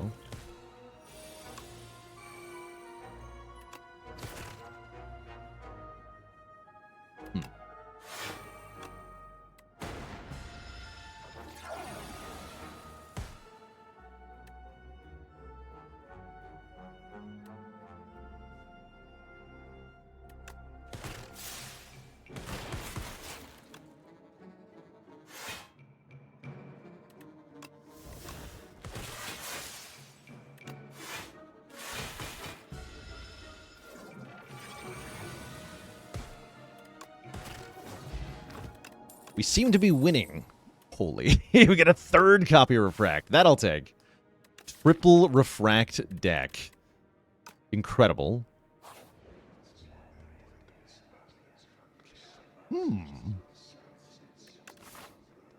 Any Bing Bongers in the chat? I'm going to pay 15 health to make sure we can get Bing Bong. Which says, anytime you add a card to the deck, add an additional copy. The goal is just add big cards. It is that simple. Ranwood, I'll give a fire potion to. Wait, no! No, Ranwood, you traitor! Oh, you jerk. There was no way around that either. None of those options say don't take a relic, so he was always going to do that to me. Oh. My no upgrades run, how dare you? The good news is he didn't hit 2 important cards. So, at least everything is mostly still okay.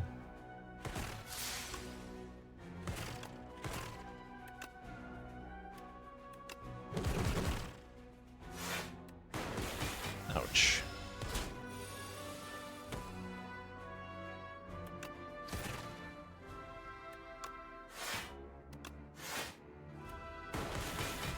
Oh wait, I just played an upgraded card, didn't I? Like a mindless fool. No! Killed by Ranwood.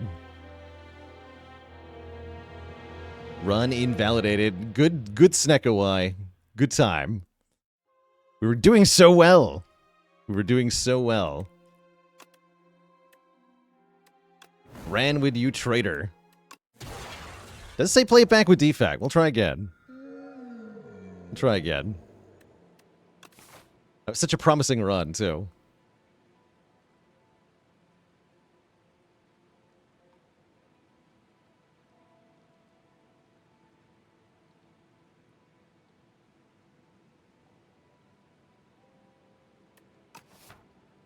Give me a Transform 1. Into Chaos. How appropriate.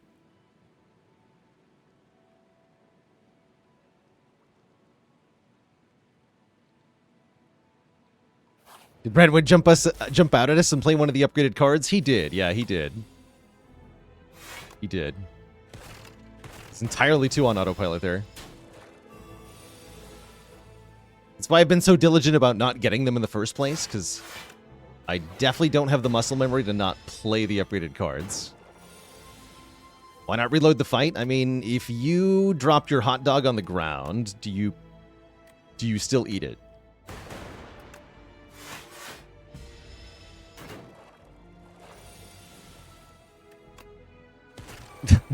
Five-second rule.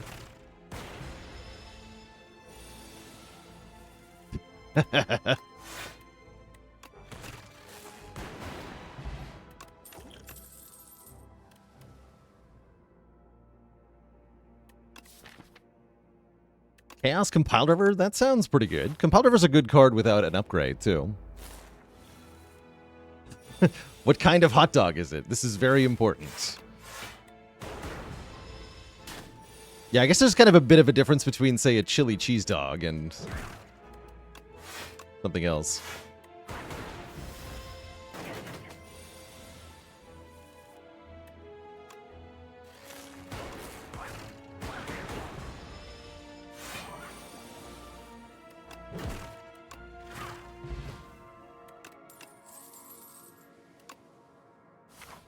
Should maybe think more about Claw. It is law, after all. See, we're in Underdogs, right? I see the path I was planning on taking. Okay, lots of fights.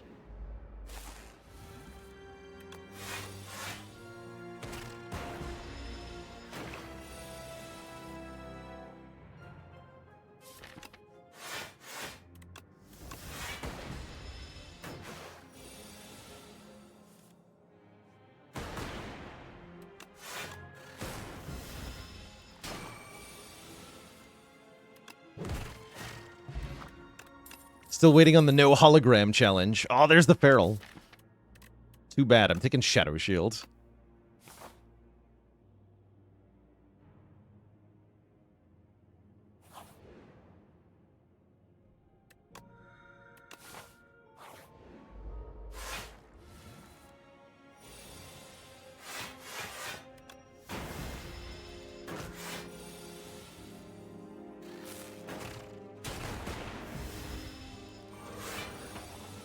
What's wrong with hologram? It's too good. Making all the other cards feel bad for not being hologram.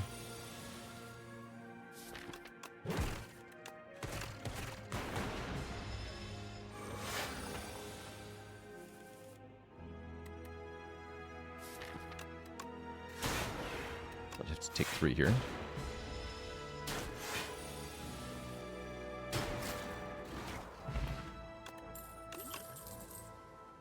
Yeah, I love hologram a little too much, probably. Just a bit. Oh no. My skills deck. Help. Ooh, that helps. We don't have to attack pot here.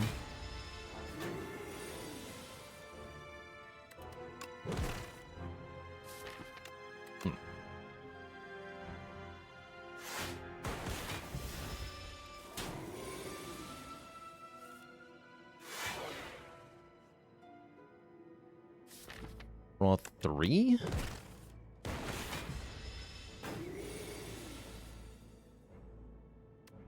Hologram the draw 3 or what? Seems wise. Uh-oh. How can I ever evoke my Dark Orb, actually? I just realized how bad this is.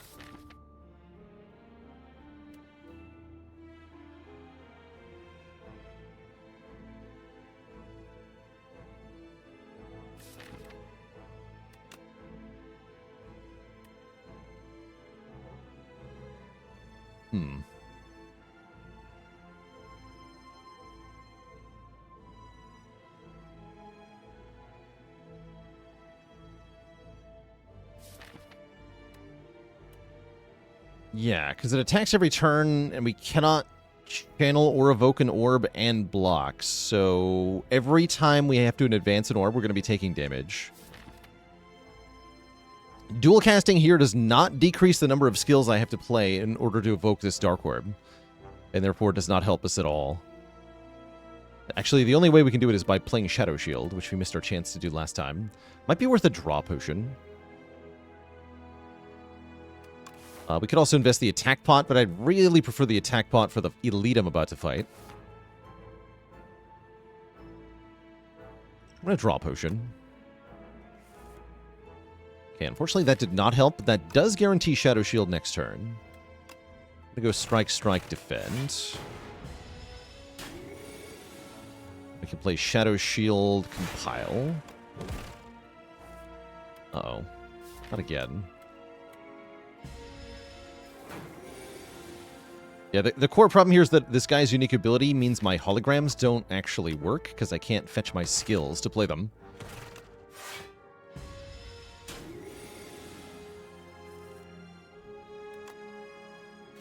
Okay, now we win when we get dual casts. So don't compile, because it could draw the dual casts. Yeah, it would have. Okay, that wasn't too bad. It's evident to me that we need more orb channeling, so Cool-Headed looks pretty good. Subroutine's also a very nice card, but doesn't do much now. Guess I'll take a Frost. Just in time. Cool.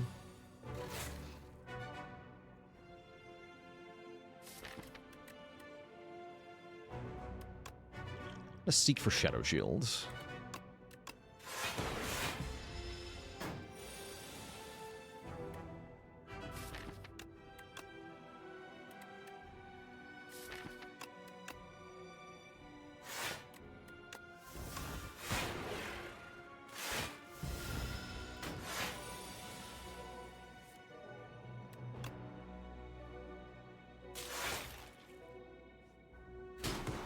Nice. Good use of that dual cast.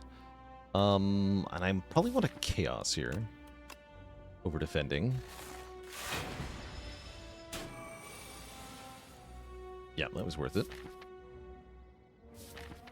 Well, sort of.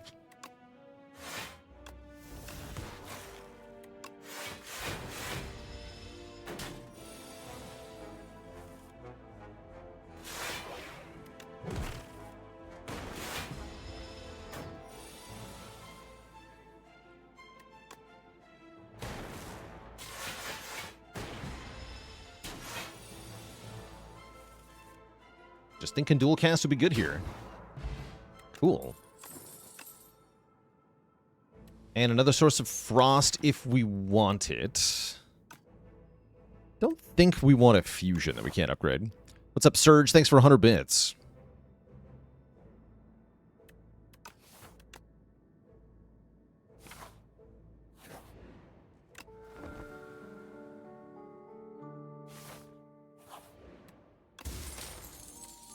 Bag of prep we like. Can I handle 2 more elites? Seems unlikely. Let's see how the first one goes.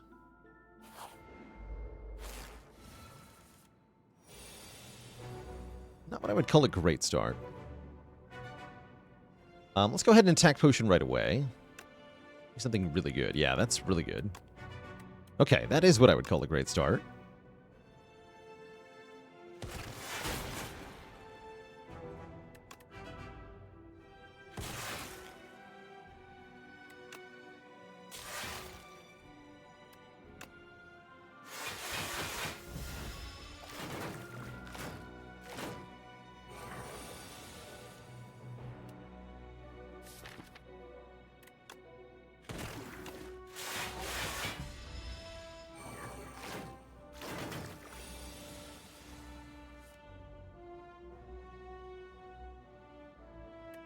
Let's start whittling you down.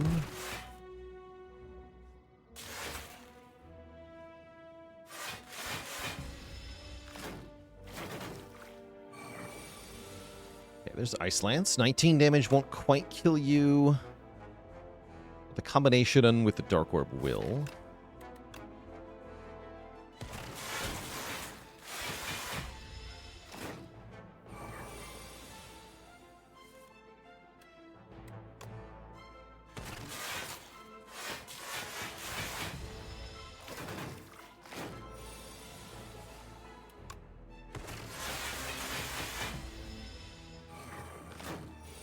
We should have killed this one first, actually. All good.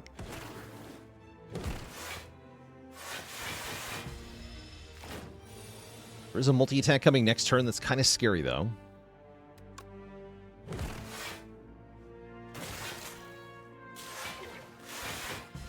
Give me the Ice Lance.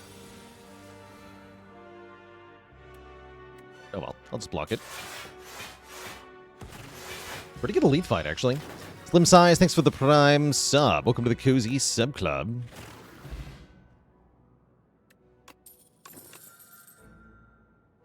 Let's take another compiled river. Claw is interesting, too.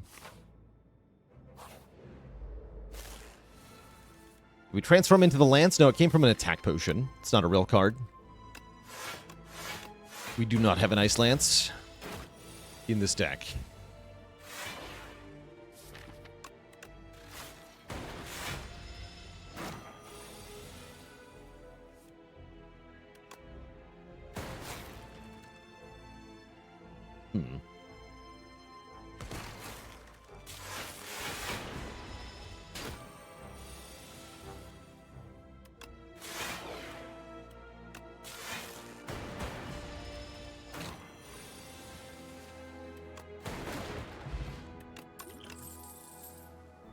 Him is back. I think we'd rather take a null.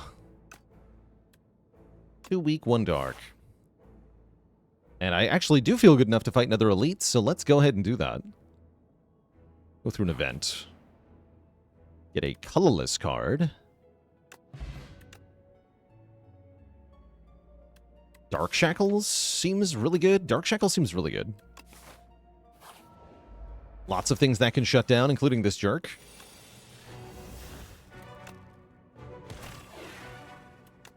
Let's get our damage orbs out. Take a little bit of damage here on turn 1. We should be mostly good through the remainder of this fight as well. Mostly.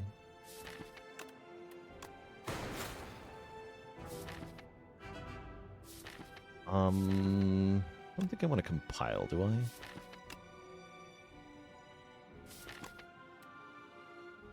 I do.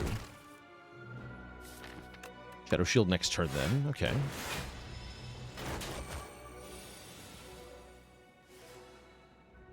Or I can dual cast. I don't think I actually want to, though.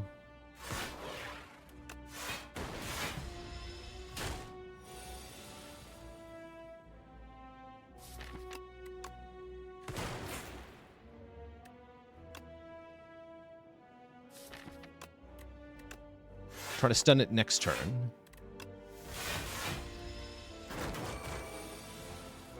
Perfect.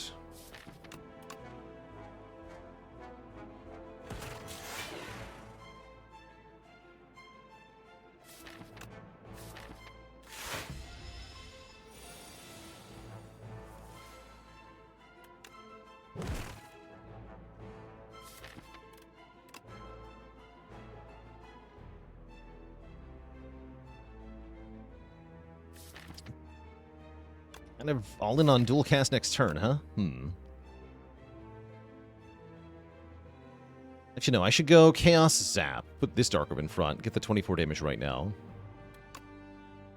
That's what I'm going to do. Yeah, we still kill with dual cast. And we kill sometimes if we don't dual cast, which is more important here. Like this. Great. Scoring an old coin is cool, but I have to get to the next act. Third compile is good, except into fish. I'll still take it, though. We'd love to get a turbo or something.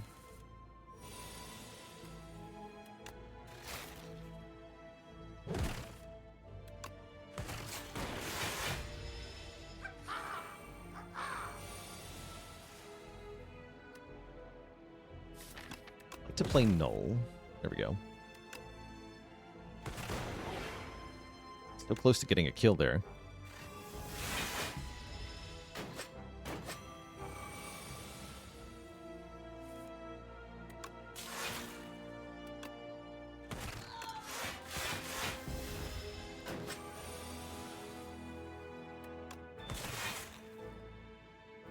Hologram dual cast does not currently kill.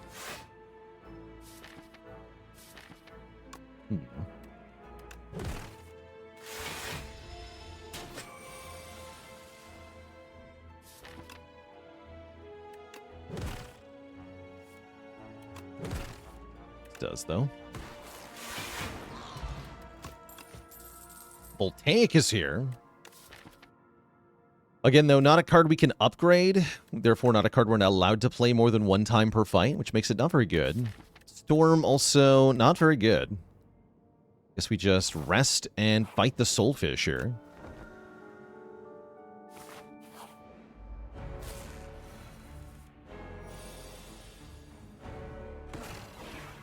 Play Chaos. Nice. Rewarded.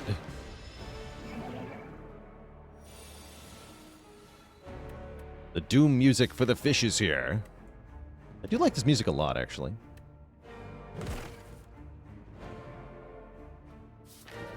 Okay, we're gonna hollow Shadow Shield. No Beckett, unfortunately, so we'll take 6. Definitely have to be careful about drawing too many cards because of these pesky Beckons.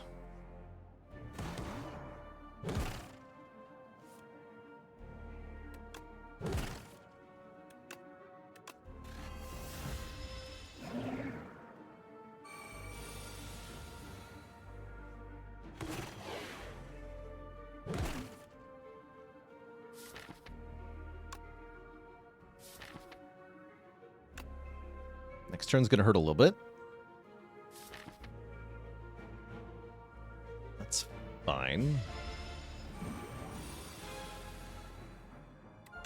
Oh, and it's intangible, too. Oof. I think that all the way through.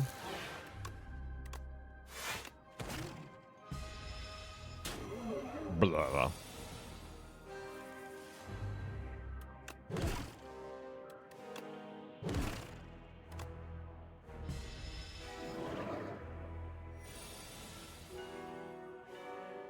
All right, Shadow Shield, it's your moment here.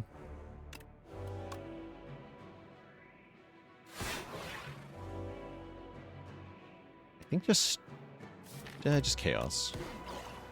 Get our new Plasma.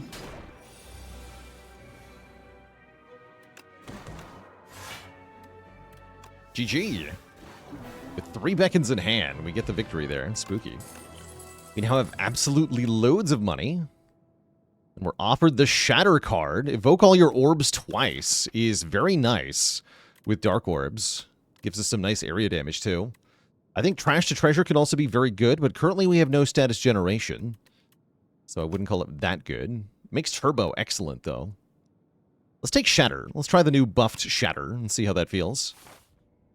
And we'll say hi to Ouroboros. Upgrade cards, no. Reroll each card reward once, maybe. Turn dual cast into quad cast. That is not an upgraded card, and that is awesome. Evoke your rightmost orb 4 times. We love it. I wish I could upgrade that card. It's a lot better upgraded, but I think we'll still take it. Yeah, let's still take it.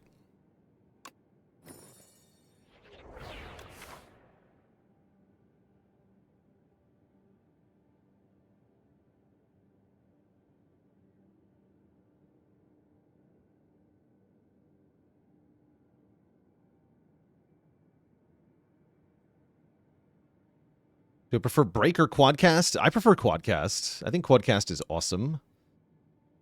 Okay, it looks like going to 2 shops is probably worth it with this much freaking money, so let's go to this one first.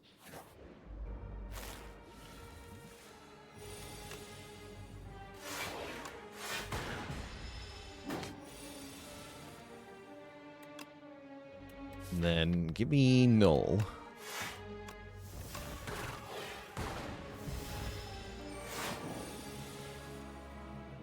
Evoke all your orbs twice. Seems pretty good. Seems pretty dang good. Get him.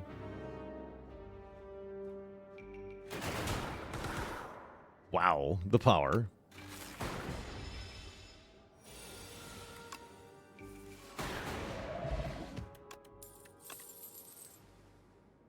Come on, just one little upgrade. Nobody will know. Oh, I'll know. I'll know and Darv will know, and I'm sad about our Snecko run, but Darv would know.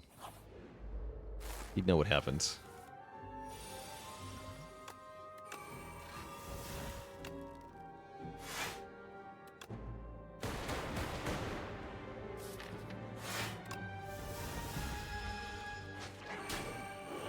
null. You would dare.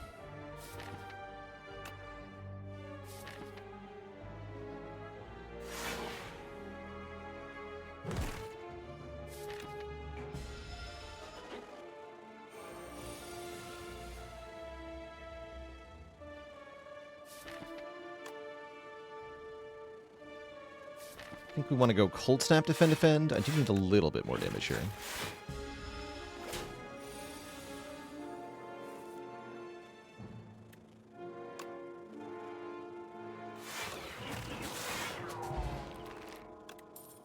Take my null back.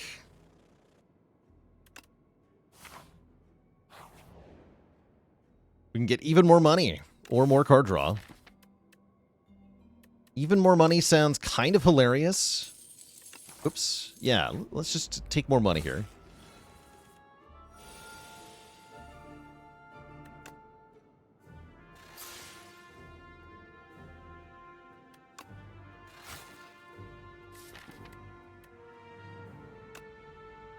Let's get more frost.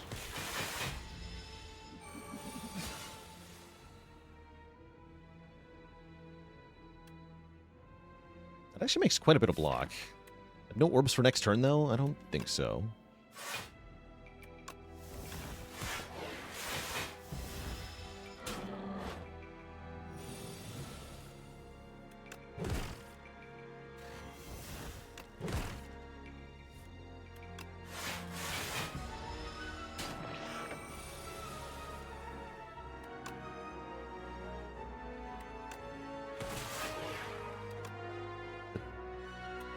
Won't be enough damage, right? We have Quadcast coming up, so get that Dark in front.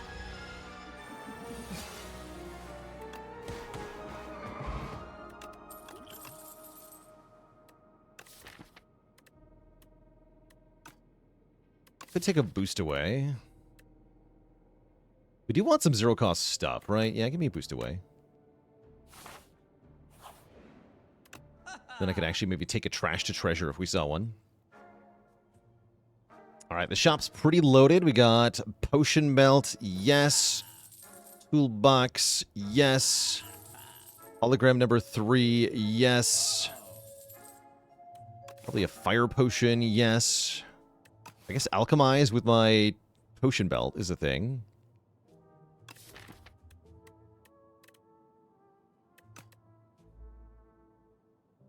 Yes.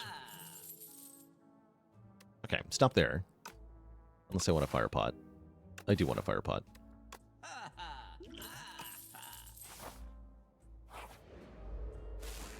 You. Or I'll just take the crappy Strike or whatever.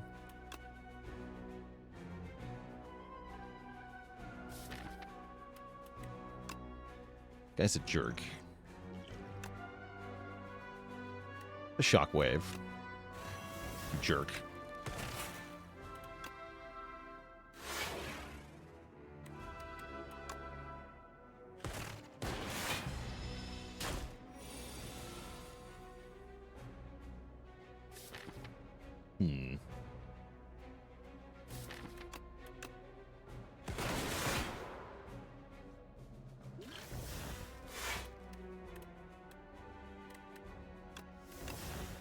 Oh, whoops. Definitely been playing too long today.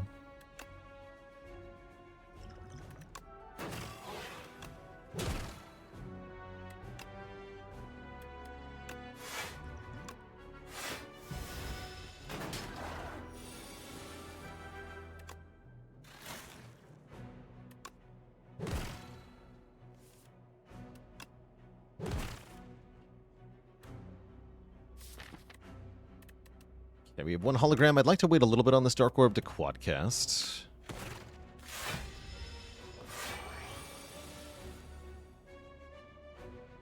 Alright, well, there's my little bit.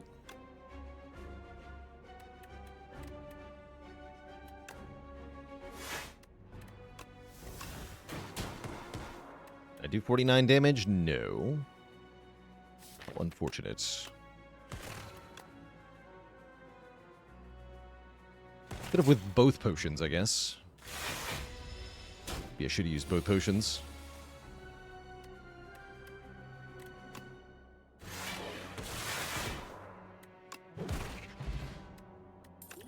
Now we still have both potions, so that's something. And we're going to get actually 2 heals in a row. Wait a minute. It's not so bad then. Sorely lacking for powers here. Loop without an upgrade feels pretty sad, but I think it's still worth it with Quadcast and Dark Orbs, because we can multiply that output by quite a lot. Speaking of output, we just got a lot of energy output with Happy Flower and Chandelier. We're actually all the way back up to full HP, so I definitely shouldn't have used potions. And now we get to fight B-Guy. I'm going to punch the B-Guy right in the face. Punch. Bees!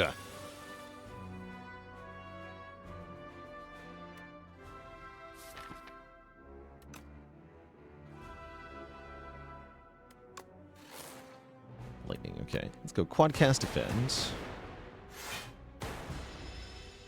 To Hologram Quadcast.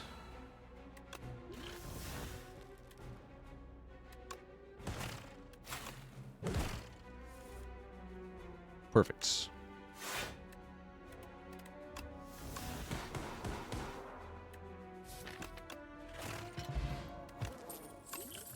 Get 10 max health. Could take a glasswork here, but I'm going to say no thanks. Do I even want to go to another fire and a shop here? Do want the shop, right? I do. Don't need it, though. Let's just keep taking fights. Since I'm already kicking butt. Jack of all trades here.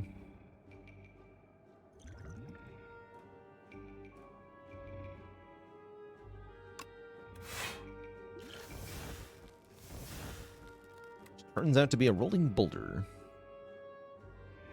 Quaint. Null cleanly block here. Let's do that.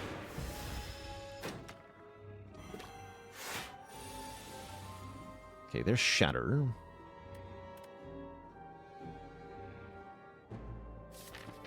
It's a bit early for that. I can hologram Shadow Shield. No loop then. No Quadcasts.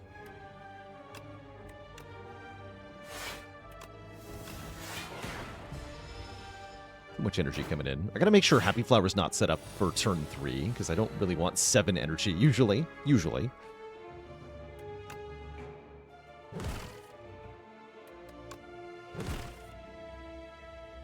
Well, maybe this turn I do, actually. Maybe I do.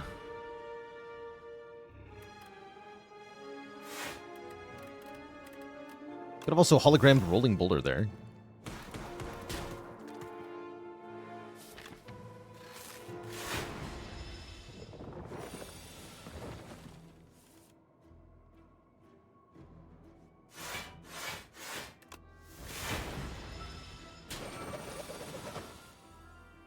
Well, that's not what I wanted.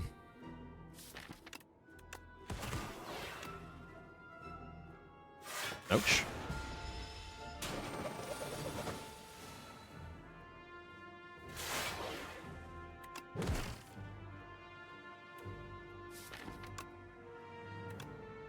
Just shattered. Although I did the thing again. Game's hard.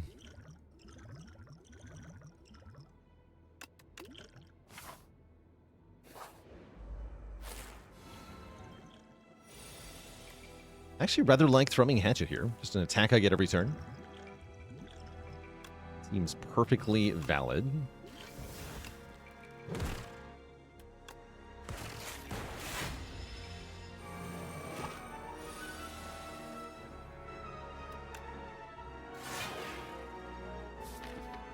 Draw 3 may be better. Not if I can't actually play any of the cards I'm going to draw. What's the optional challenge? The optional challenge on this run is no upgraded cards. I cannot play any card that has an upgrade.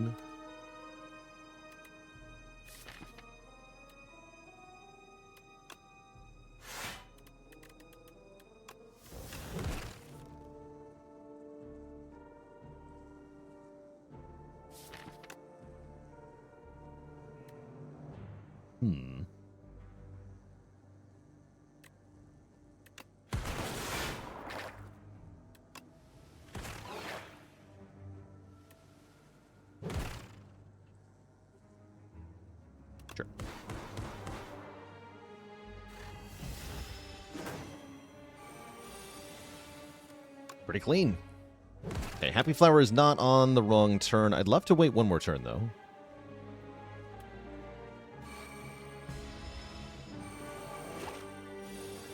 Happy Flower on turn 1 here.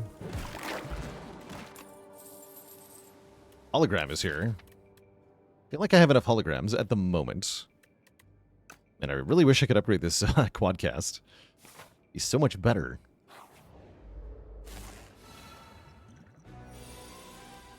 Seduction versus Secret Weapon to get Shatter. I would really like Secret Weapon to get Shatter, right? Too bad. I draw Shatter on turn 1 anyway. Now I feel like a fool. But that's alright. We can use the Gambler's Brew to get some other stuff in hand alongside the Shatter. Or I can just do Flexpot, Shatter, Hologram, Shatter, which is not bad either.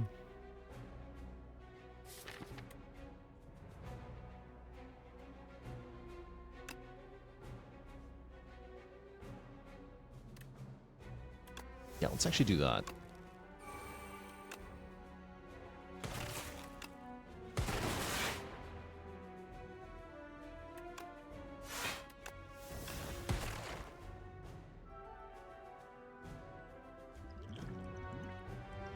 You too, buddy.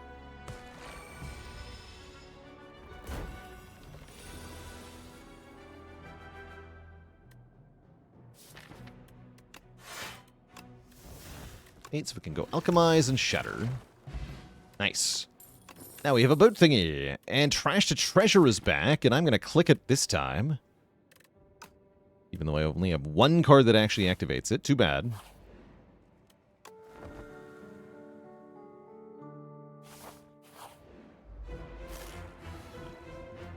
Oh yeah, new crab music.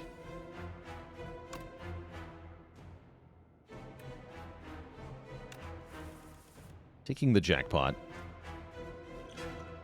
Maybe I shouldn't, but I am. Alright, jackpot. Do the thing.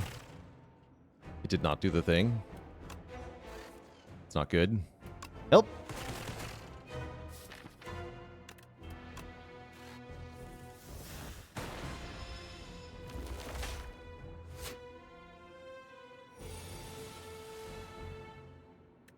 Think I counted on you.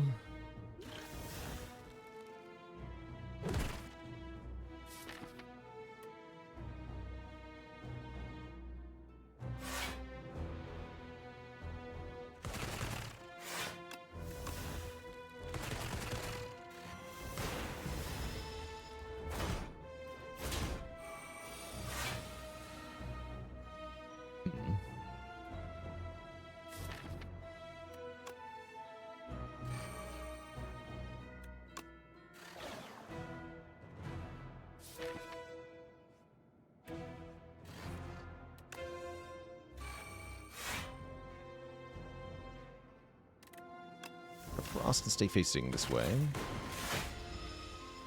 Yeah, getting enough orb slots actually could be a way to help make this fight more reasonable. Alright, jackpot. I'm going to need you to pay out bigger this... Actually, no. I'm going to need to compile first, probably.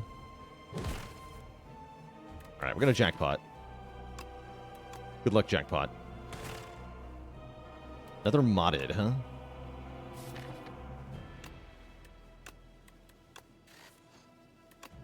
It's not good.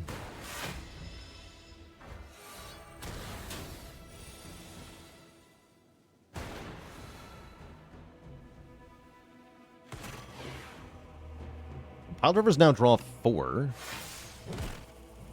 Wait, that's kind of awesome, though.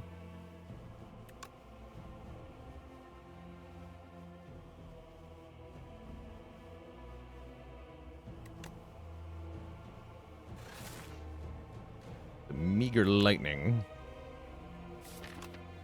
Pretty good damage by quad casting, and then we loot plasma, sure. It's important. We're almost dead, though.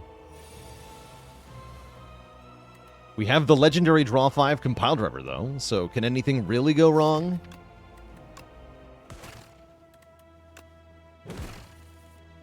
Holy moly.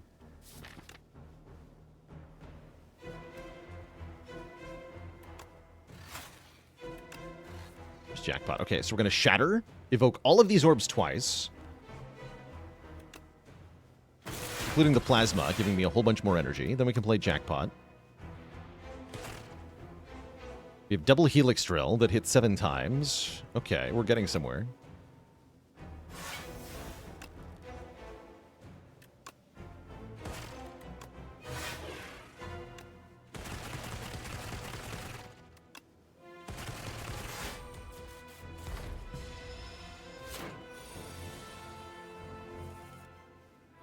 It's close. Play jackpot again. Jackpot would never fail me.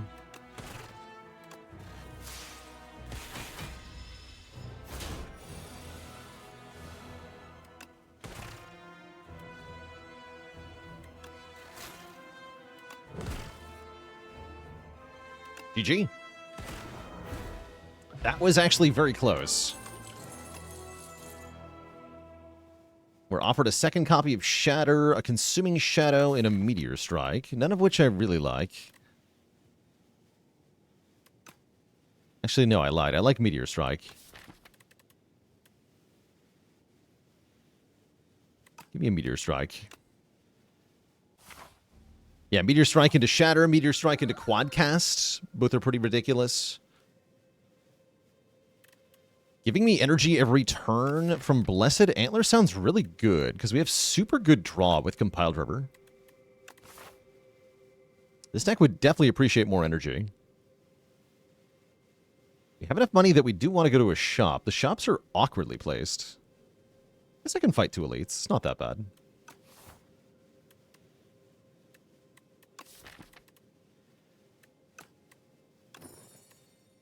Let's take the Antler.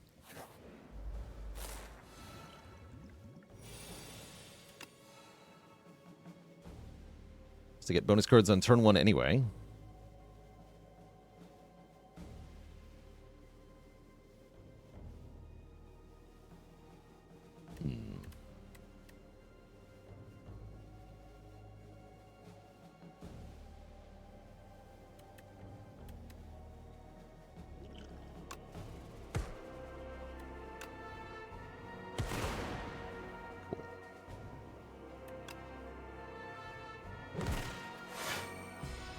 Do lose 2 max HP. It's not that bad, though.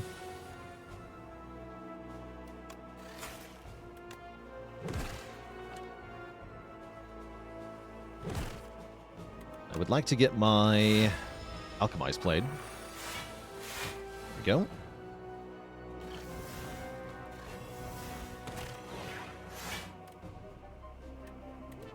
go. Please wait a turn before winning to set Happy Flower back to a normal number.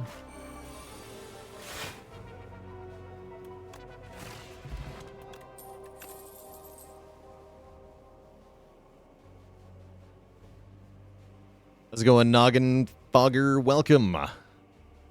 Welcome, welcome. This game is quite tough. I make it look easy sometimes, but it is absolutely not an easy game.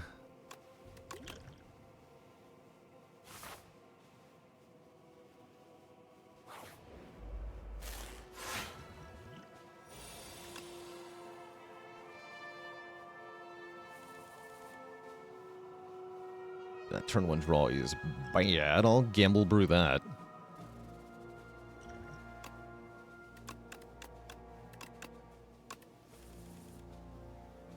A bit better, but not much.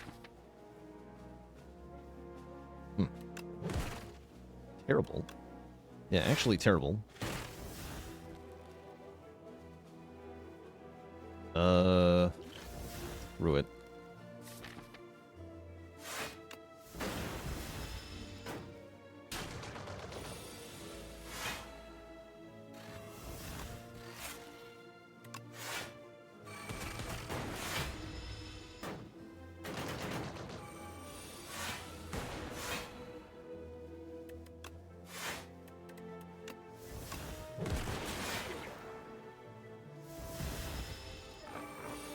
Casual Meteor Strike. Now we can shatter the... I don't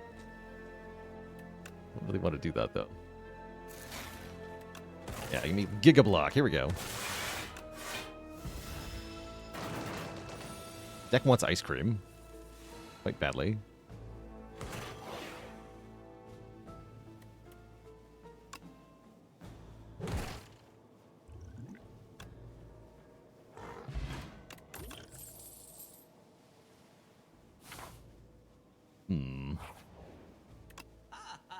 Endgame seems hard. I guess Regal Pillow's quite good because I am always resting, so that'll help me with healing. Let's take that, and I might just remove a card.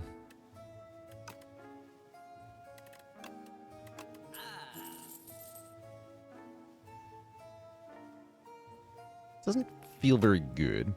Dave Gull with the Prime sub in 7 months. This cream would be good here. Kill them all in 2 turns. It's fine, right?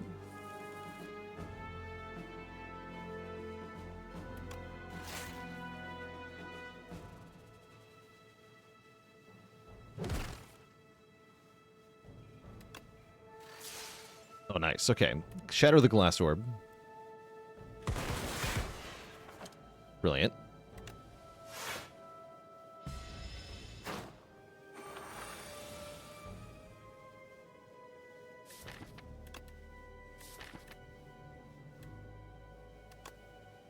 A hologram panic button to try to look for Alchemize.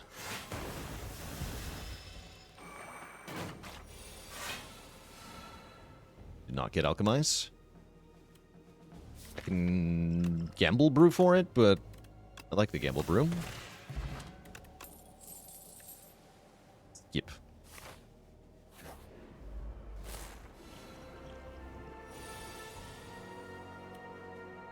How do we feel about Mayhem? Ainuku with the Prime sub and 2 months of support.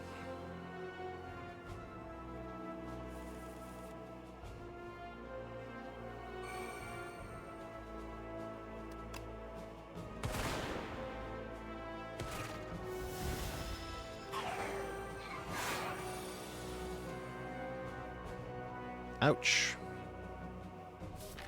This is a good Gamble Brew, yeah? Definitely.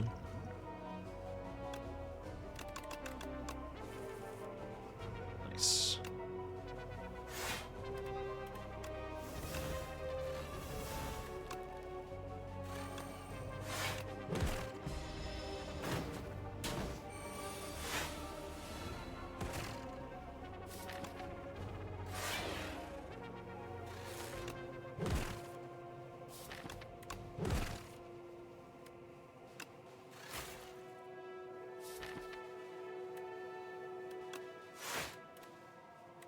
Get loop.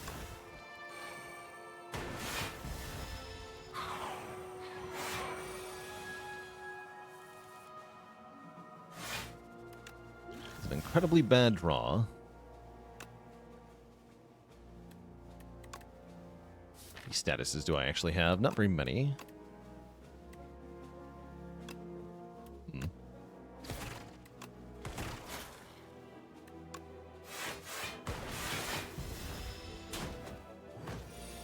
I'm dying.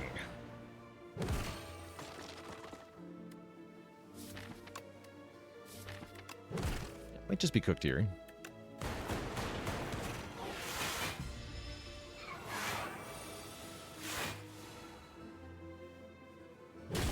Not if I play Meteor Strike for free, though. Holy.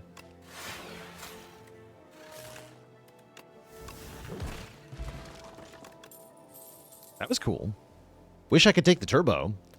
That is not allowed, though. I will take this random hotfix for a one-time bonus.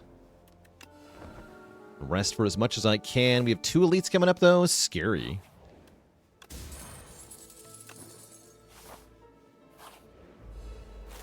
All right, the anti-powers guy. I'm offered 3 powers. He knows something I don't.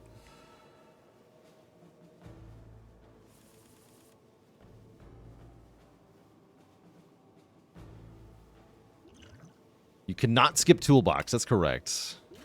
It is forbidden.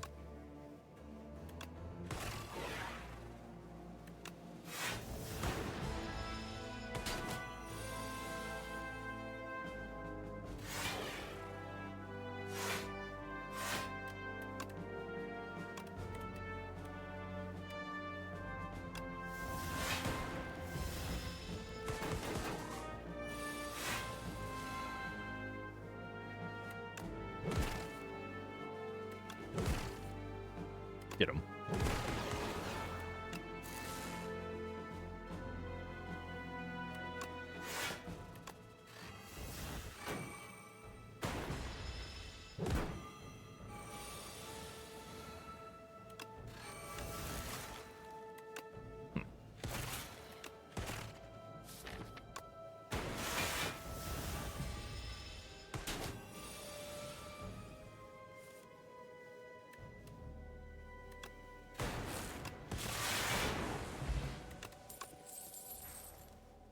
Okay. I don't feel safe. Although Panic Button helps a lot with blocking turn 1 at Mecha Knight. Automation would give us good scaling in this fight, which is also really tempting, but I need to block this initial hit. Yeah, well, we would have been okay with the Dex potions. Oh well, now I can focus my energy on doing other stuff, which is valuable too.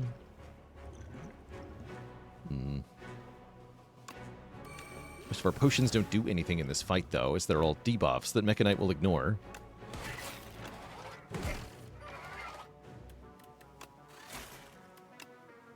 I should have played Dark Shackles to remove one artifact, though.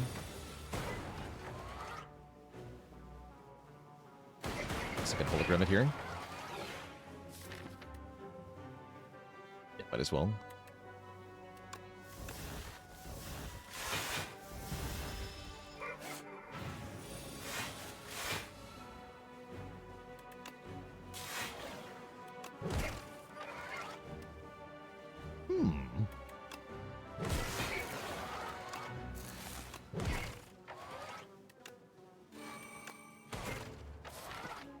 Neat.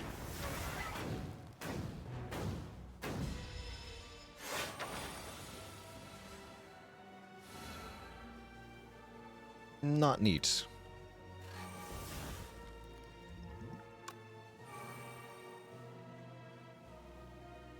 I'm gonna break through your artifact nonsense, I think.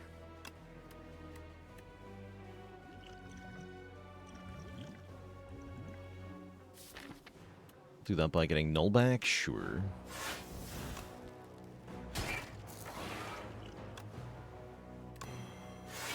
Use this as well.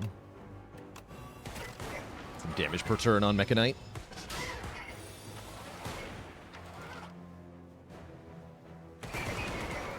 Holy damage.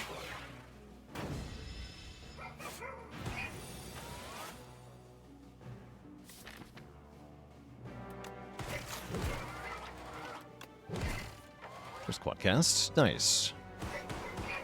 Okay, we've defeated the Mecha Knight. That was encouraging. We get a useless potion, though. Shadow Shield that I can't play. We are almost at the end here.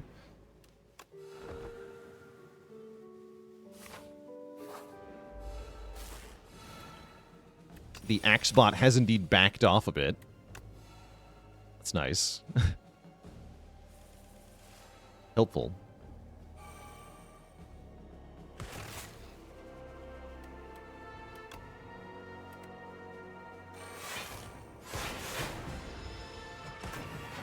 Yeah, they recentered the Xbot, which is appreciated. Xbot has learned to respect personal space.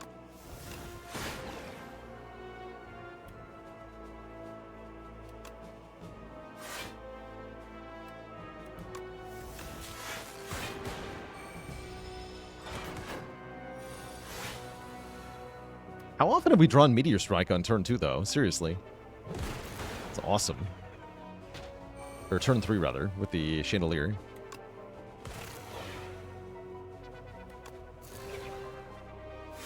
Meteor Strike again!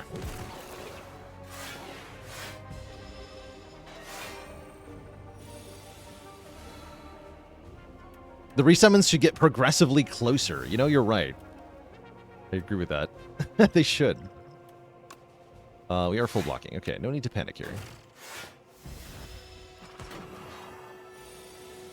What is the upgrade of Alchemize? I think it goes to 0 cost. Yeah, 0 cost.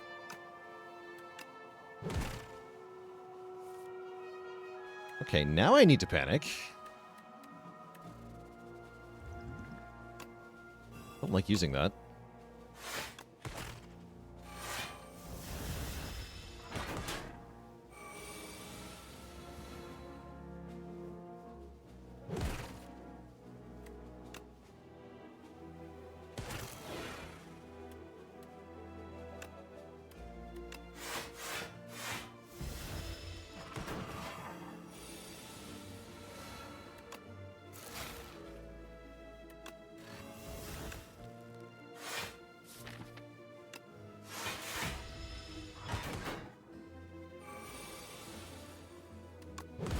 Dark Orb fully charged. There we go.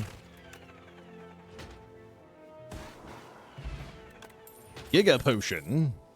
And a takeable turbo. Get in here, takeable turbo. That's exciting, especially with Trash to Treasure. Equilibrium and Calamity are both very interesting here. Take Equilibrium. Doesn't look like I'm going to get a chance to play Calamity. Mid?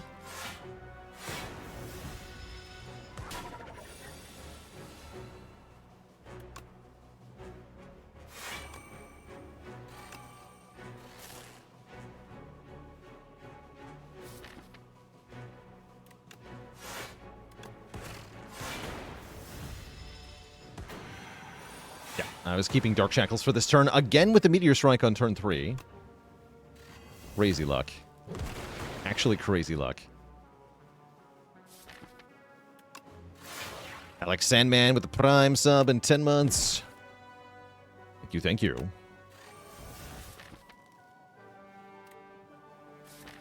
Hologram Dazed, I think.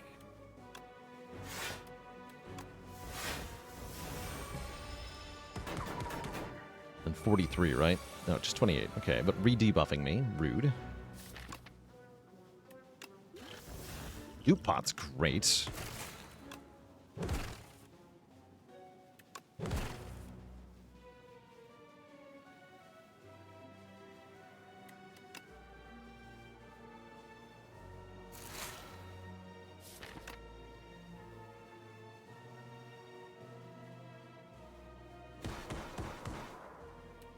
Chaos, then Shatter. The Null. Play Trash to Treasure at the end here. Okay, that was a good turn. We might even get lucky enough to avoid taking massive damage on this turn.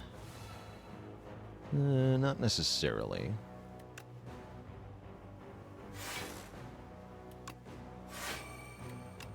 Actually, yes, we do avoid massive damage.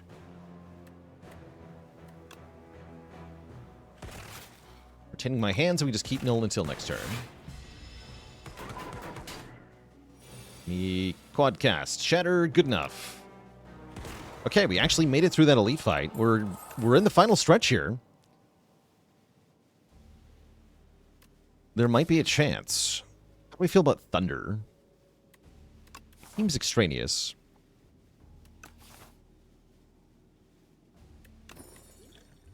I guess Explosive Ampule is better than the stupid other potion. Scared.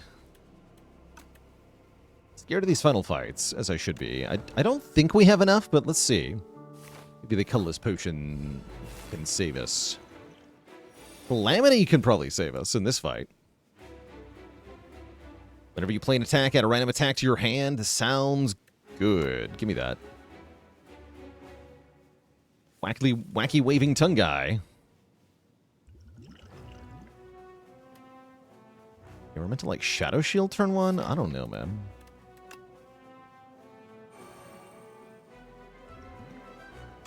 Colorless potion here. Ola's. Ola's with Calamity. Okay, this is cute.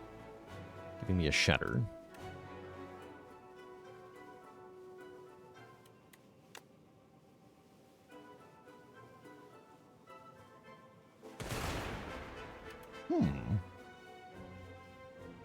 All right.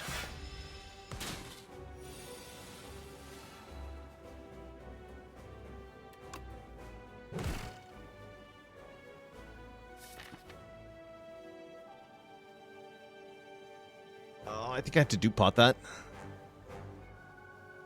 That feels like a very important duplication potion here. He should just tank the damage.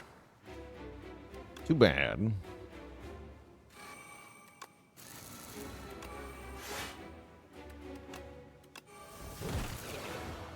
Hit another meteor strike. This is going to get funny.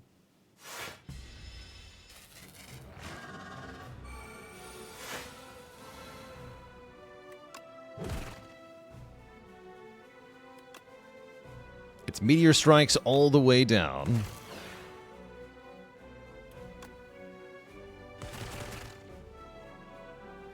Don't want to shatter here. That's enough.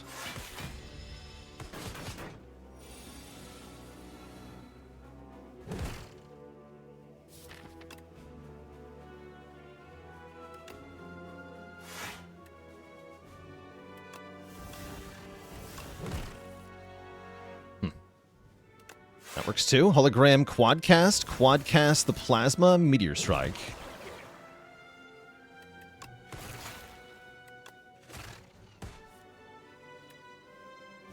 Don't think I want that.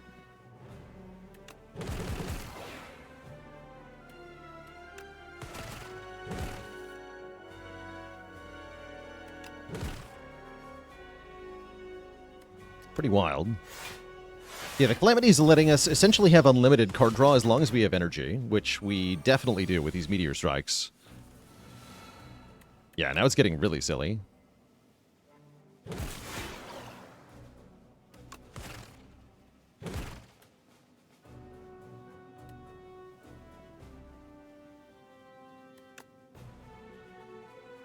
Flat Cannon for 2, get rid of some stuff.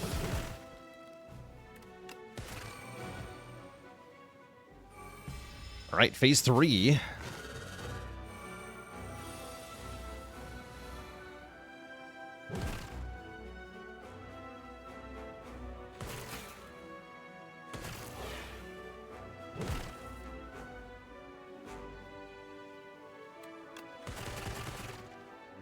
Ice Lance. Okay, that helps me block. Seems important.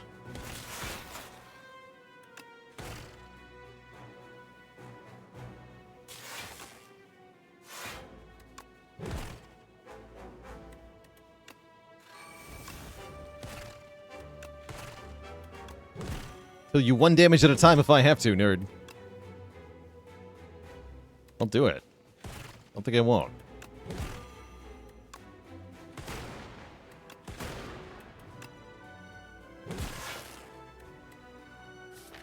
Don't think I won't for an instant.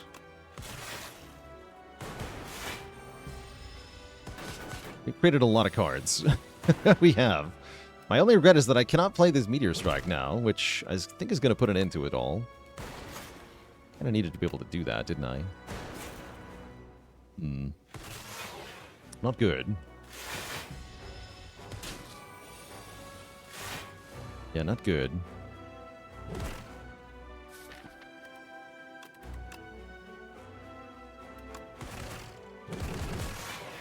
Yeah, we're in trouble here.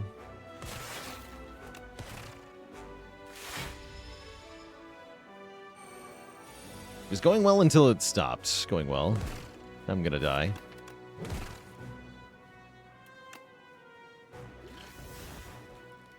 Yeah, and I'm gonna die. Good try, good try.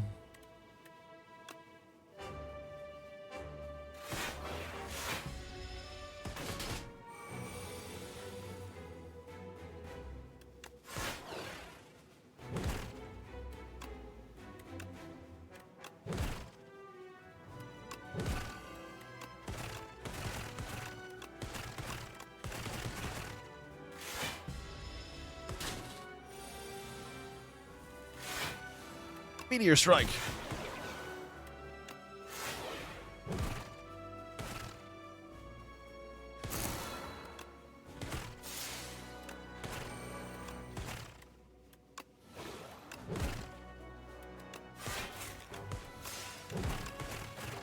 Okay. So yeah, the Calamity did get us through the boss fight, as you saw, but it was too much damage. Now we're dead to queen here. Unless I can maybe do something really stupid.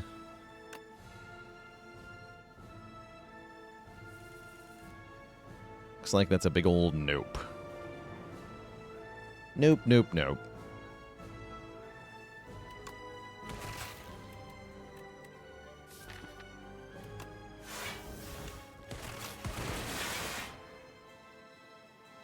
No boulder even.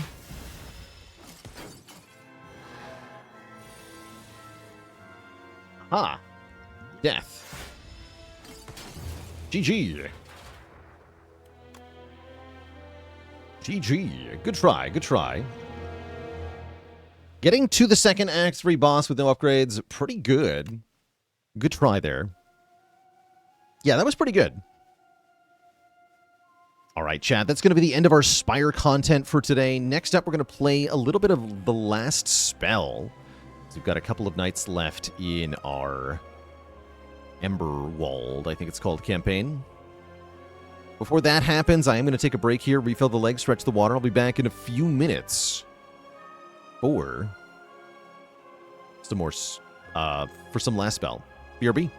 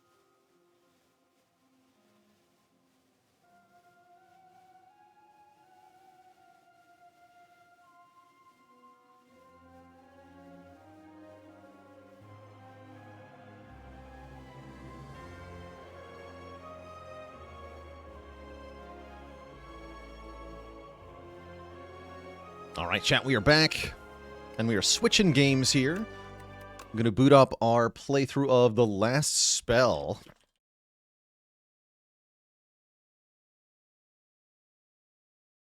That we started as our game voted game from last month.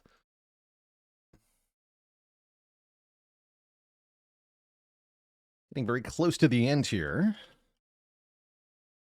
How's it going, Ped Rookie? Congrats on your first A10 win today.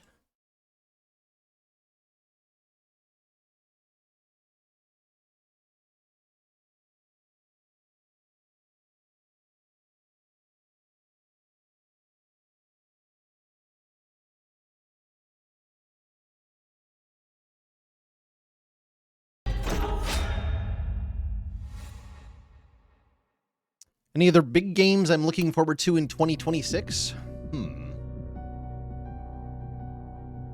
Not in as a significant way. There's a few games I've got my eye on that may or may not be within my wheelhouse, depending on how they turn out. Releasing into early access very soon, I believe, is Subnautica 2. That's kind of cool.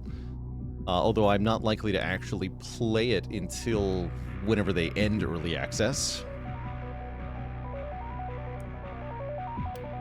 Let's jump back on into our save file here in The Last Spell. If you haven't seen it before, this game is a game about saving the world from a never-ending horde of undead using a team of adventurers who cooperate to defend a town, a haven of sorts, from the living dead.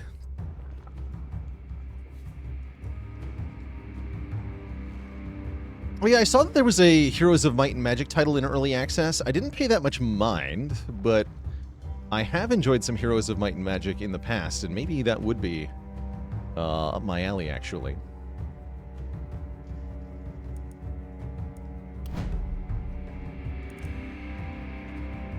Do we have any new epiphanies? Not really, right?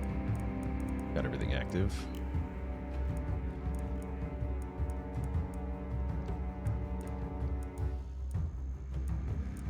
Sure. Yeah, we're not going to take any more divergences. So we're jumping back into, looks like night 8 out of 10 here. So we've had quite a few hours of gameplay into this settlement already.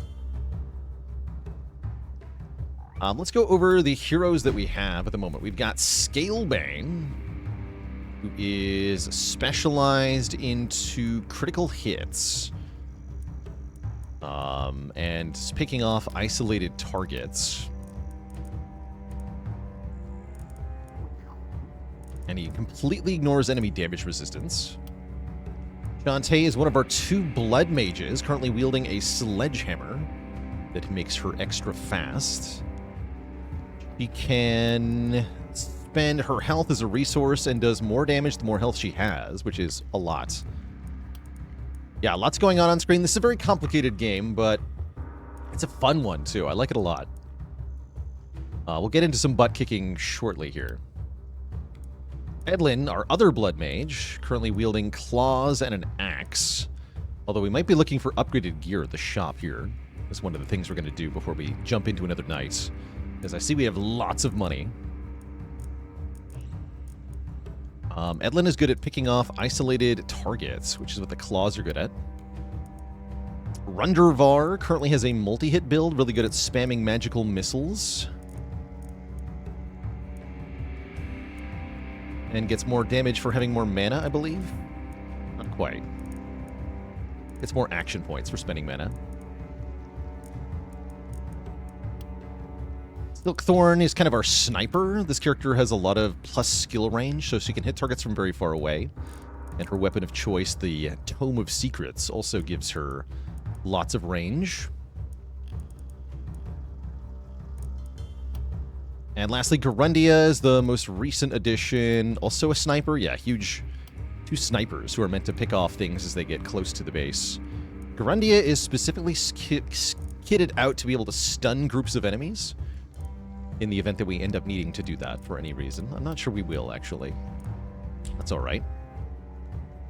So our things to do today include looking at the shop for new gear.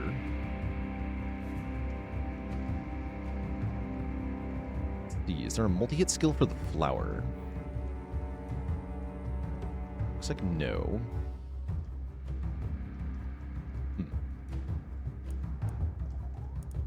Yeah, gear can definitely get a little bit overwhelming. Gear is procedurally generated in this game, kind of random stats. So you're looking for stats that support the builds your characters have. These reinforced greaves are pretty good. Hold on.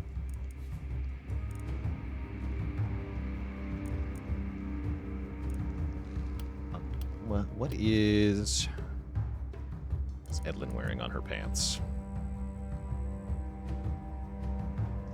7 physical damage. This gives 10% global damage.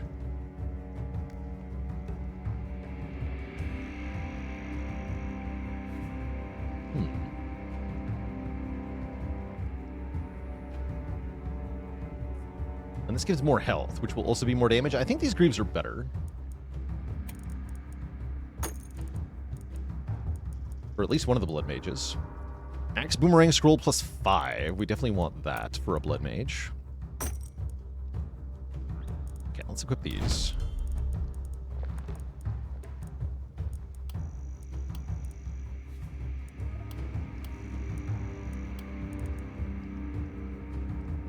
Doesn't give any health, but does give 2 move points. Okay. Equip your new pants. So yeah, health goes up considerably. So that should be more damage, right? 62%. Yeah, versus 49%. Definitely an improvement.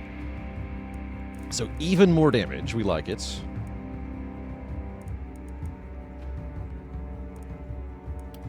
We've got skill range. Shantae does not have as much skill range. Okay, so let's give you the Sword Boomerang Scroll plus 5. Shantae gets the Sword Blast Scroll over the Axe Boomerang Scroll, maybe? No, the Axe Boomerang Scroll is really good, actually. Okay, never mind.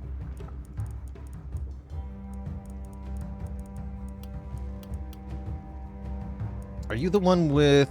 Yeah, you can teleport on your own, so I'm actually going to take away your teleportation crystal and give you another attack scroll. Scrolls have a limited number of uses per night. The higher level the scroll is, the more uses per night it has. Typically, your uses of scrolls is limited by the mana on your character, but our blood mages can spend their health instead of their mana, and they have basically an unlimited pool of that. So they can just spam scrolls as many times per night as they want, which is very broken. Extremely broken. Alright, we're also looking for helmets that give a lot of health. We don't have good helmets yet. Also craft some new items. But let's do a reroll in the shop first. Only 10 gold for the first reroll.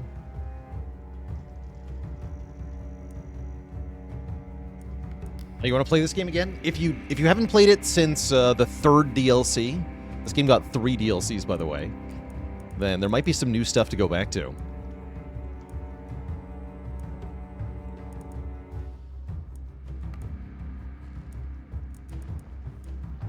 Lightning Strike Scrolls. Triple Swipe is not bad. That's a melee attack that can hit 9 targets. It's only level 3, though. Okay, this shop roll wasn't very good. Let's do another reroll. This is helmet. Raven Queen's Beak. Not that good.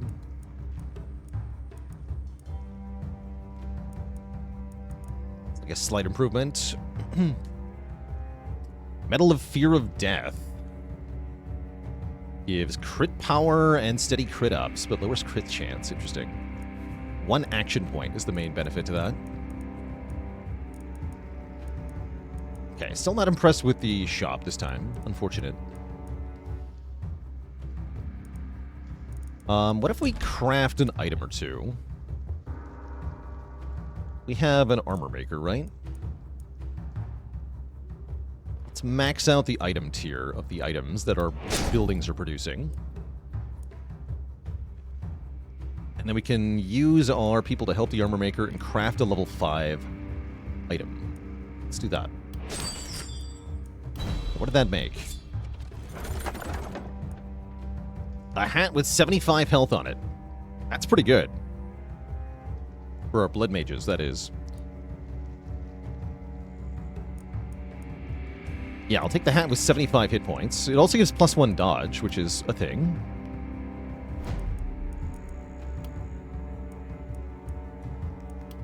So we want to give that to Shantae, because we have Sanguine Fuel and Bodybuilder.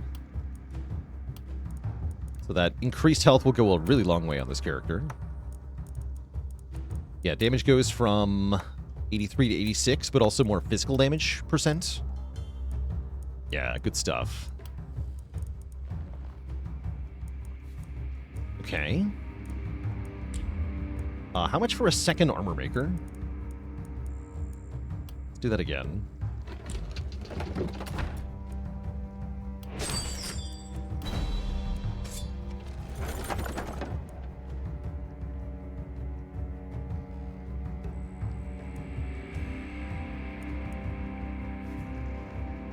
Mediocre hat. Like pants with plus move points. Surely somebody wants pants with move points on them.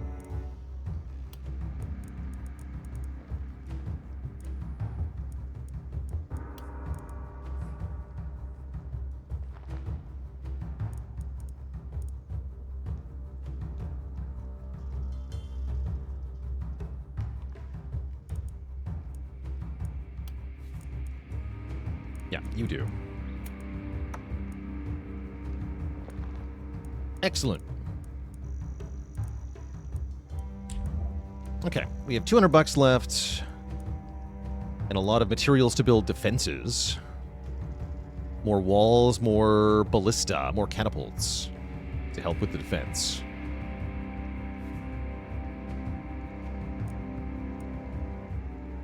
We've also got more workers who can work. We're going to use 4 of them. Pushbacks the mist. That's a lot. Let's do it. The enemies will spawn further away from town. We have 1 worker left. Used to get more money. Do that. Okay. Let us think about building defenses. I kind of want a watchtower. Now that we have some sniper characters with bonus skill range, why don't we give them a tower to sit in? Which can give them even more range. Put 2 on opposite corners here. Let's see, if you go in the tower, how do I assign you there?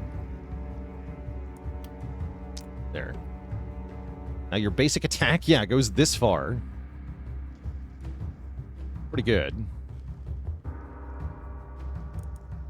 And if you go in the other one, your basic attack goes this far, which is even further.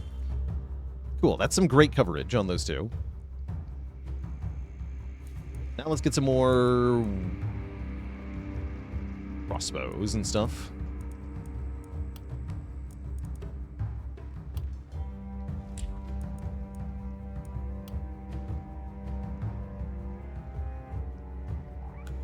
They have 8 tile range. Mounted ballista do have longer range. Okay, let's use mounted ones. We want some walls here. Got a row of mounted ballistas in here. That over here as well. Great. Okay, so where are the most enemies coming from? We have 3 skulls, 3 skulls, 3 skulls, 3 skulls. That doesn't tell me anything. Thanks for nothing.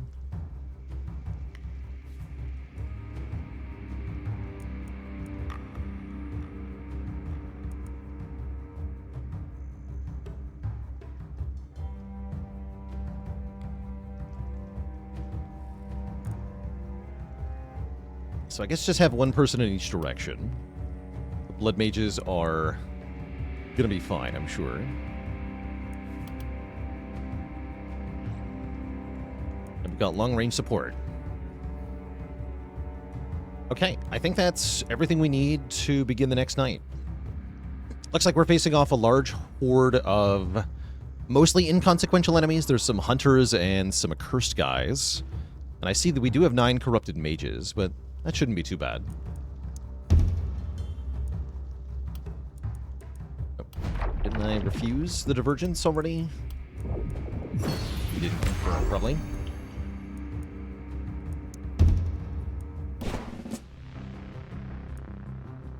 Okay. Let us begin.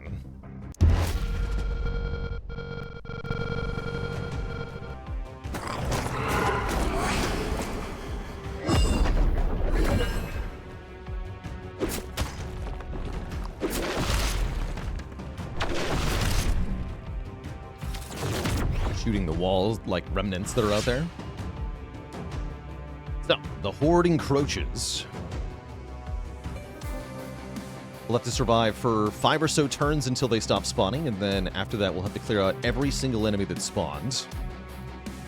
So what's this game about? It's about turn-based strategy combat against a horde of undead. Is the short of it. Pretty fun game. Alright, Garundia, what can your bow reach? What do your elf eyes see? They see things that can get sniped. That's what they see. This is undodgeable, right? That's right.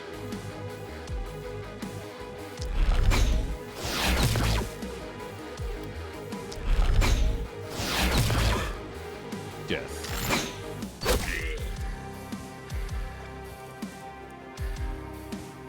An acid shot reduces dodge chance? Okay, so I can acid shot nerds to make them easier to kill, too.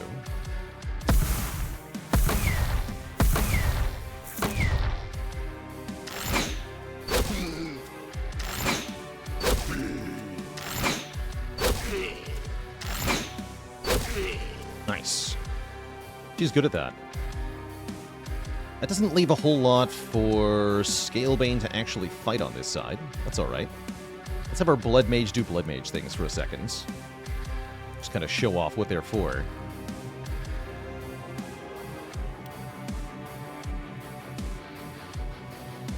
I see you're blocking my line of sight, huh? If I were to squish you all... That's the wrong... Not Wall of Pain. Let's do this. Smash into them. Booyah.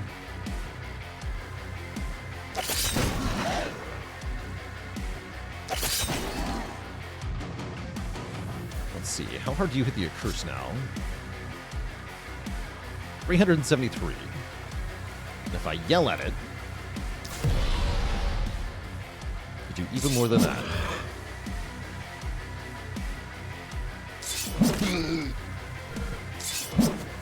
Missed! Dare. This character still has 4 action points left to murder things with after all of that, which is a little bit ridiculous. Edlin should have this side covered pretty much solo. Good work, Edlin.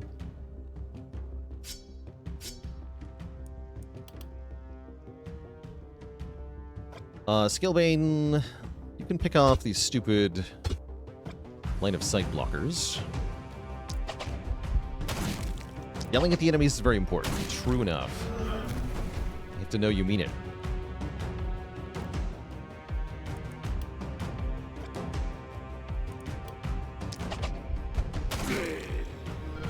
A big hit.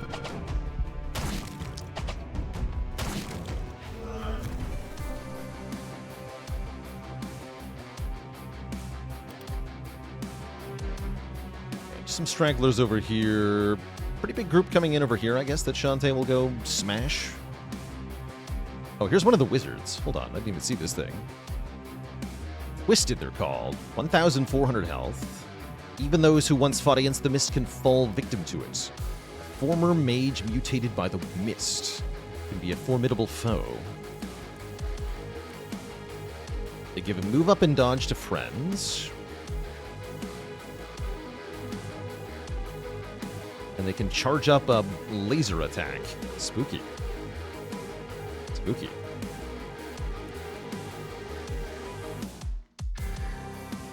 Alright, Rundervar is going to have to deal with these magical enemies coming from this direction then. And Rundervar has some good ways to do that. We have Magic Freaking Missile. Can take out any number of foes.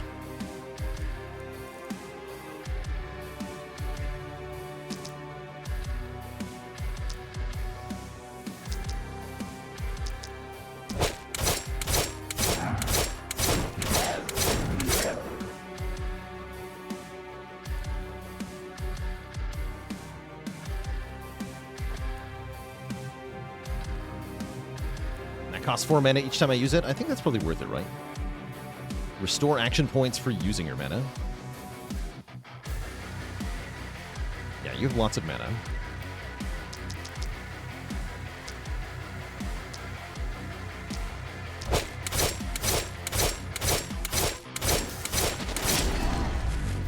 Yeah.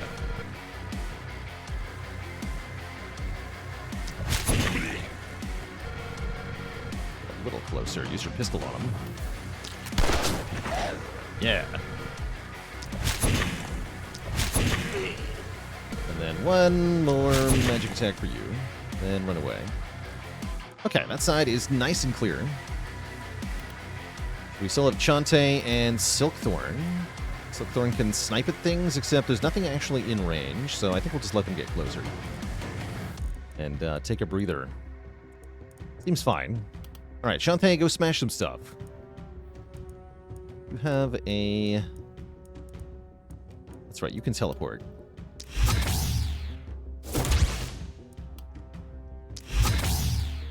I think I gave you significantly improved skill range. That's right, so your hammer can be used from a pretty good distance away now.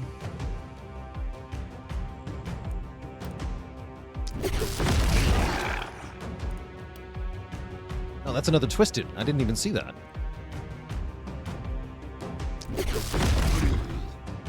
Not for long, it isn't. I missed it. Heck.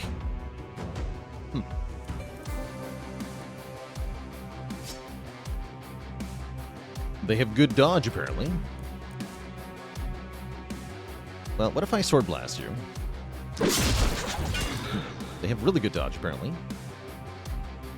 I'm going to run away now. Wait for Silkthorn to get all the way over there, huh? Well, not necessarily no way, but there's not a good reason to. So I think we'll just end turn here.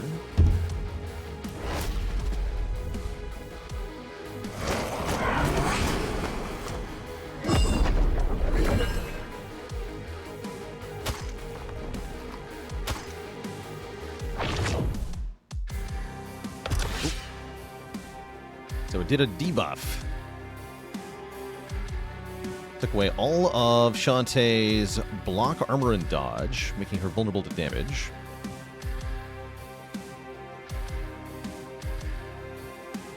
And we have a challenge here. Kill 58 enemies or more with heroes that haven't moved this turn and targets that are at full health. It's quite an ask. Probably not going to do that.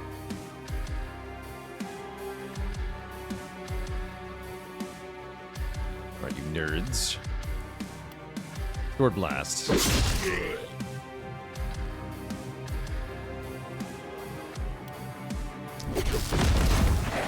There we go. We'll keep the debuff, unfortunately.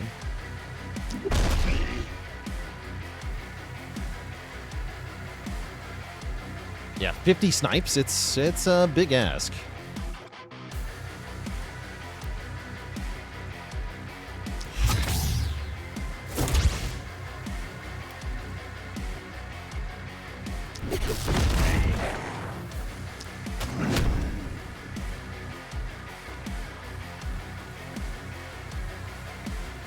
A lot of movement points left.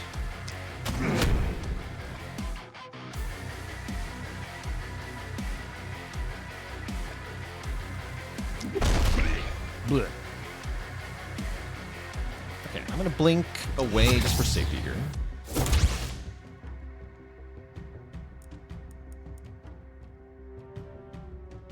Alright, Rundervar. Lots of enemies approaching here, but you have many turns to kill them all, so it's not too bad. Does seem like it's probably worth using one more barrage of magic missiles, though.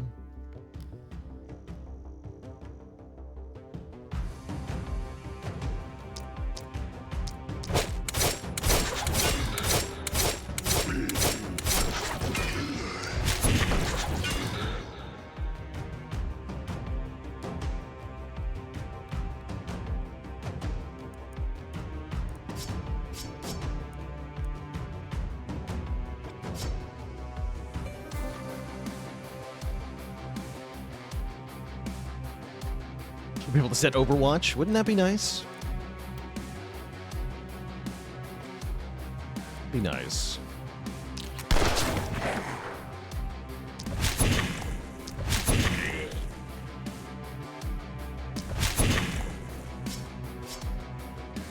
You're gonna fall back.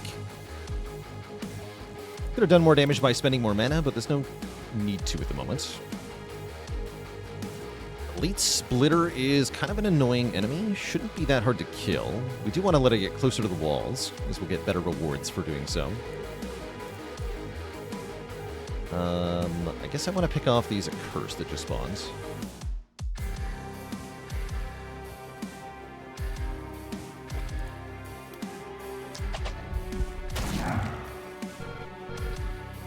Go away, fiends.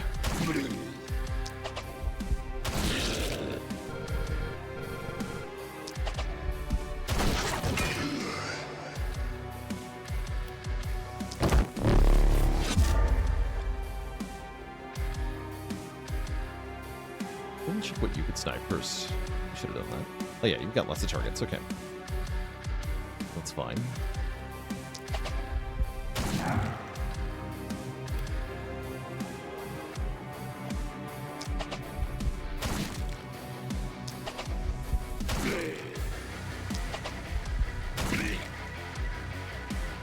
Bleh.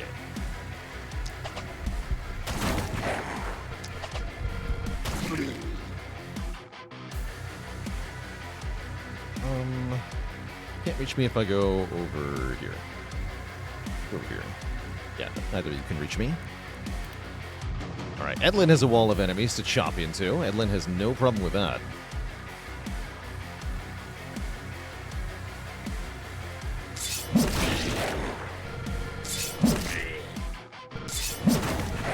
Oh, you dare miss. Look at that.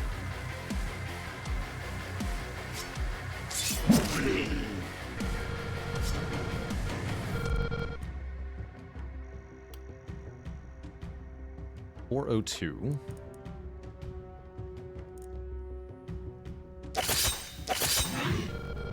Let's kill you the old-fashioned way.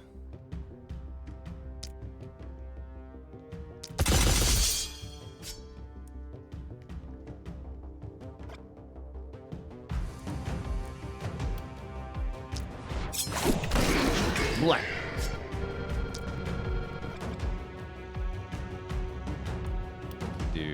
Multi-hit one. Can't do more multi-hits from here, huh? Okay, hold on.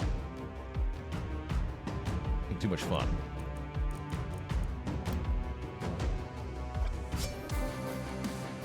Do a real axe boomerang. Oh yeah, there we go. Throw your axe at him.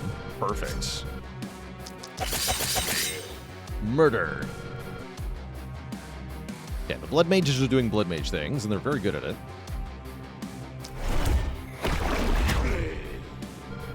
Still not much in the way of enemies that have actually reached Silkthorn's range here, which is fine. What about Garundia? Garundia can definitely shoot things.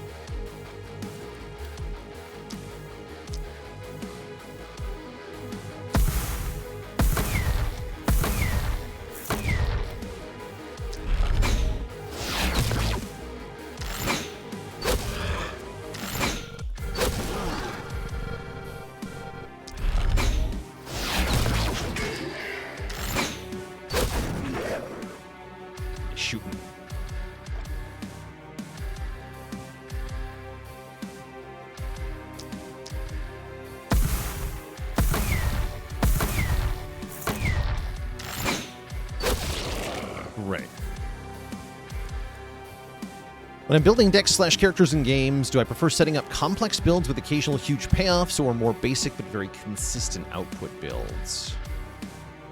I'm usually looking for something a bit more consistent, I think.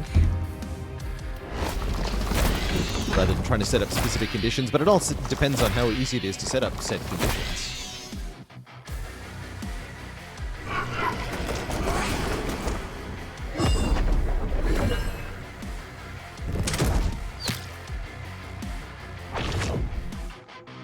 Wizard. Kill 72 isolated targets. That's more doable. Mostly we don't need to worry about these goals anymore, actually, as we've kind of gotten most of the bonuses we can get from accomplishing them anyhow. So it's actually not that important. Can't actually catapult that. Stupid mist sensor. Okay, probably I want to blast that. I should have blasted that last turn with Silkthorn. 190 damage. Oh, that was a really low roll. There we go. Okay, now I can catapult the stupid plant. Let's do that.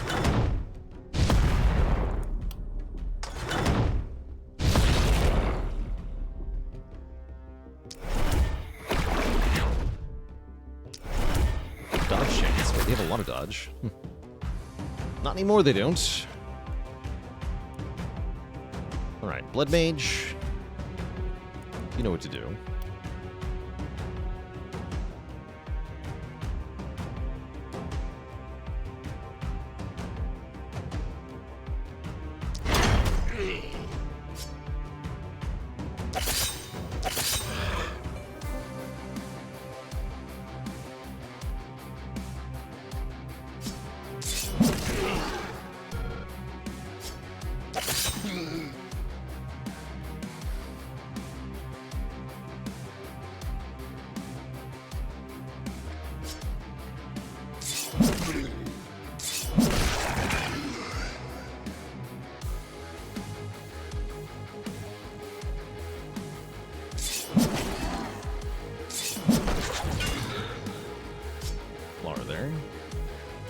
Much in the way of action points left, movement points rather, so let's just back off a bit.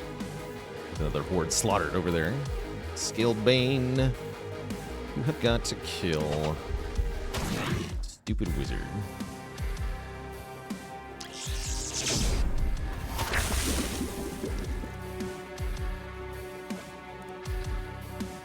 I don't care what it costs you. Also a hatchery here, so why don't we just fire a death laser at everything? Seems effective. Note to self, more of our problems could be solved with death lasers.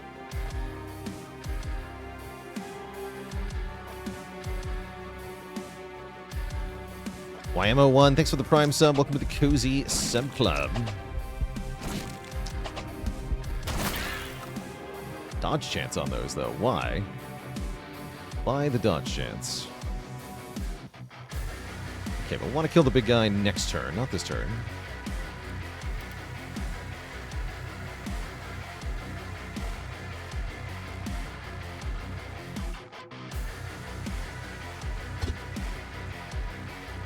Then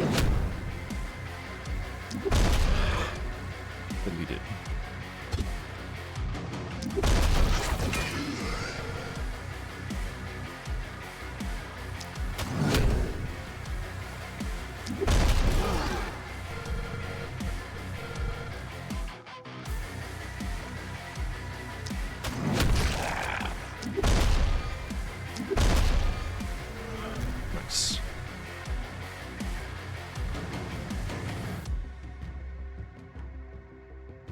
Oh, no kidding, Zach.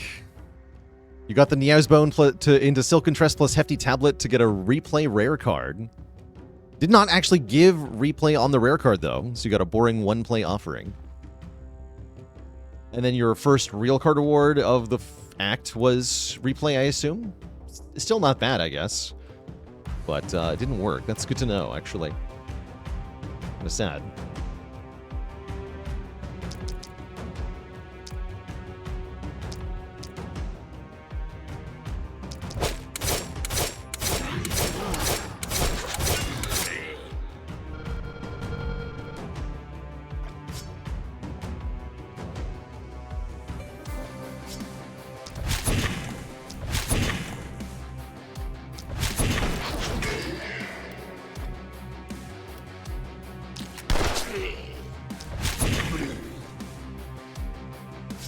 Okay.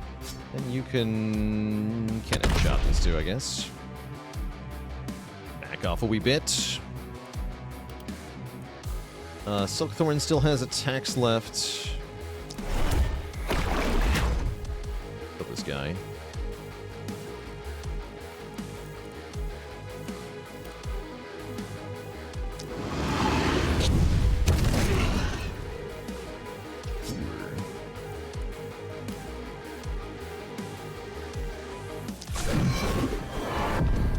First those two. Garundia has some shots to make.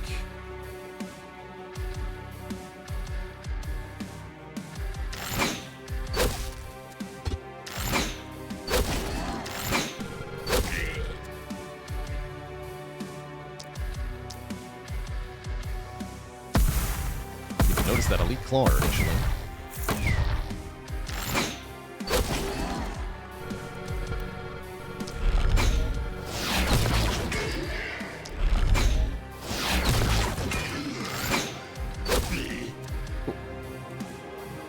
Looks like a adequate turn here. Nothing should get into close range of the town. This axe guy will get a little close, but then we're going to kill him.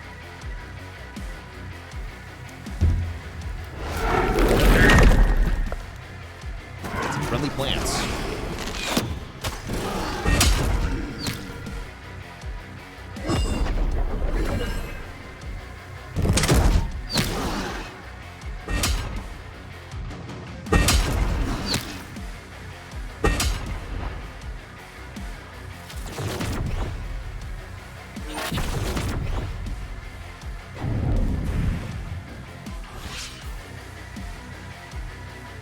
Okay.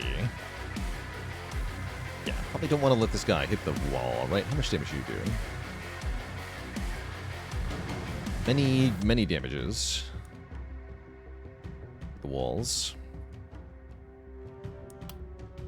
Can I poison him with the flower? Not quite. This is the flying thorns.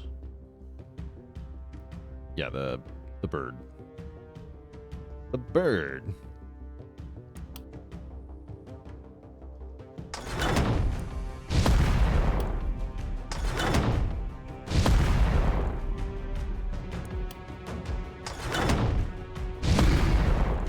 Got them both.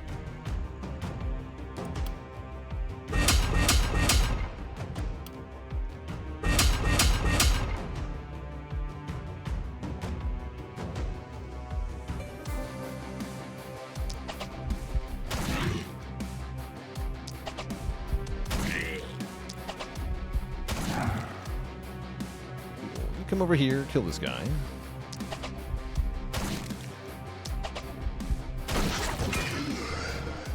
Kill this guy. One for real. Thank you. And poison these nerds, maybe? Weird. Actually just instantly killed that fool. Good. Safe enough. Dante is a nice little horde to deal with.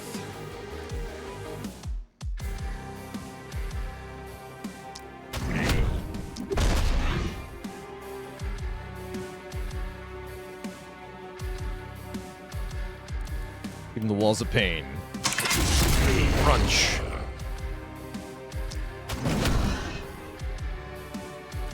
Then simply teleport.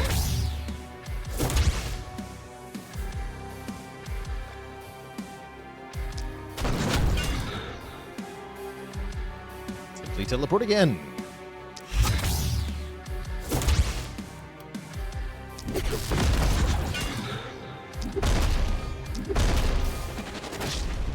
Kill the wizard, and then run away.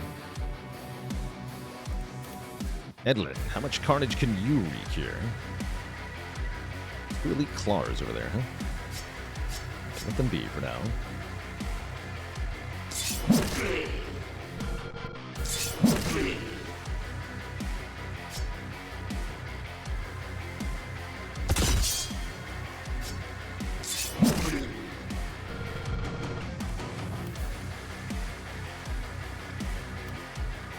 Spin to win.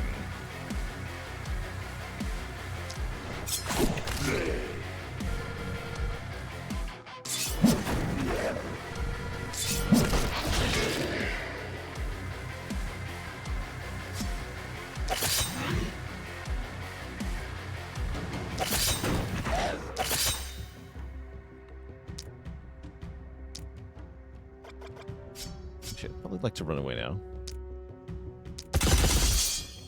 Great. You go over there. Favorite weapon? What, in this game? Oof. I haven't even, like, used them all one time, I don't think. The DLCs added various weapons that I've never gotten to try. Oops. That's not where I wanted you to go. I just wanted to use the poison thing here.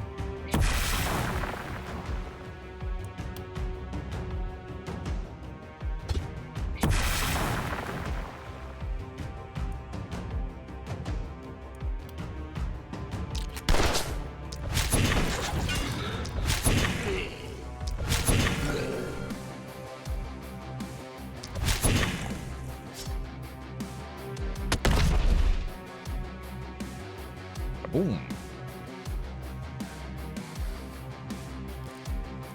Alright, now just the snipers left. Looks like a really good chain lightning target here. Yeah, that's a really good chain lightning. Nice.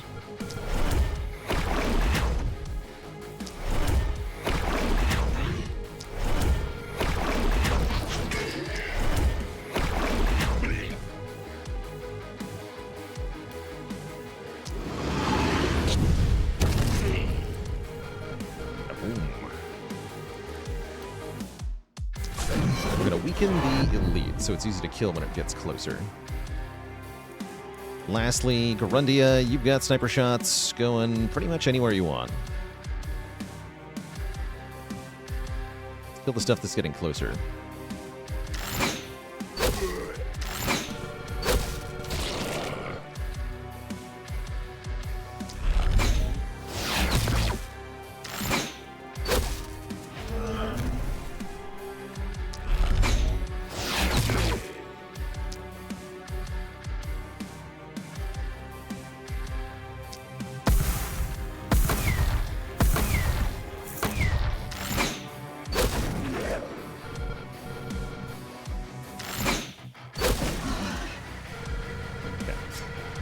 You got a hammer equipped too. You can use the you can swing the hammer from this far away.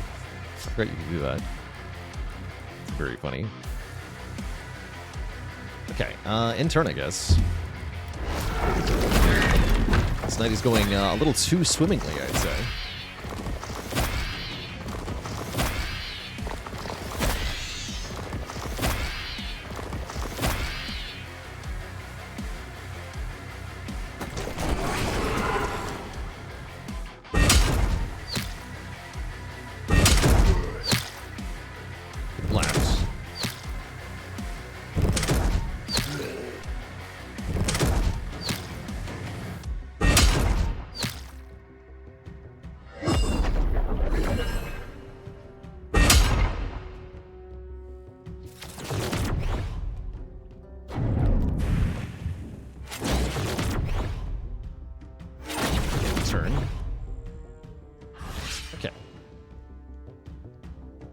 So, we see there's 159 remaining. Okay, that is quite a force we're going to have to chunk through.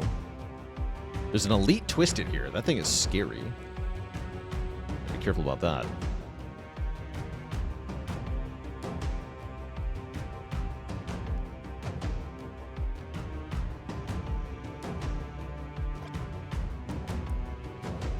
Let's see here.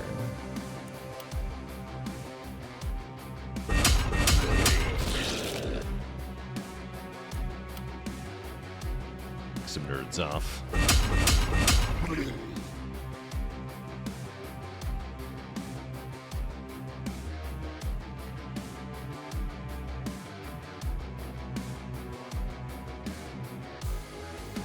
this part needs to die, it looks like.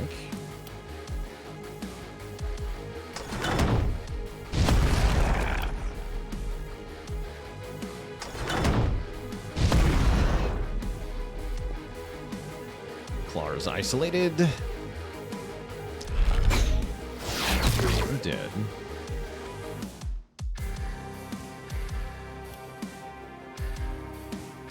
Respect this guy out for AoE stun. Let's actually put it to work here. Stun all these fools, and then poison them. Poison some of them. Ute.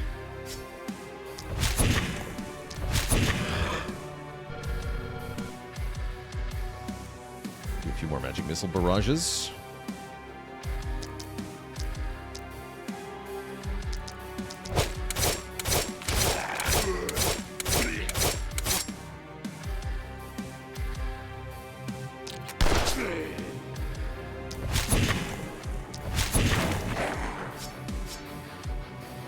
Doing fine.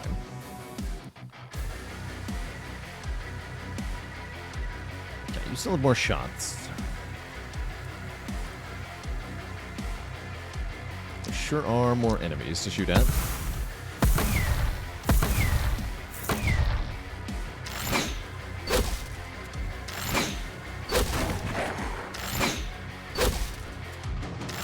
Got these hunters. Guy should die to crossbows, probably you two.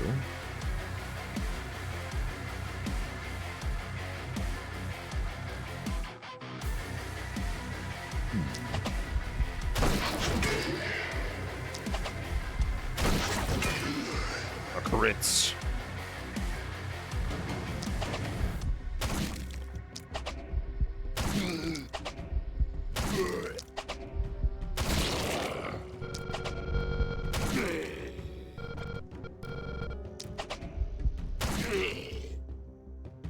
Cool. Shantae, would you like to break some stuff?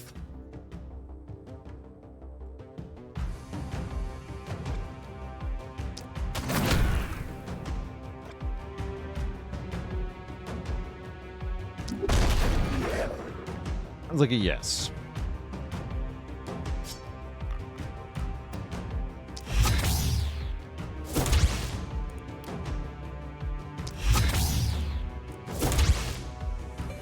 Did you know I could do this?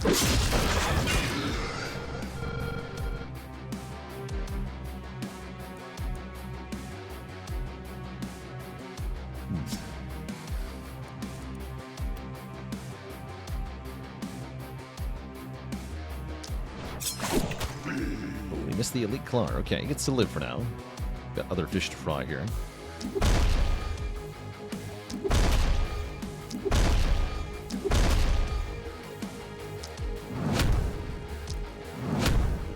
Guys have really good dodge. Annoying. It's fine though. Alright, we're gonna let those guys get closer. Edlin's gonna go slaughter all this stuff though. Hello.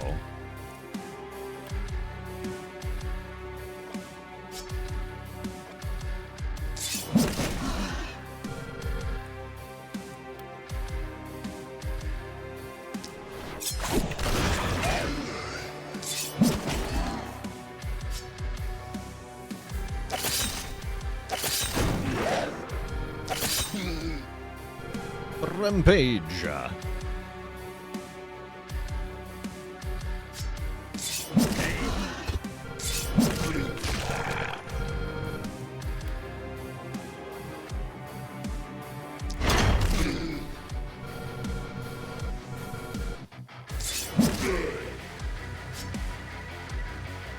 Then I run away. Great. Okay, the snipers are left. Plenty of things to snipe. Plenty of things to snipe.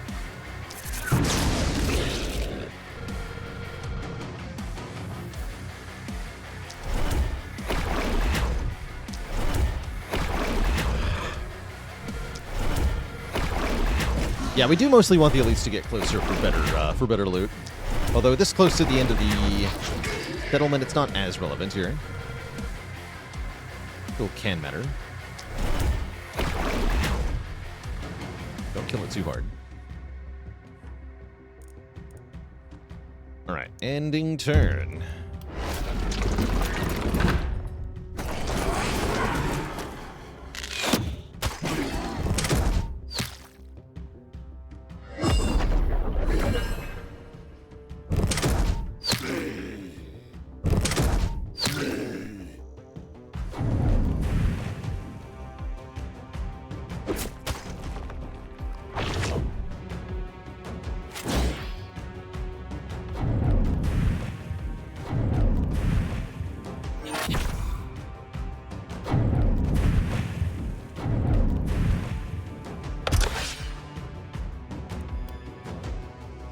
Deal 4,000 range damage.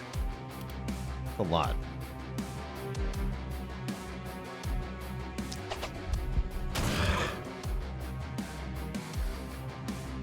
It's a lot.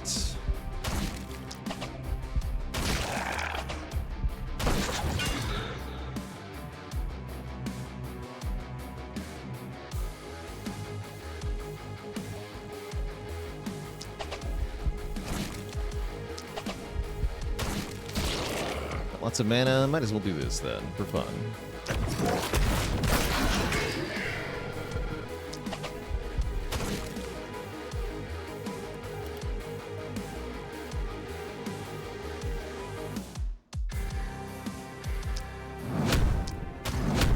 What, you lived that? Sure. How dare you? See you later, Tom. Thanks for hanging out, as ever.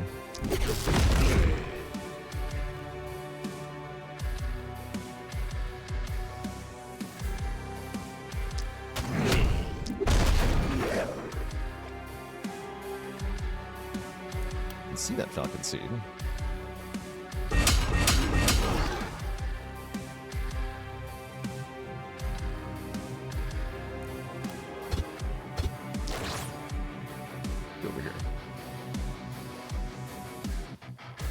Catapults have still have some uses. Might as well roll with these guys.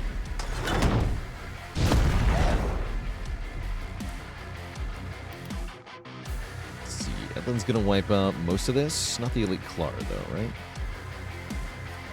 That's up to the Elite Claw, isn't it?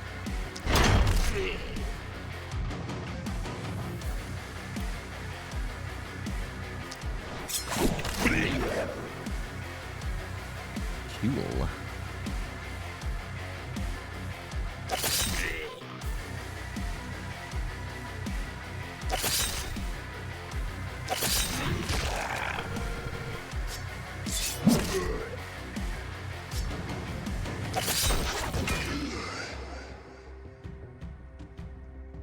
Not too shabby.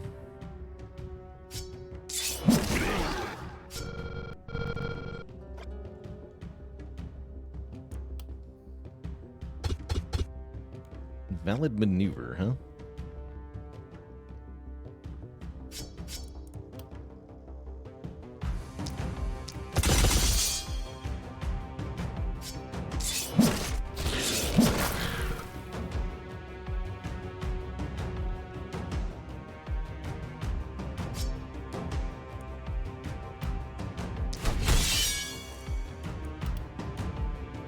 Okay, more guys approaching over here. Nothing too significant, though.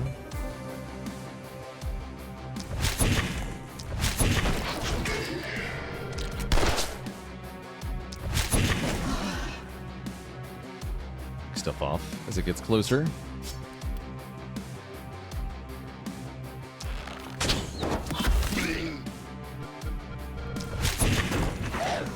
Cool. Yeah, that's right. You have a cannon you can fire, too. Sure. Might as well. One of the less damage output characters we have, but that's alright.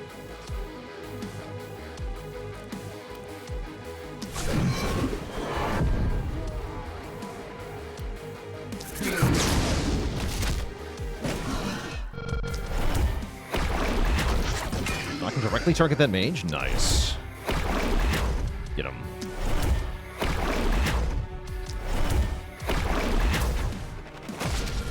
Good.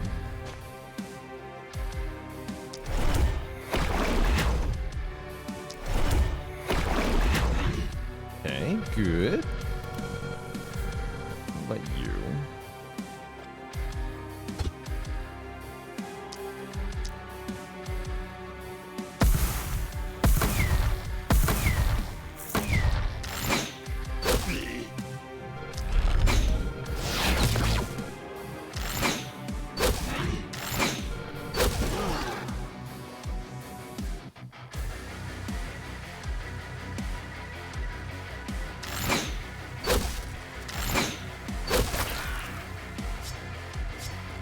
And we don't need to spend more mana with you. That should be all we need to do this turn. Yeah, it seems fine.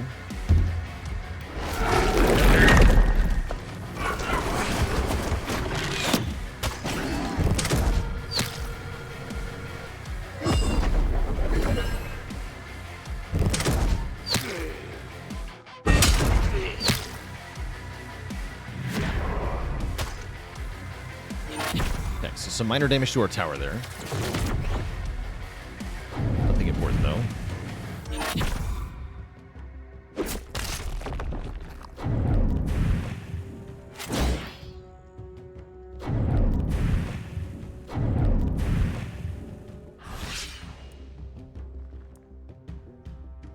Actually failed by a very small amount there. That's fine. Like I said, we don't need to worry about those challenges too much.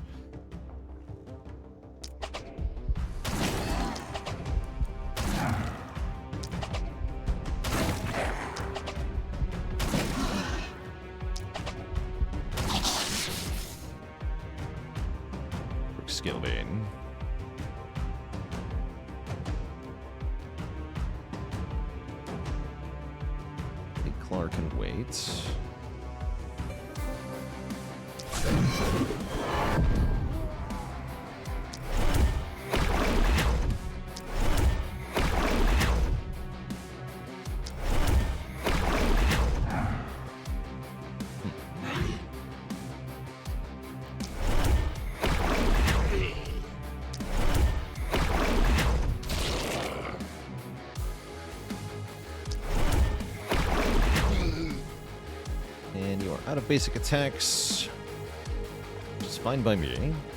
You can use quick reload to get one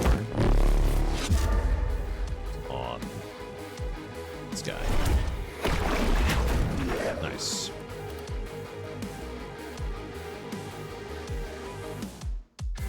Shantae will pick off these.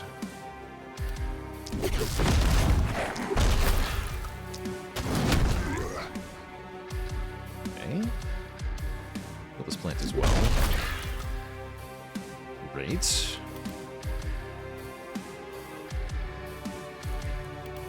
Looks like we mostly have targets on this side at this moment.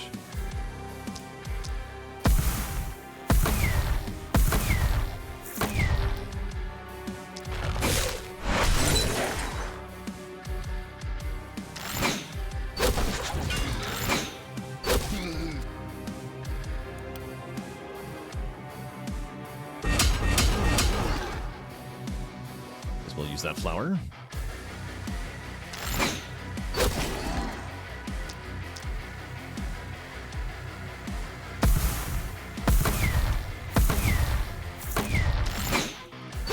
Basically just marking enemies with debuffs so that they take more damage, so that they're easier to kill in one hit.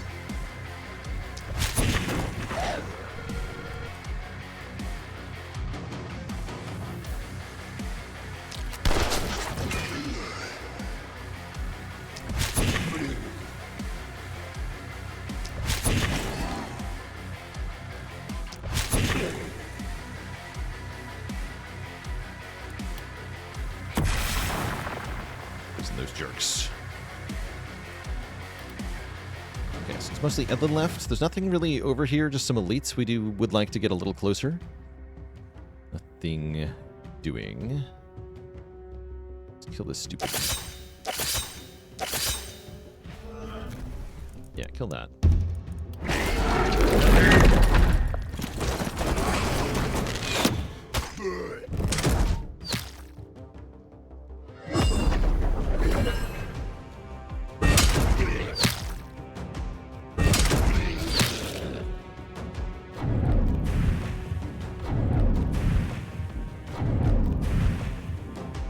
Summoned a Boomer. Okay, Boomer. That Elite Twisted doesn't seem like it knows how to get to my town. It's just kind of meandering around. Alright, let's go pick it off. I'm gonna put an end to this night here. I don't want to stick around too long. I've got dinner to eat and all that. Wait, why are you all the way over here now?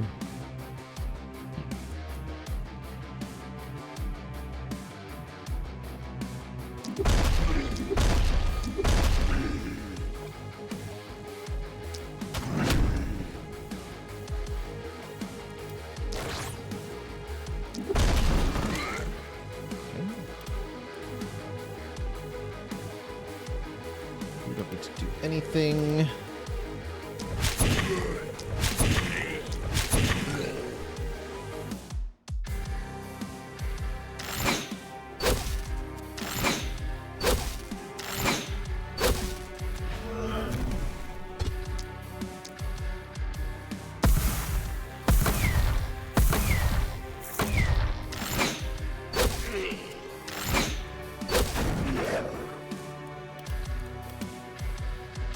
Galvan can come this way. Yeah, that's fine. Let's end this turn real quick, I think.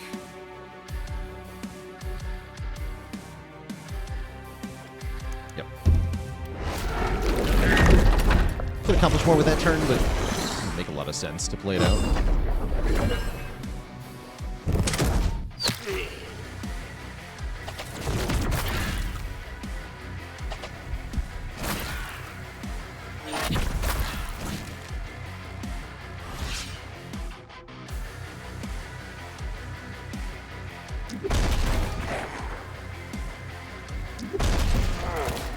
Wish.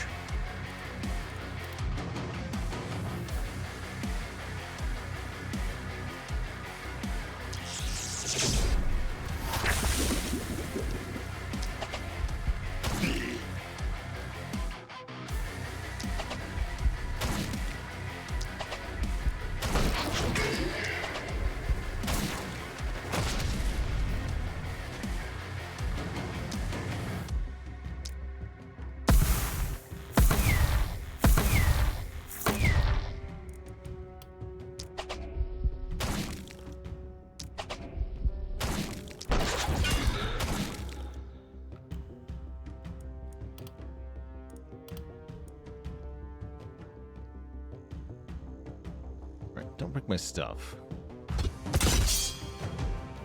14 damage. That's not very much damage. You need debuffs.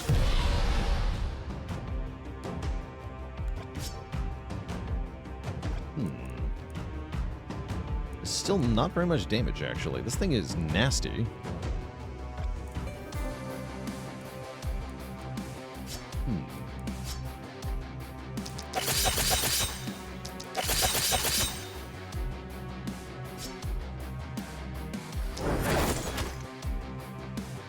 Very nasty.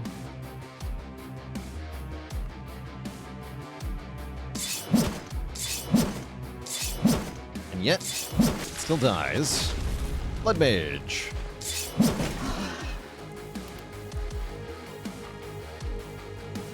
Just Blood Mage things.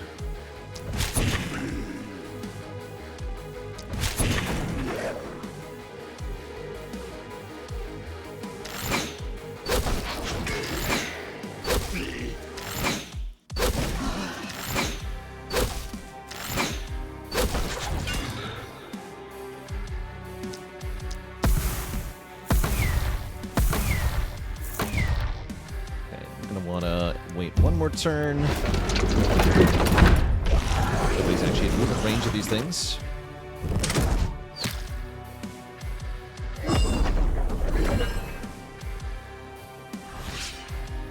Perfecto.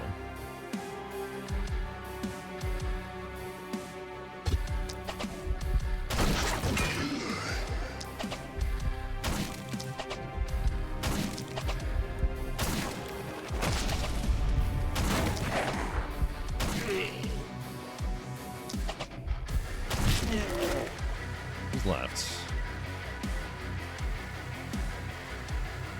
You two. Oh yeah, the Boomer. The Boomer is still here.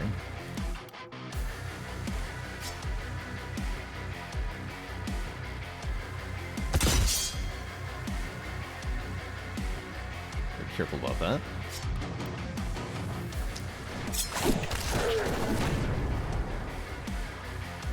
Okay, who's the one? Oh. Ah, you. There you are.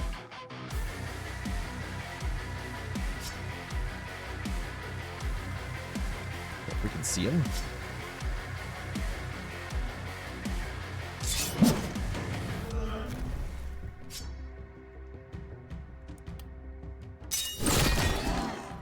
Got him. Wasn't so bad. Alright, how many level ups do we get?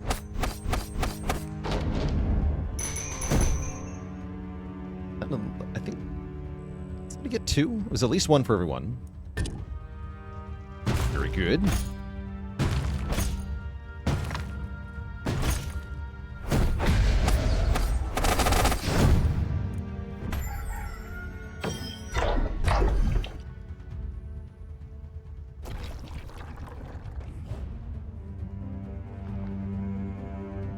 Oh yeah, so next wave is shown to be the boss. So we have an unlimited horde of enemies coming in, plus the boss. I don't know exactly what the boss's gimmick is going to be, or I guess we're going to find out. Alright, let's start with Scalebane, our crit master. We would like you to improve your critical hit in any way, shape, or form. So get more critical power, please. And I guess a move point's fine. Get one more perk. Night Owl is going to be pretty good for a boss combat. On the 5th turn, get 2 action points and 3 movement points.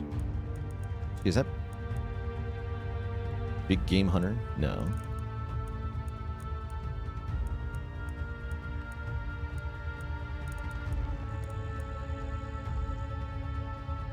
Yeah, let's take Night Owl. Shantae. Of our blood mages. Health is really good. For Shantae in particular. 3 movement points is also pretty sweet. I'll take 3 movement points.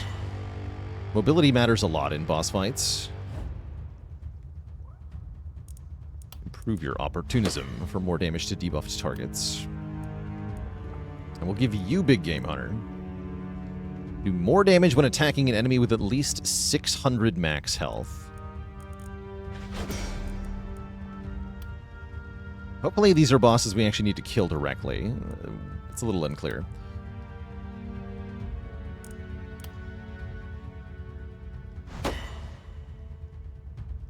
Plus 1 multi-hit is cool. Have a bunch of isolation. And then you also take Big Game Hunter. Undervar. Good crit up. Only a basic crit power. I don't think I care. I will take an isolation up. I guess take the crit up, sure, whatever. And you can also take Big Game Hunter, where you can get 49% isolation. Ooh, let's take 49% isolation. Which means your base isolation is now 206%, so double damage to isolated targets. That's quite nice.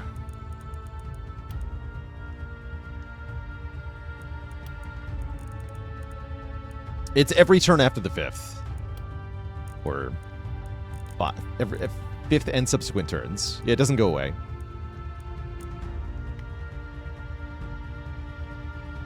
The Silkthorn can get some good crits. 2 propagation bounces would be cool. We'll just take more opportunism. Actually, let's roll for isolation. No isolation. Yeah, that was worthless. Want Big Game Hunter as well? Now, we'll give you Exploit Weakness for 36 isolation, 19 opportunism. Garundia reached level 8. Give you a damage up. For Opportunism up. So everybody's got good stuff for fighting bosses.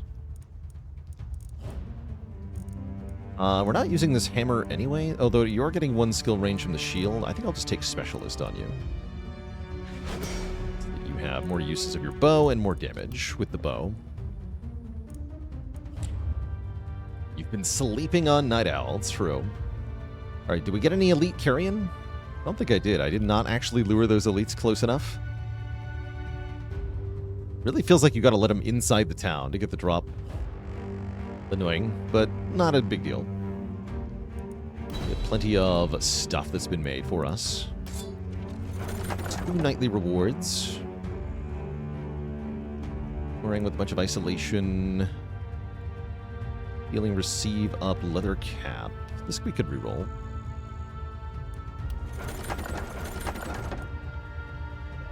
Ooh. Claws +4 with +1 action points and +2 skill range. That seems really good for our Blood Mage. There's also boots with +2 multi-hit, which is also a little bit silly.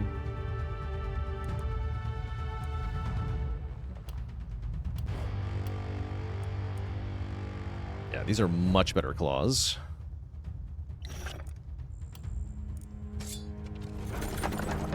Did like the multi-hit boots, though. Still a +5 spear is pretty sweet. +3 skill range, Tome of Secrets. Hell yeah. Give that to one of our snipers. They'll have massive range. +1 action point body armor. Sure.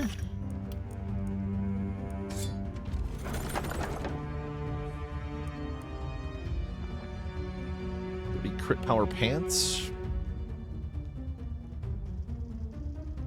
I think move point pants. Move point body armor.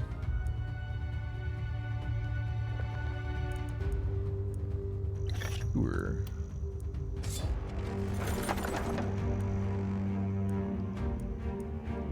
Crappy longbow 5, sure.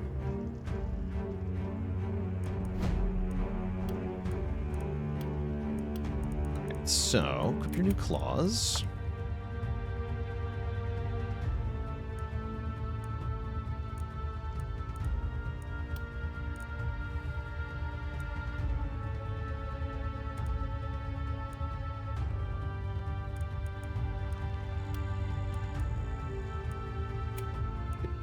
Pants. And body armor. Okay, you got lots of movement points now.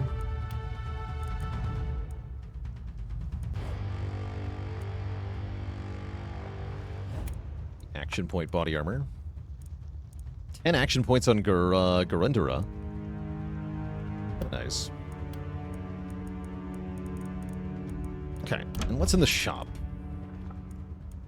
Rusty sword. A magic rusty sword. Take the expensive lightning strike scroll. It's a pretty nice body armor.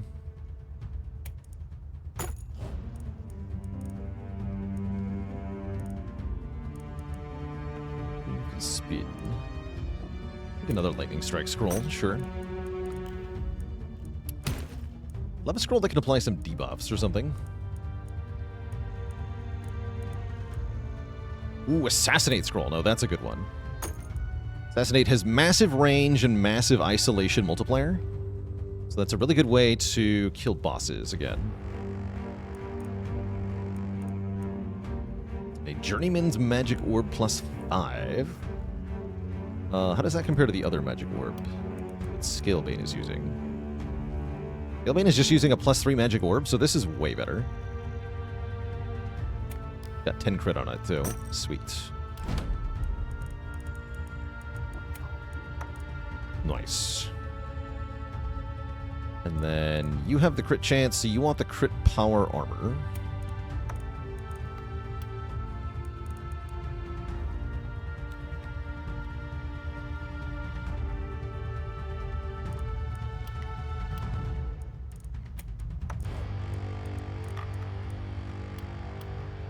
Okay, who's got the best isolation?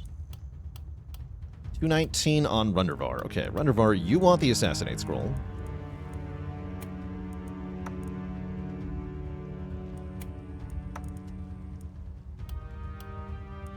So, Thorn, you're getting a Lightning Strike Scroll.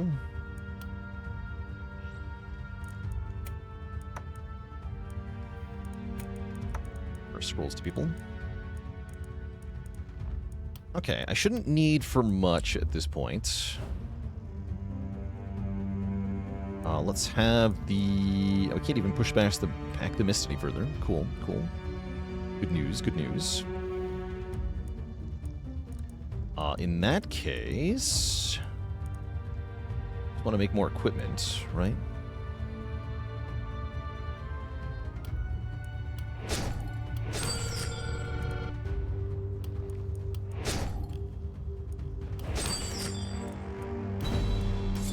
Brian Brown, thanks for the Prime sub. Welcome to the Cozy Sub Club. 14 crit. That's a lot of crit.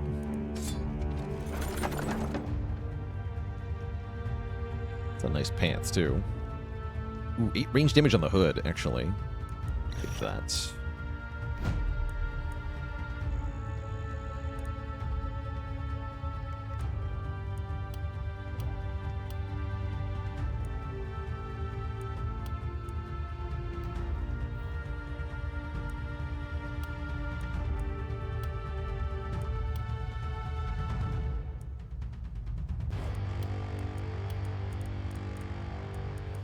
Do this. You have minus 13% opportunism, though. I think I'm okay with that.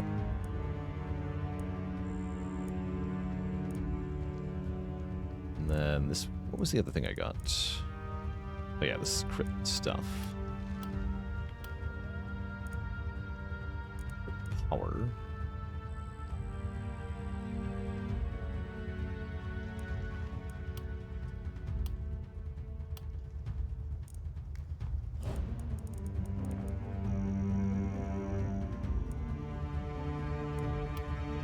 Silkthorn would appreciate some crit. Yeah. Okay. I can sell some of this stuff.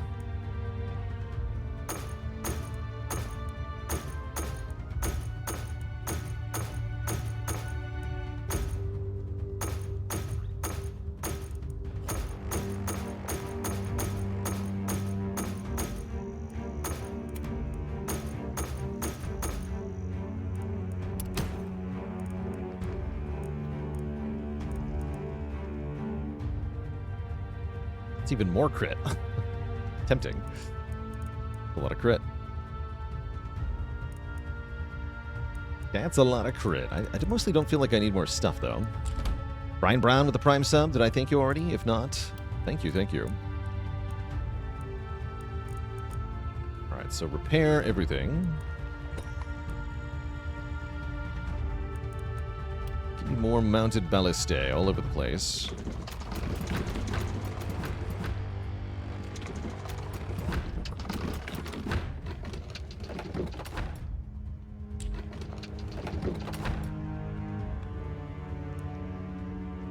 Anything else I really want to do? We have workers. Get me not much. Might as well make a weapon.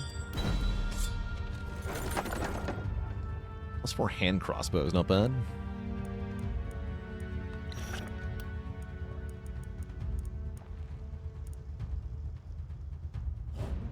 But yeah, I think we're just going to go right into the funnel night here. I don't have a lot of reason to wait.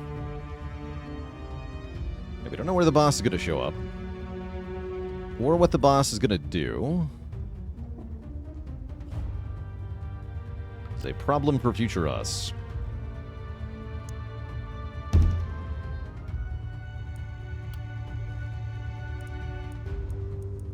Actually, I can build at least one useful structure here.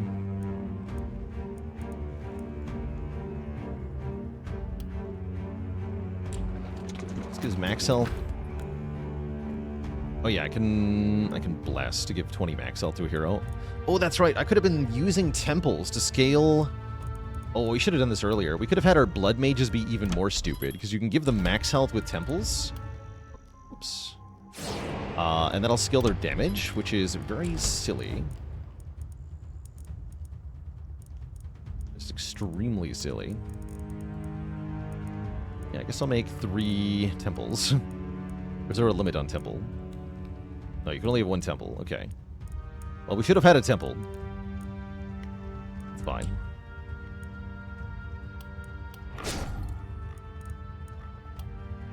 Give that to Shantae. More health equals more damage. Yeah, so many skulls in all directions. Don't worry about it. It'll be fine. Just dive right on into it. I think we're quite strong here. Thiel is about to break. It's only a matter of time now.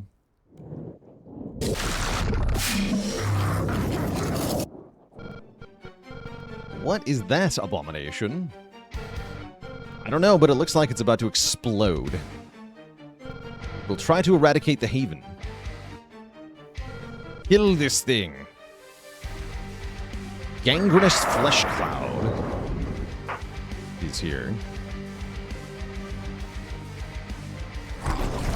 And so is a lot of friends. And there will be unlimited friends, I can assure you.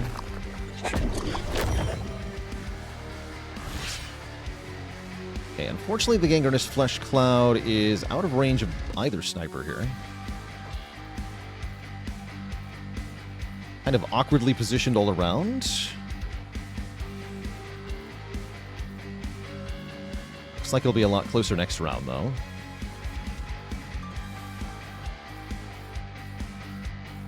Ideally, I would go kill it.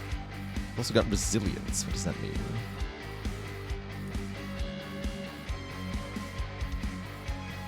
Fateful Burst. Massive explosion that will annihilate everything. We'll hit every tile. And create more mist sensors. Okay.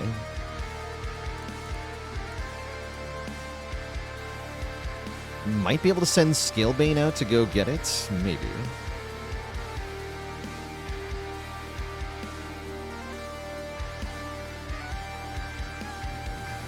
Okay, let's start by removing some of the mist sensors.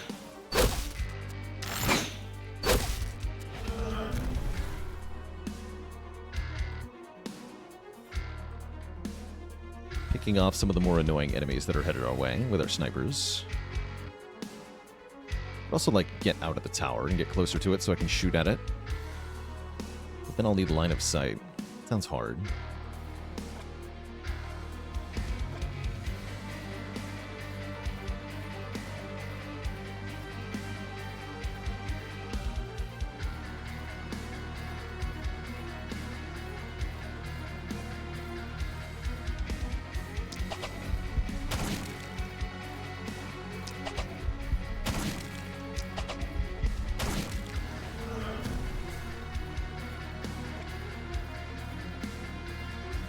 Can't see it, right?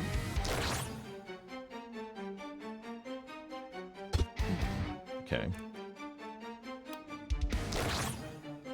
Guess that means I want to get out of the way.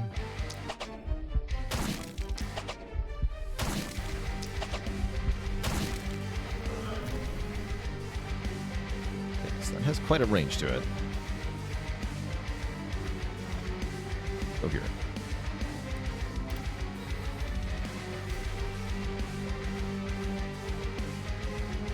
Can we kill these boomers? These boomers are not welcome here.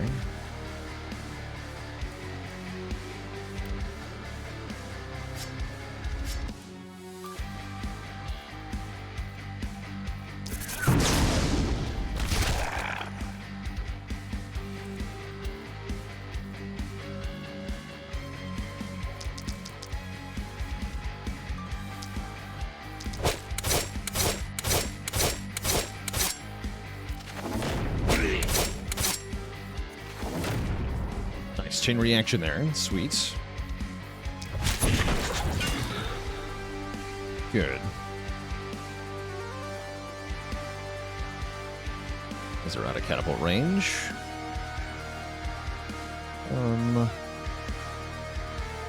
Var, you can just hang out here for now.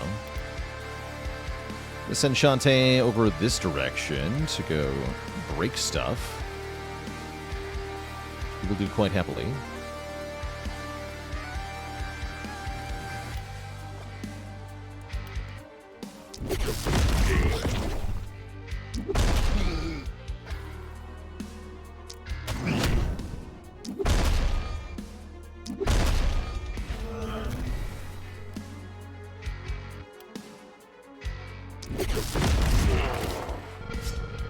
Goodbye.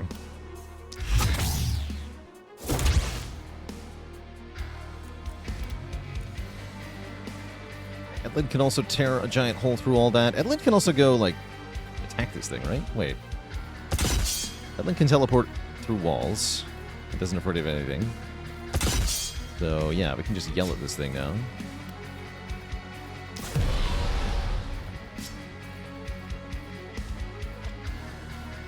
There it is. We do 800 damage with one attack.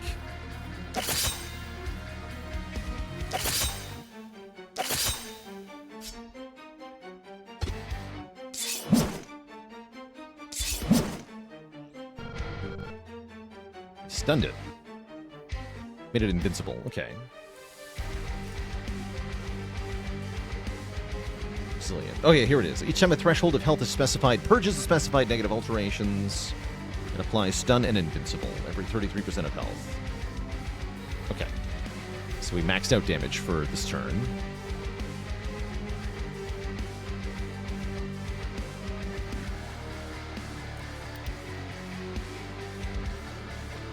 Good start, I guess.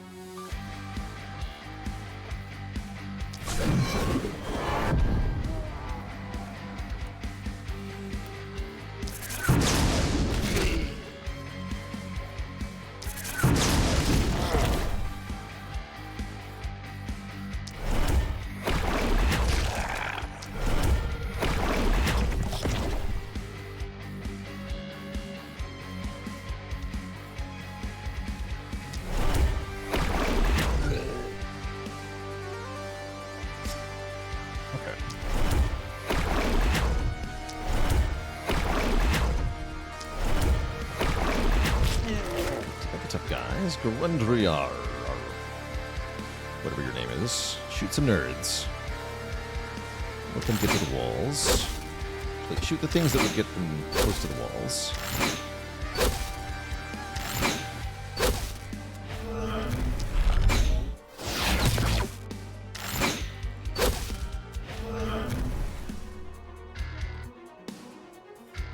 Shoot this one as well. Target that though. Give him the stun blast. Neat.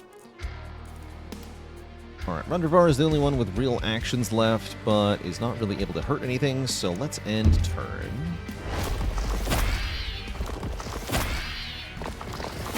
Yeah, you can play this more like a tower defense game if you want to, by the way. You can really lean into the defenses and have them do almost all the killing.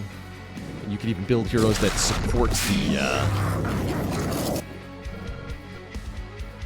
the base defenses. No rest for the weak.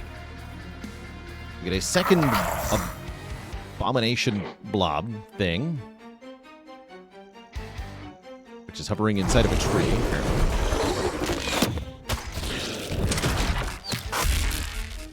What hit that with lightning?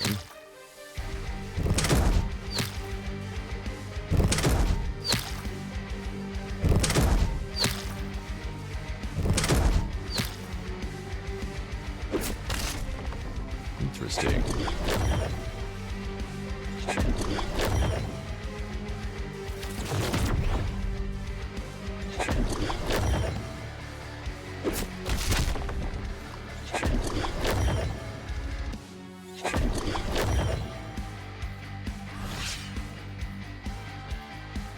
Is that this thing? The Amber Monolith? Oh yeah, attacks the closest flesh cloud. Interesting. And it automatically activated. Neat.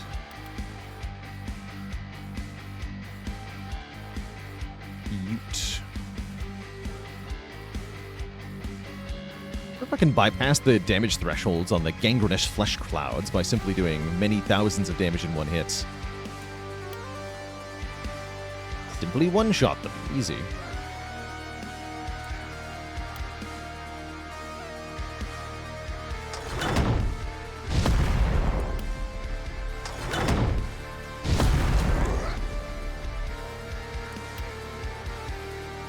Quite, huh?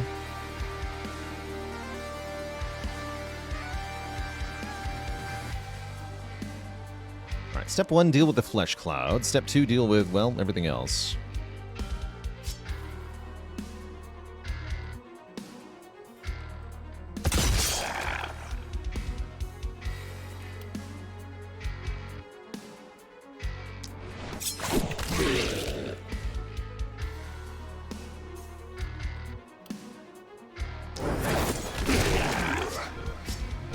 Step 1 is deal with everything else.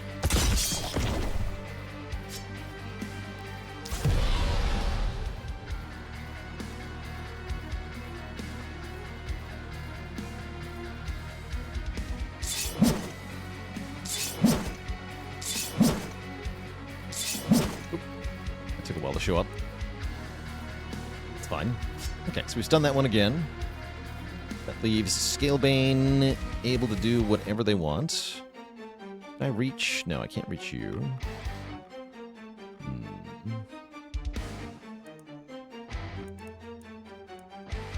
have a teleportation scroll, so I can get closer, though. Now I can shoot it. Okay, great. That's already debuffed because the other thing hit it. So we can just directly hit it for a lot of damage here. Seems good.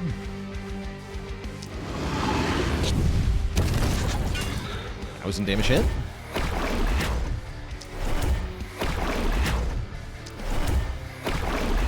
Okay, that's enough of that. Kill the boomer.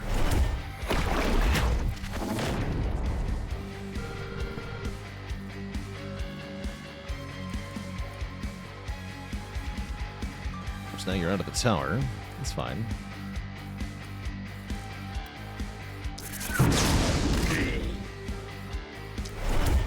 Am I Joe? Yes, I am. Thanks for the Prime sub in 15 months.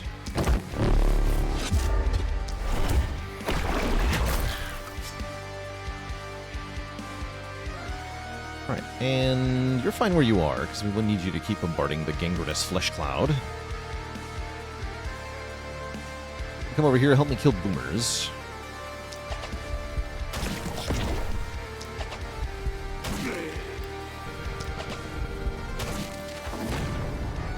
One-shot the boomer casually. Pretend it doesn't have 1,000 health, just kill it. Easy.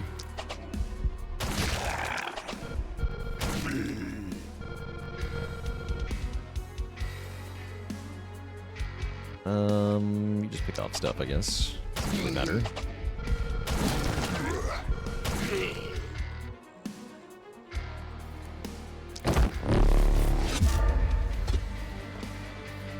There's a tree in the way.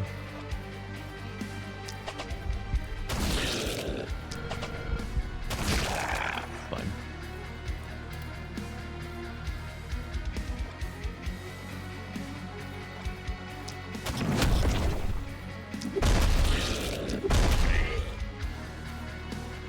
There's a boomer over here.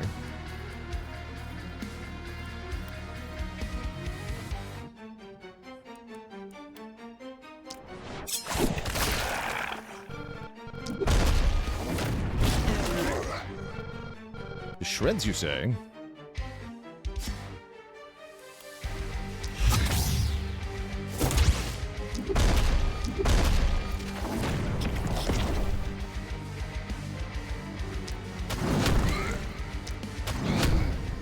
Right.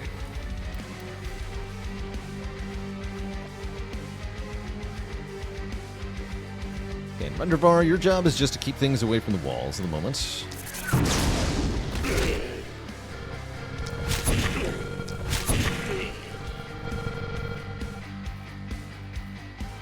Too fancy about how you do it.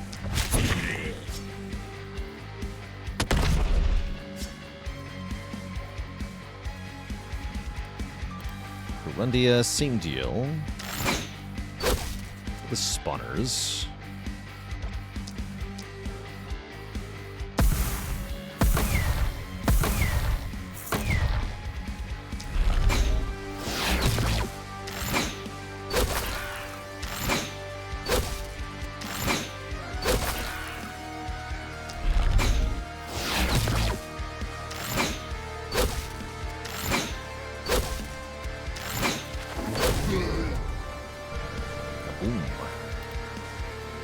Edlin still has a little bit of stuff left to do. Kill this fool.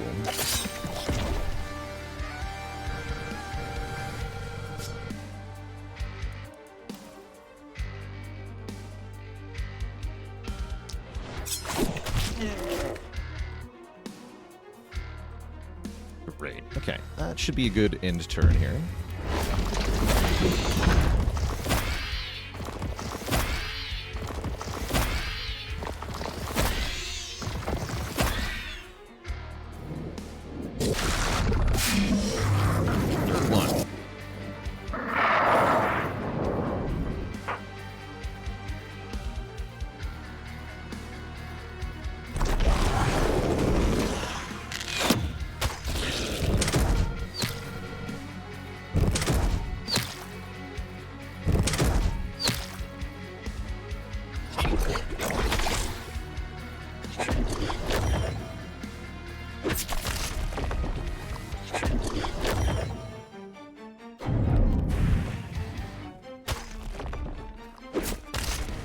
Starting to get a little serious now with this giant horde.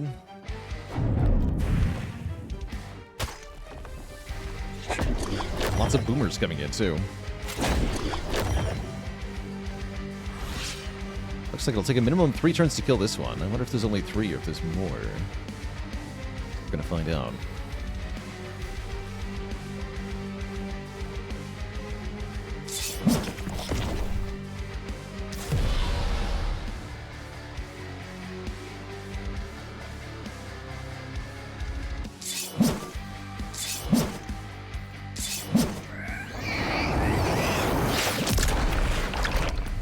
Lort. Okay, one of the abominations is gone.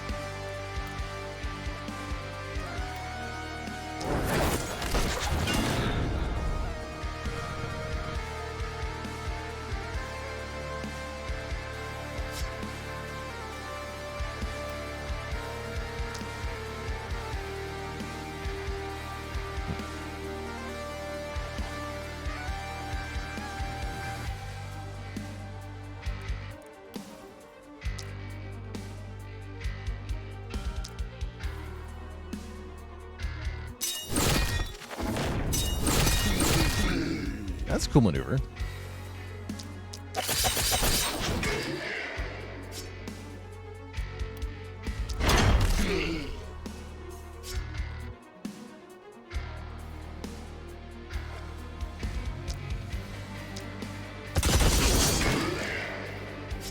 To shreds, you say?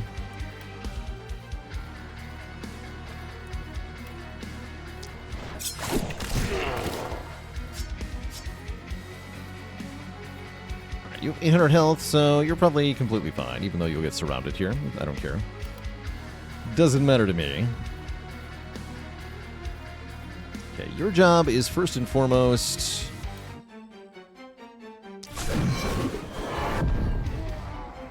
kill this thing.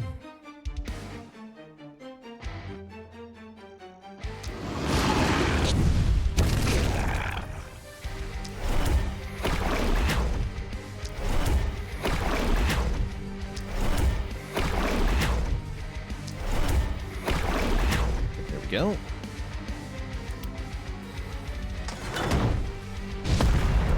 Catapults to keep these away from the walls.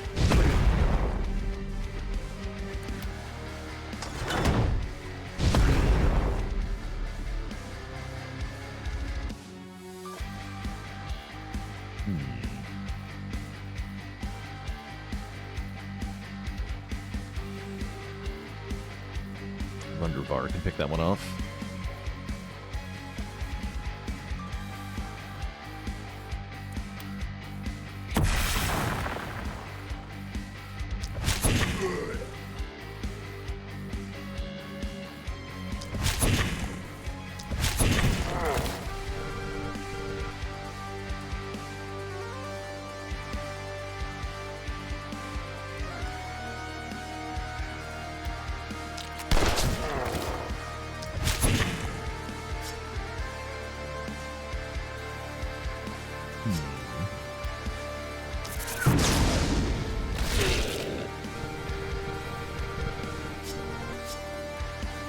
Magic missile too.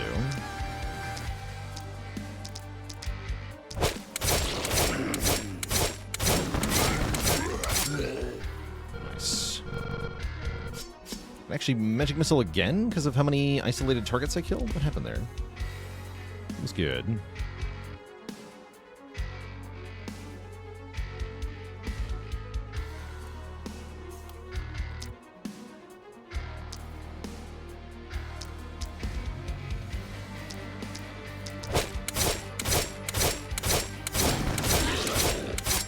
Didn't quite die. Unfortunate, because they get a lot of armor. Oh well.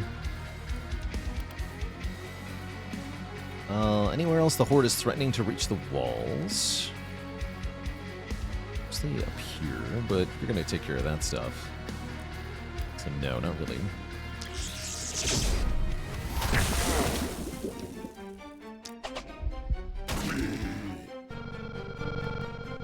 Seems completely fine.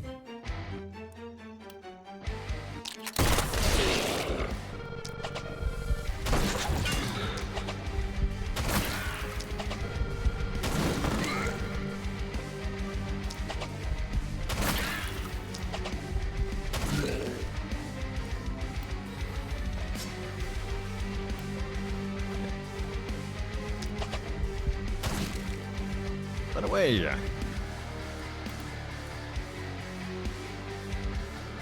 Armor should get reduced with wounded status? What if the character has no armor and their entire armor is their body? What our blood mage is doing.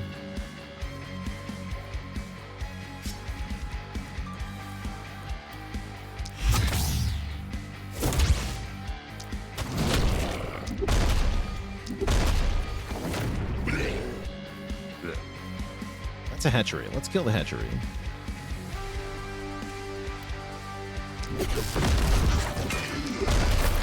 Great.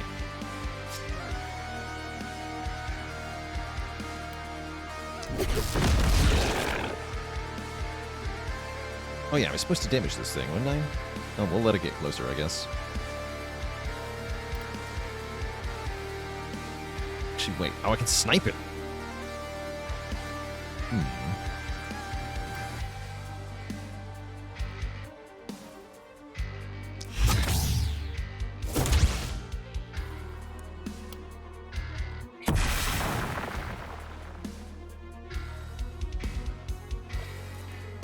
Lowers armor and dodge. You have neither.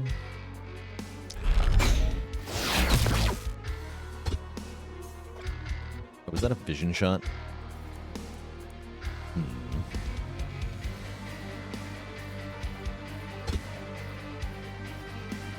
He's blocking my line of sights.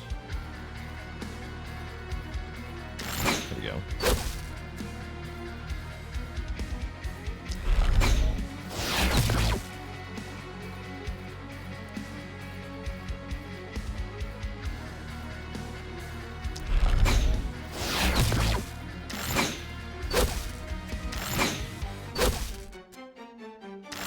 There we go. Fuel.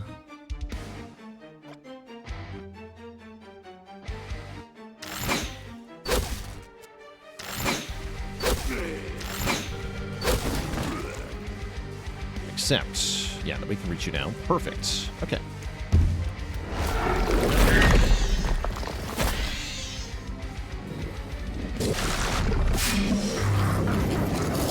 Another one.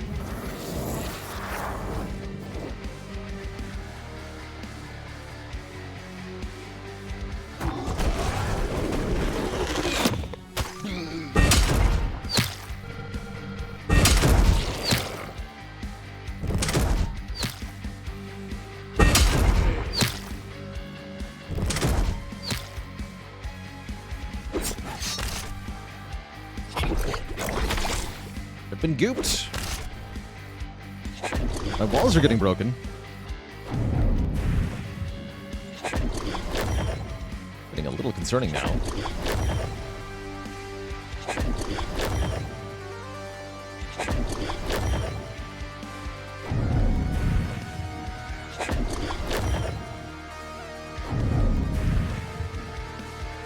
Is the win condition clear? I think there might be one gimmick left after we take out all these abomination things, but I'm not sure.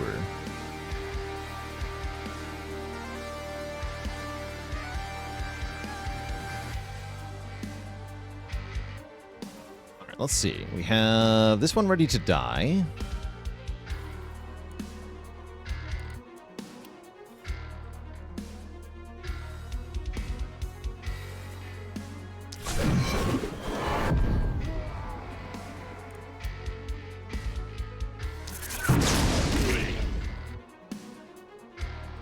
Down.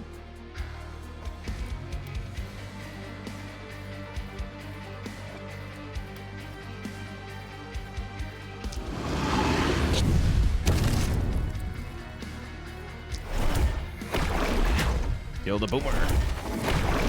Explosion damage to the boss.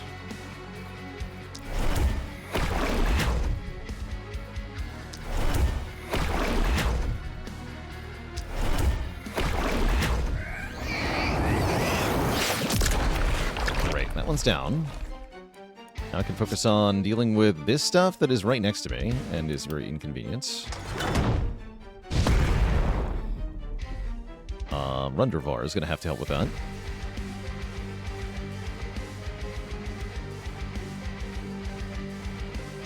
Yeah, Rundervar is definitely going to have to help with that.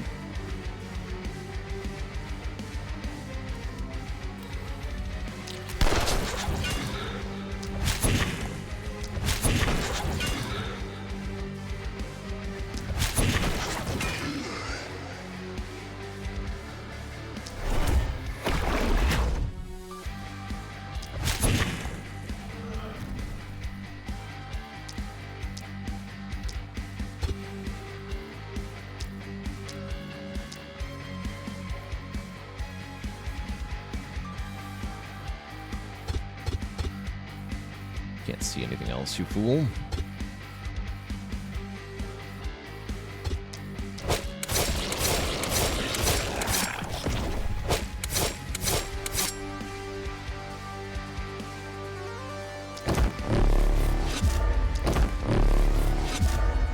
Give her 2 action points, so she can cast Fireball.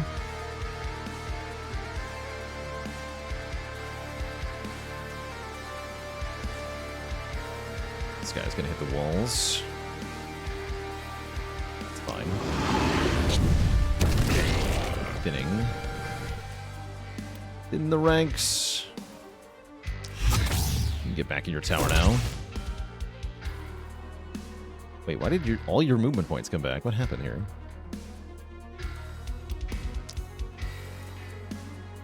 Confused.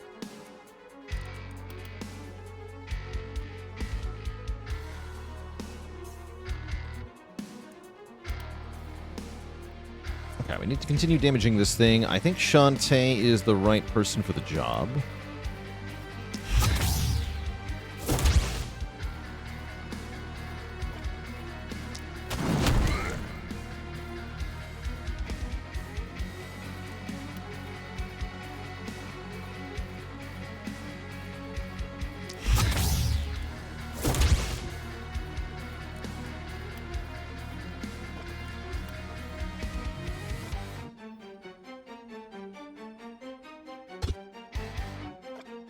Oh, there's a tree there, I see. A bit annoying. You need a debuff as well. Let's see if I can debuff you.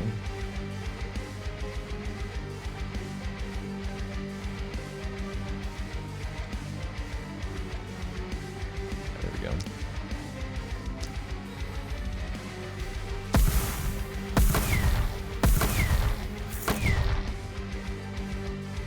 Okay, 1,300 damage on the low end. Seems good. Bonk. Great.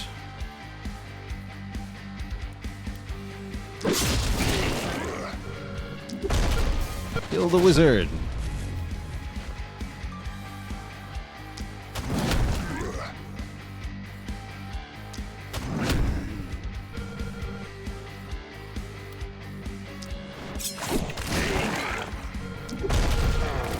Blood Mage.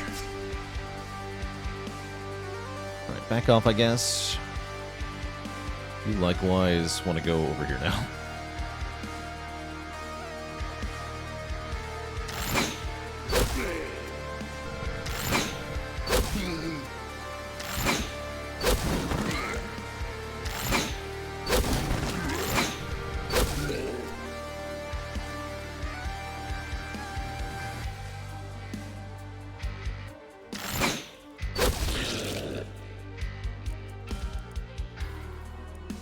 Be tossed.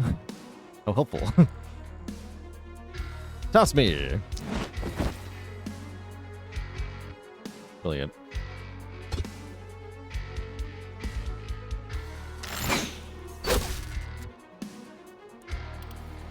Okay, Edlin has a horde to chop through. Scalebane has a horde to chop through. But he has to get over here. That's not a thing I'm doing.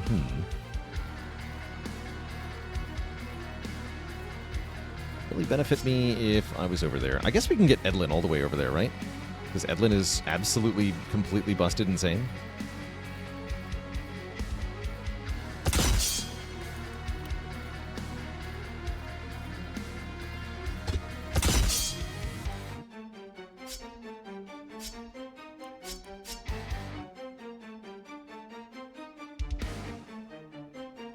Guess maybe not all the way over there.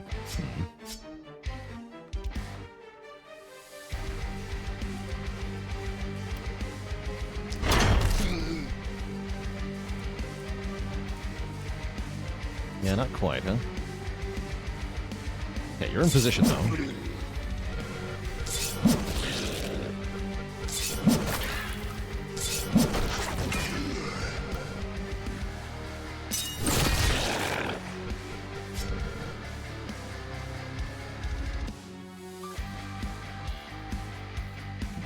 Probably need to back off, then.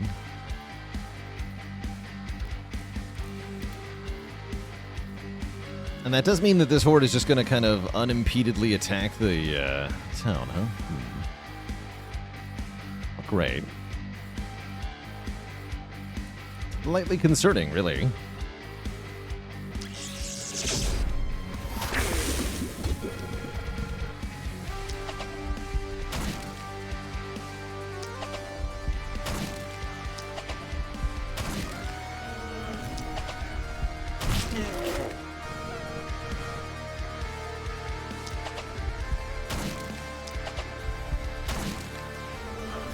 Those are all gone.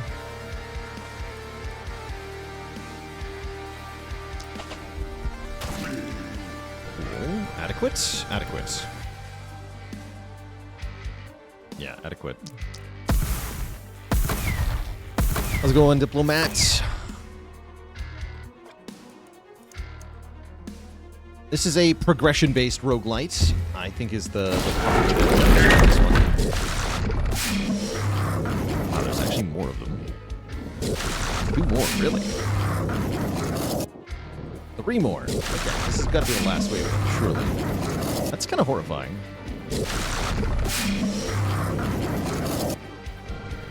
They are very, very angry at us.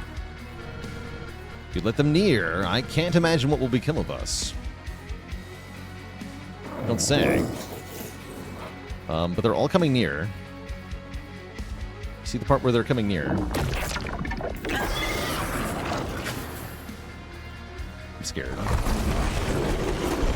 The problem is more the other 100 enemies that are on the field. 100 plus, quite frankly. At least they're getting zapped.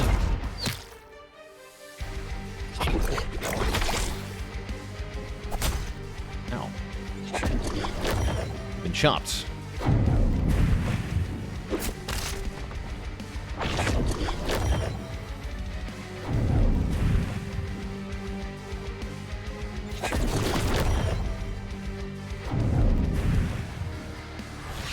Okay, it's our turn again. There sure is a lot of stuff close to town.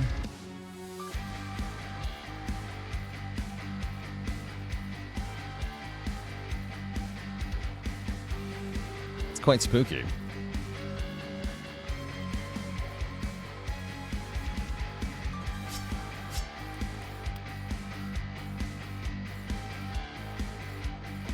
It's time to go blender mode with Edlin here.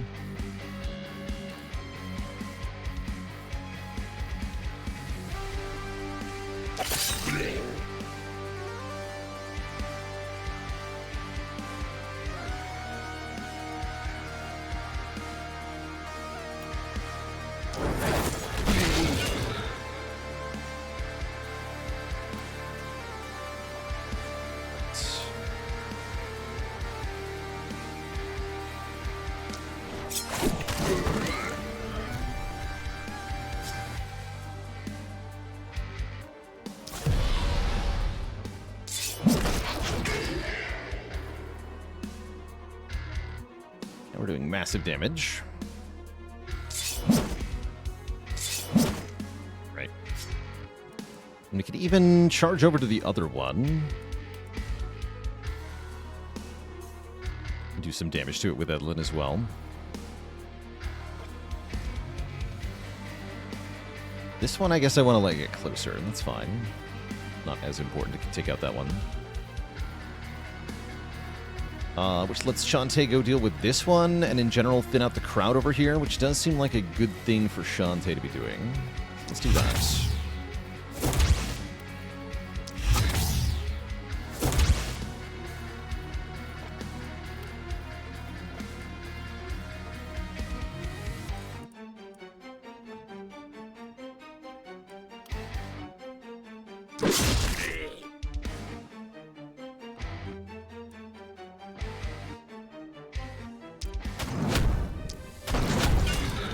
Walls of pain.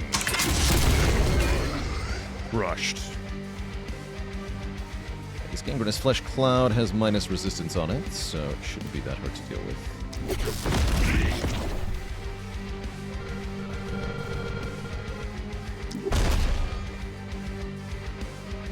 Great.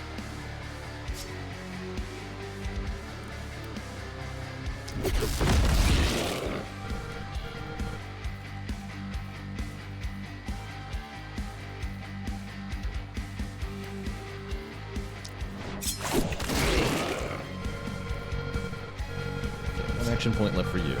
Just bonk this fool. Great!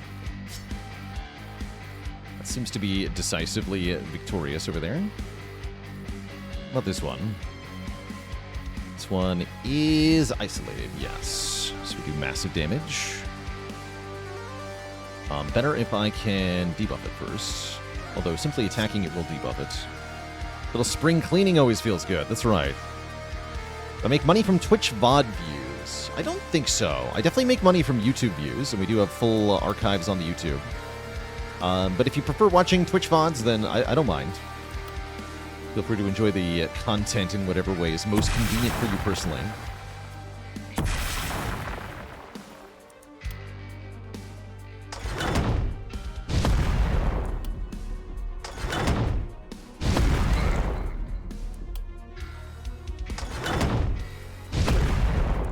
Make a little bit off the VOD views.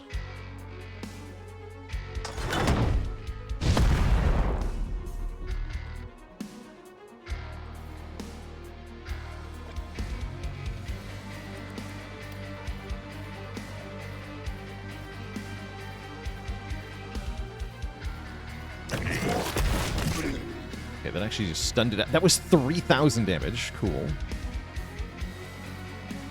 It looks like you can't bypass the threshold because it ended up at exactly 9,000 health, so I was wondering about being able to one-shot it. I don't think you can. Oh yeah, if you're getting ads on the VODs, I must make money off that. It probably just gets lumped in with all my ad revenue, so I probably can't actually tell that I'm making money off of it. That's my guess. So it sounds like yes.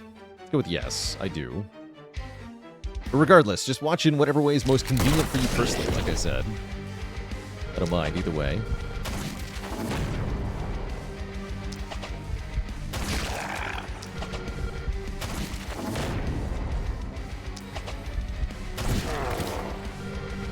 Yeah, there's another boomer over here you gotta kill. Do another Giga Laser. That's a lot of targets.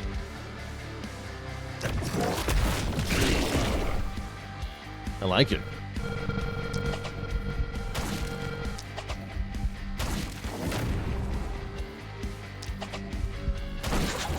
Okay, very successful turn for Scalebane. We do have to weaken this one. Let's see, where is my Rundervar? Oh, there you are. You're hiding. Good job, Rundervar. Got Scroll of Assassination that'll work really well on that thing. Need to debuff it somehow. Or we can just spam Magic Missile at it. Oh, this debuffs it. Perfect. Right.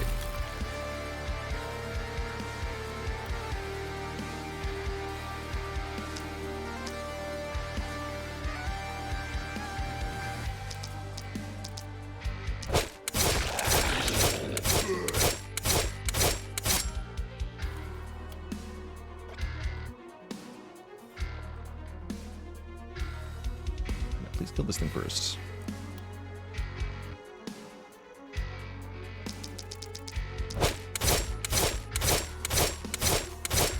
Nice.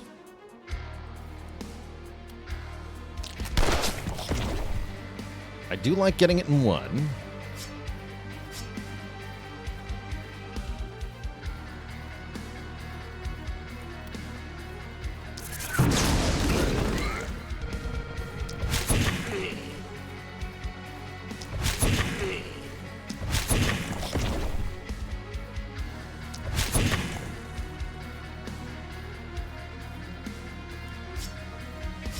Has 3 uses per night. Maybe gonna kill that guy? Yeah. Forget about it.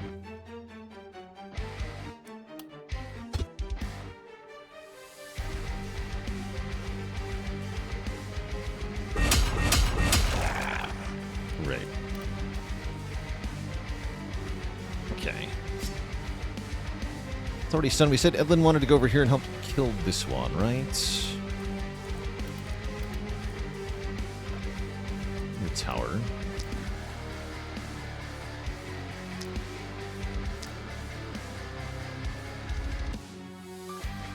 Did we debuff this? I don't think so.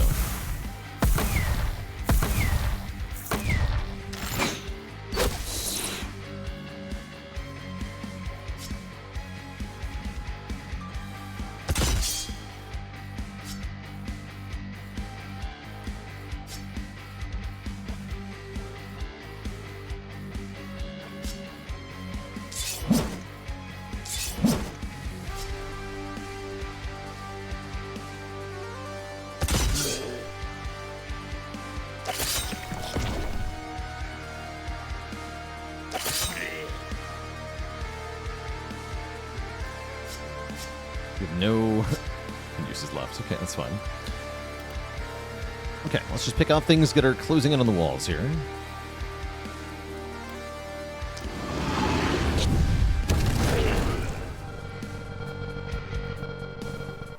A couple of boomers, especially.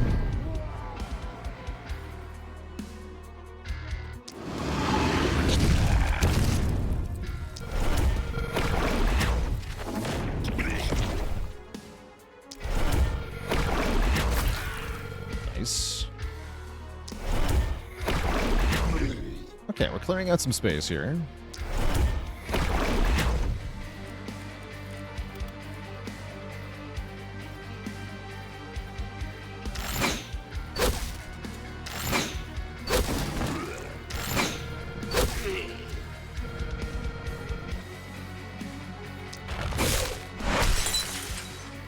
We got one stun there.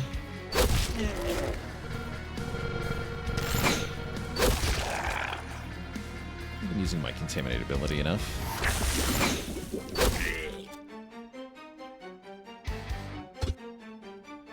Okay, that's kind of whatever. Looks like another good turn. So 2 more turns. We can get them all. That doesn't sound too bad. That means we just need to keep the enemies away from the walls for 1 more turn, and then kill all the bombs on the final turn. This shouldn't be too bad at all. Except for the part where our walls are being attacked. Part's bad. But none of the panic or anything caused on this night matters. It doesn't matter if the walls take damage or if enemies get inside the town or anything like that. It's just that we finish off the boss.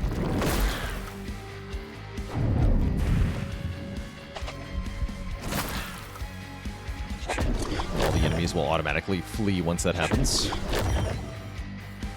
I think this is all of the huge egg-type enemies that are going to spawn, thankfully. Yeah, I don't think any more are spawning, so we just have to kill all the ones that are already here.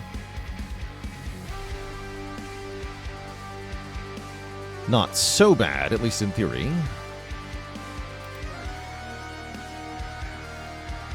Alright, Edlin, you've got some work to do.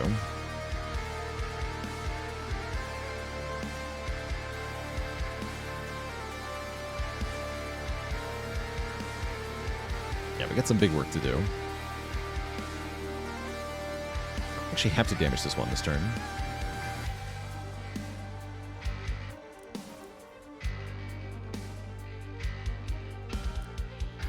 Boss is a heck of a damage check. It's also a mobility check. You gotta be able to get to the different spawns and deal with them. Didn't realize I could miss that. There we go.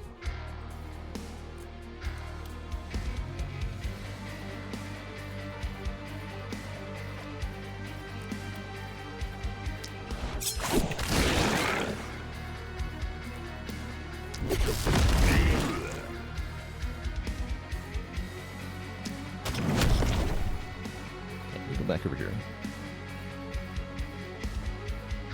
That boomer is going to be a slight problem. It doesn't really matter.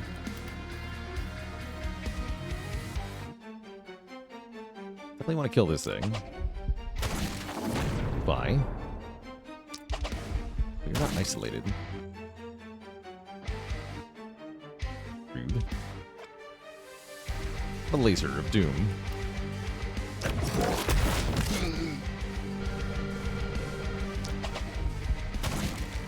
Stuns.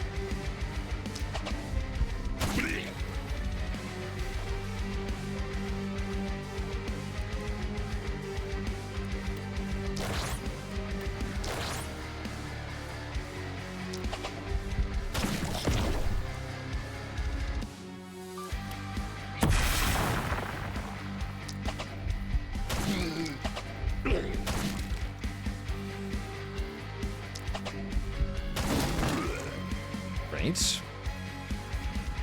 Okay, I need to hit this one now. It's all the debuff.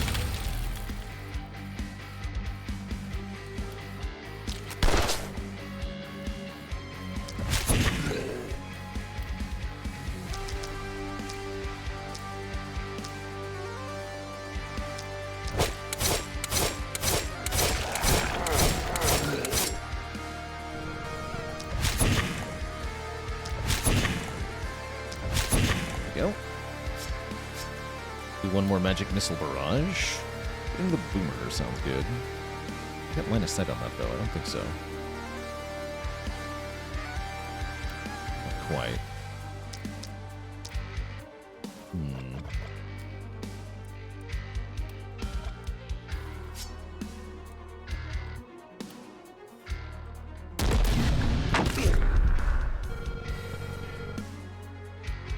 break so easy. Okay, Karandia can help with this one, so Edlin... deal with this one first.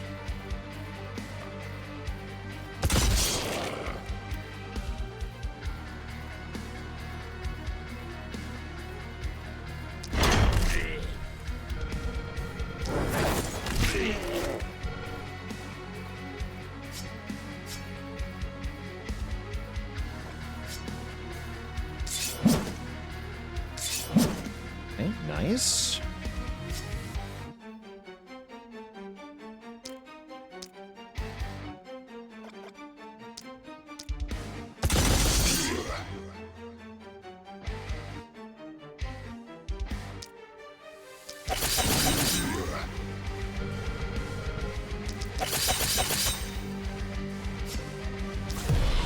First. Nice, got them both. Good. Good work, Edlin. Get more stuff.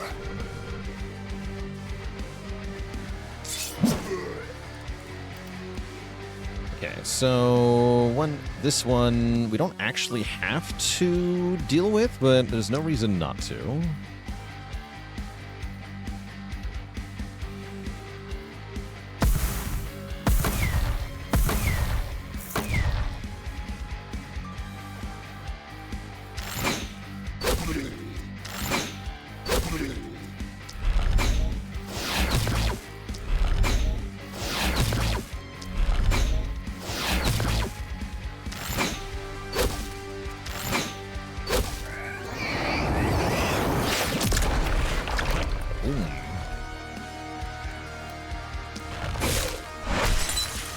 Stun the mage, that's fine.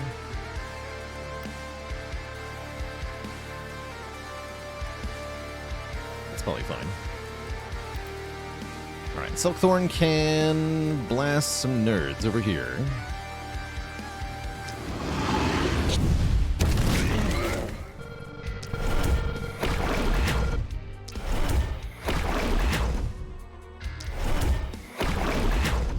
Focused on isolation there, whatever, that's fine. Get some kills.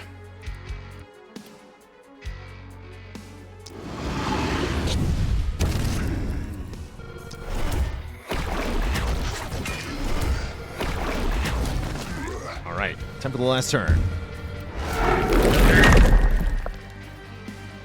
you can see the map is quite full of enemies. But all we have to do is kill the remaining bombs, and we should be good to go. We might have a boomer explode on the wall, though. Doesn't actually matter, though. Yeah, there he goes. So there's been a hole blown in the wall. It was only a wooden wall anyway. We never actually made real walls.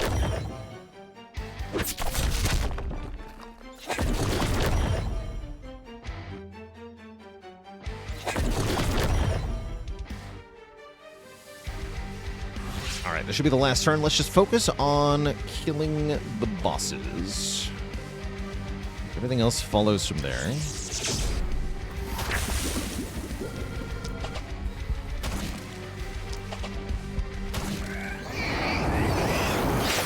One down.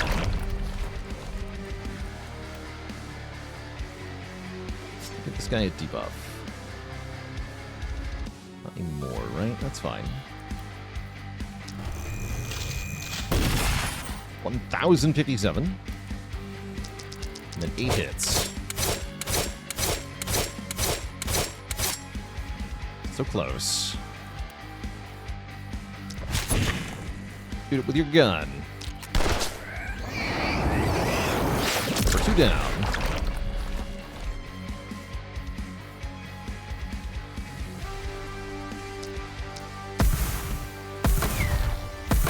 Run to your snipe this thing.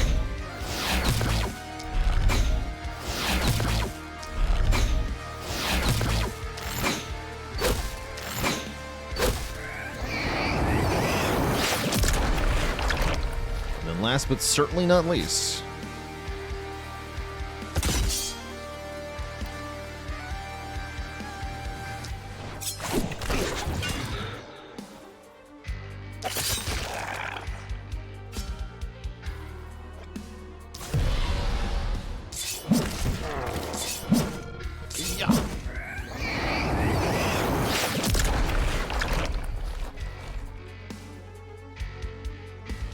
there's this one. Okay. It's like, hello? Isn't the game supposed to end? No, I forgot about this one.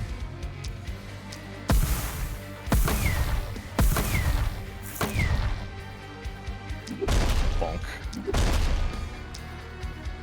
There we go. GG.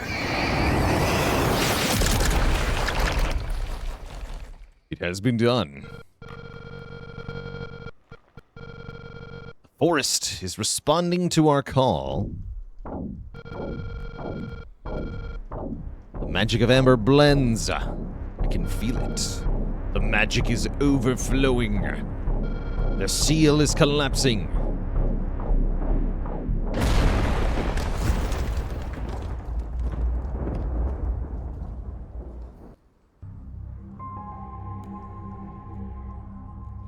First light of dawn outshines the forest's bluish glow. But today, a beacon of light clears the violet mass. The haven bathes in reassuring radiance. The seal is destroyed, and the remnants of civilization can fight with renewed hope. The last spell is one step closer.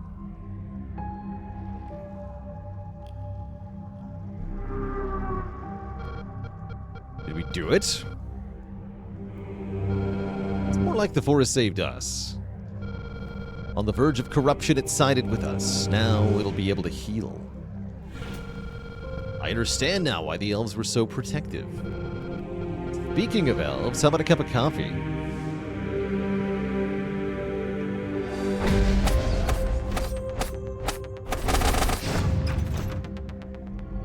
Good stuff. So we unlock new apocalypse modifiers, hastened enemy scaling, super elite affixes. Sounds fun. GG, there's the winning crew. Good stuff. Yes, fine elven coffee. Exactly. It's like we have something to unlock. Roida. Why don't you forgive your sister? Her crime was horrendous, and even then, how could she be trusted? She's the embodiment of lust, chaos, and darkness. Thou shalt not meddle with her sly intrigues. And yet, allied, we would be stronger. She would only feed on our strength as a vicious succubus. I do not want to hear about this monster ever again. Get a bonus mage. We can get silver and steel cannon variants. Steel and silver claw variants. Oh, and we can use... We can now use resources to build these seeds. That's kind of cool. Very neat.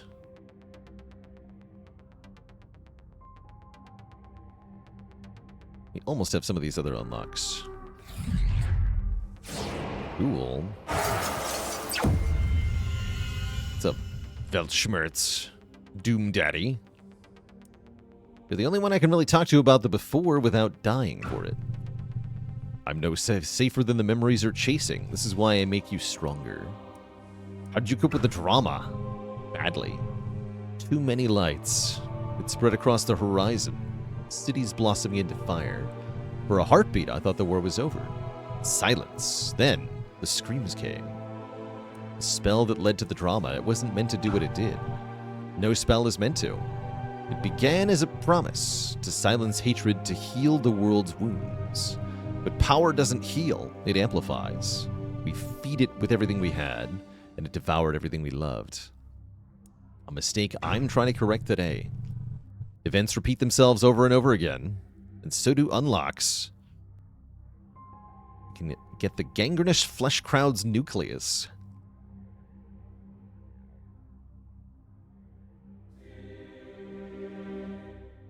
Allows you to do a 109 target burst. Interesting. The Thornwood Seed. Build a living Thornwood sprout at the targeted location. Interesting. Neat. Very neat. Let's see. What is the max apocalypse that we can set our difficulty to now? If I enable every modifier, do we get to apocalypse 100? Wait, you can have -2 starting heroes? Oh my god. Wait, that's impossible, right?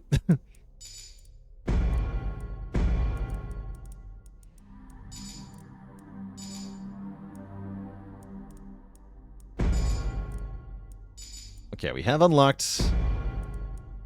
Wait, no. Oh, here we go. Yeah, there we go. Yes, we have unlocked Apocalypse 100. So we can try this if we want to. I don't believe the game is meant to be played like this. I might have to do a little bit of off-stream testing to see how viable it is to even play like this, but I might have some interest in seeing what Apocalypse 100 feels like. It seems hard.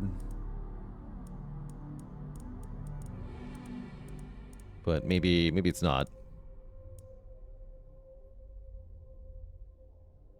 Yeah, you have to take Omen of Wanderer for the bonus hero, pretty much.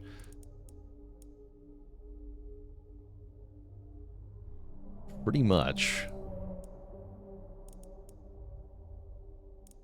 Yeah, some of the modifiers are kind of brutal, especially when you add them to each other. For example, more enemy health and bigger enemy waves mean you get much more enemy health per wave total. Spooky stuff.